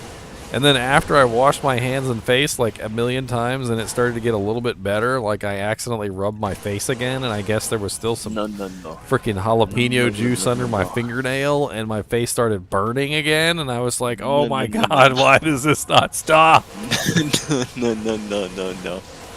After that, whenever I cut jalapenos, I was always extra careful to never Yeah, touch the usually jalapeno they at that tell you point. to wear gloves when you cut jalapenos or what's the word, Yeah, dry them or something. I know brother- there's a process called drying them. My brother had a horrible skin reaction. Well, basically from the capsaicin from the heat of the jalapenos, and after that he started to wear gloves because it was just it can be unbearable.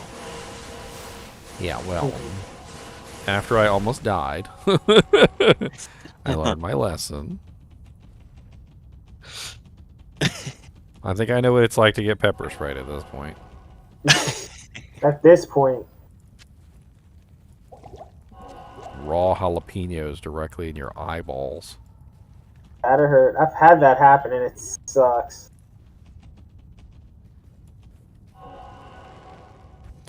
Why does Verizon want money from me? I don't know. They sell services. I don't know. I do.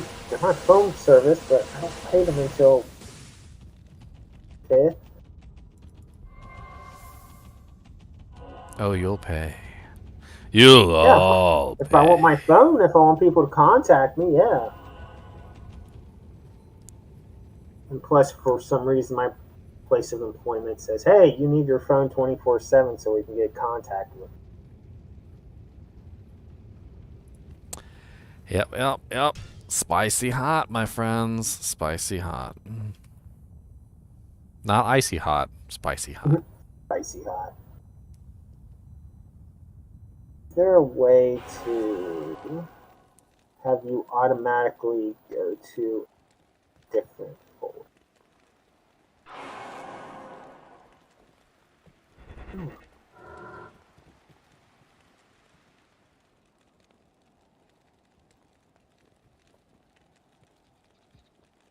Sell unidentified D-web for 200 from gold.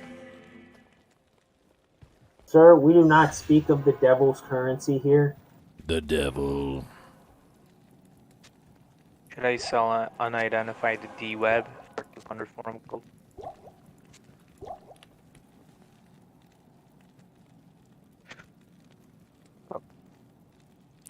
The devil.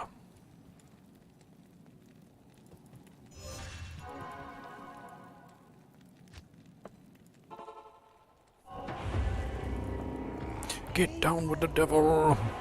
Get down with the devil. Why do I all of a sudden have an image of Jack Black scene out of my head?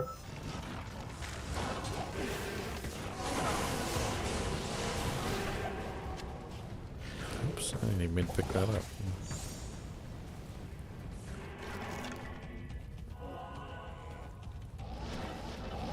I don't know. I like spicy food, but I don't like that spicy food. Like I have a limit. There's a couple of times I've bought spicy food that I thought I would like, and it ended up being like way too freaking hot for me. I remember this one time I got buffalo peanuts, and I was like, surely it can't be that bad. Dear Lord Jesus. They were bad. I could not eat them. They were just absolutely terrible. Like, I think I remember I was, because I hate wasting money. Like, I really hate wasting money. Like, at all. And, Unidentified D-web is worth 200 from gold. and so literally I'm like, I'm gonna soak them in water for like a little while, and just, I'll take them out and then dry them back out and see if that's better, and like push through. And no, even after soaking them in water for like a day and then like drying them back out, they were still unbearably hot.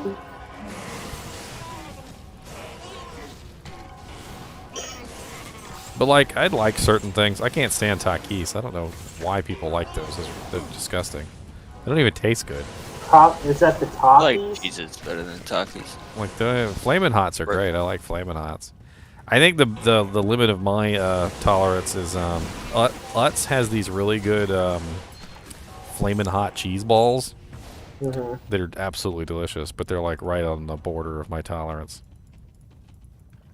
I'll eat like the whole bag and then like literally poop blood the next day. That's called Taco Bell. It's terrible, but I love them. Hey, at least if there's any intestinal parasites in there, they're not having a good day. So they're having a terrible day. Oh my god. Wait, can you stop eating the flaming things? Well, he just died in a.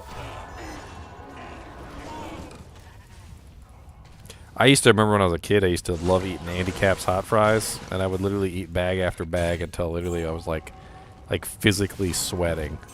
Where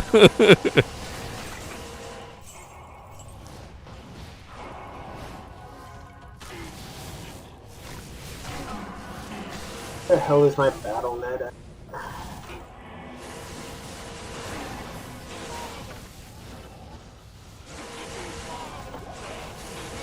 Yeah, I had a friend of mine the other day ask me why I only have like 10 icons on my desktop. I'm like, sir, I've had bad experiences with video cards. I'm not risking it. I always used to wonder like what creatures or animals in nature actually eat spicy food, because like I would imagine that most animals that can taste spicy food would probably avoid it. Like it's an avoidance mechanism, right? It took me a while to figure out that there actually is an animal out there that probably targets it specifically.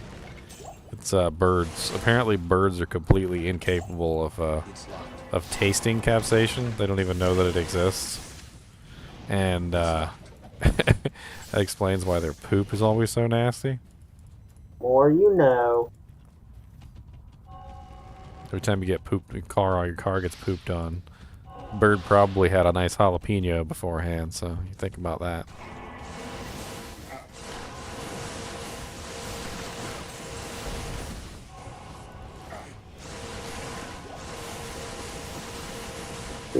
Nice, delicious jalapeno.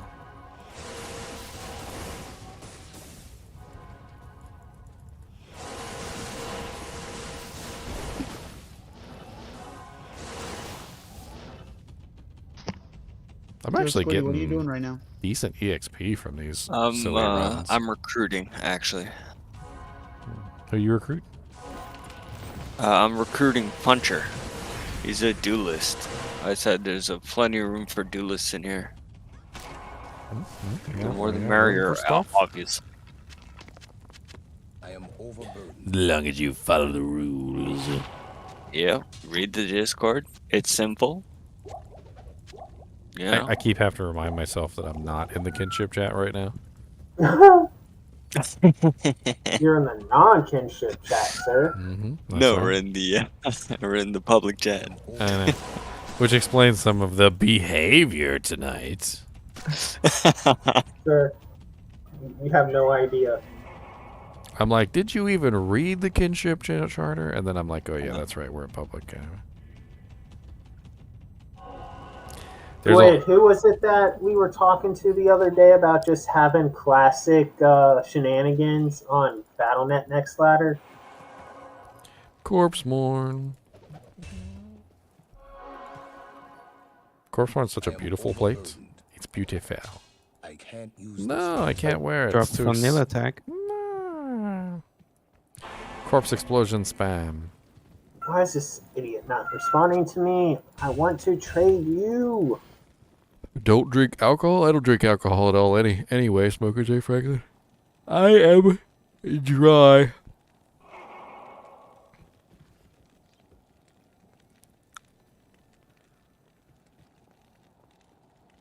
Saves lots of money.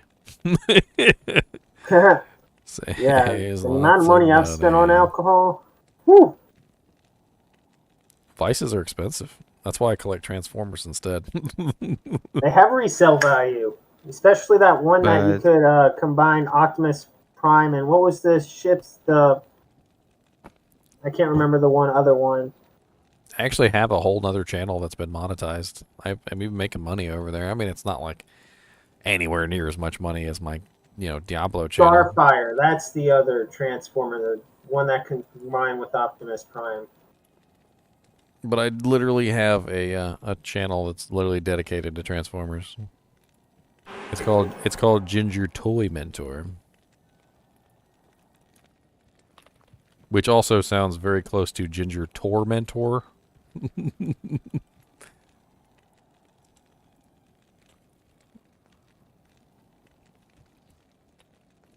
I posted a link to it in chat if you guys are interested. I think I've seen it. It looks really interesting. I mean, I'm picking up steam slowly. Like I've got some videos. I've got some pretty decent views over there, and some of them not so much. But I'm trying to keep up with it, just like I do with my Diablo stuff. I actually got Cliff Jumper earlier today. I was pretty excited to find him because I hadn't seen Cliff Jumper. Monetize the robotic crack. My crack is not monetizable. It's a crack of the heavens. Thank you very much.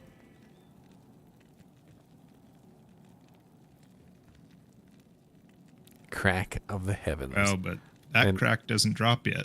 Quit staring at my crack of the heavens, boys. So my group's holy grail, we're missing one normal unique. Which one do you need? Ghoul. What? The dagger. But we're not counting gambled items. We're counting dropped items. Just go farm Cold Crow in the cave. She's the best dropper of that item.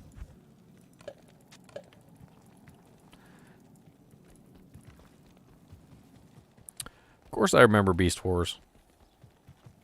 Beast Wars. It was alright. Did that precede the mini cons, or was that before the mini cons? I don't remember. I don't remember. My main show is the 1984 Transformers, the G1.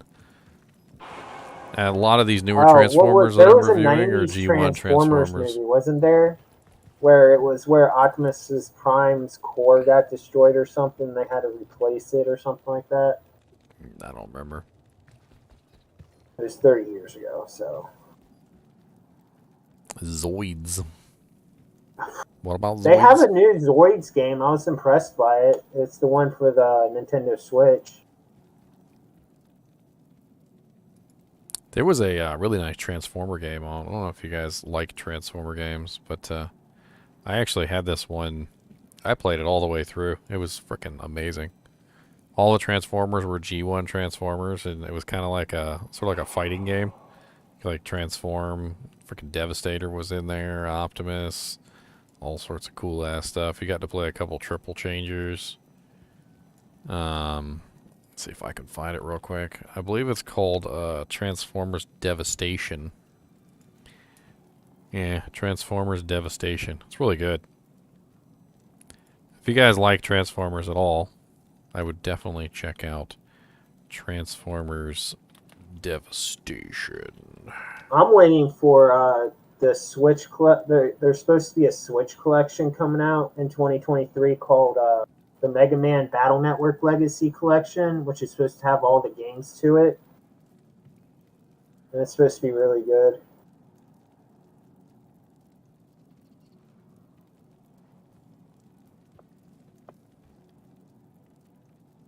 I don't know, but the Transformers Devastation is totally G1. Visuals, like everything, pretty much. G1 soundtrack. Like, I got all sorts of cool Transformers in there, like Jazz and Ratchet and Optimus and Devastator and Megatron and frickin' Soundwave. And there's like some bonus levels and all sorts of cool stuff you can do. You can unlock. Maybe I should play that on stream one day just for fun. I haven't played it in a while, but it could be fun to play that game. You should play it on stream sometime. That's what I said.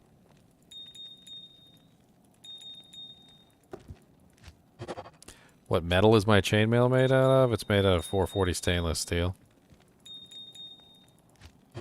It does have some bronze accents, which is basically just metal along the edges to make it look pretty. And I actually worked in some titanium as well, just to lighten it up a little bit.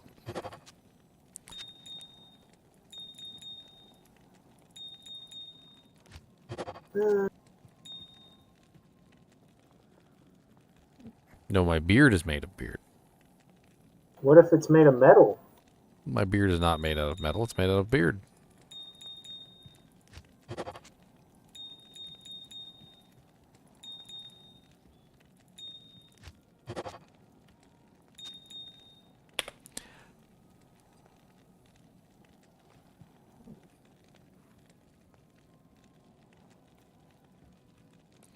If skill sets vary by region due to tendency, to my eyes, it's quite different. It might be a good content idea. What?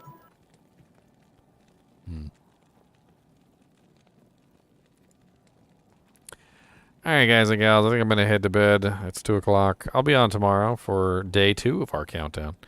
Or day 4. Yeah, 5. T-minus 5. T-minus 4. T-minus 3. T-minus 2. T-minus 1. I'm not really sure what I'm going to have planned. I might have some special stuff planned for this countdown. We'll see. Maybe we'll do some hide and seek or something. Hide and seek sounds like fun. We can also do some chase the chicken. Maybe I'll do a chase the chicken and I'll give somebody a hoodie. Give a hoodie away to the person who wins the chase the chicken contest. Chase the chicken to Flavy. Whoever wins.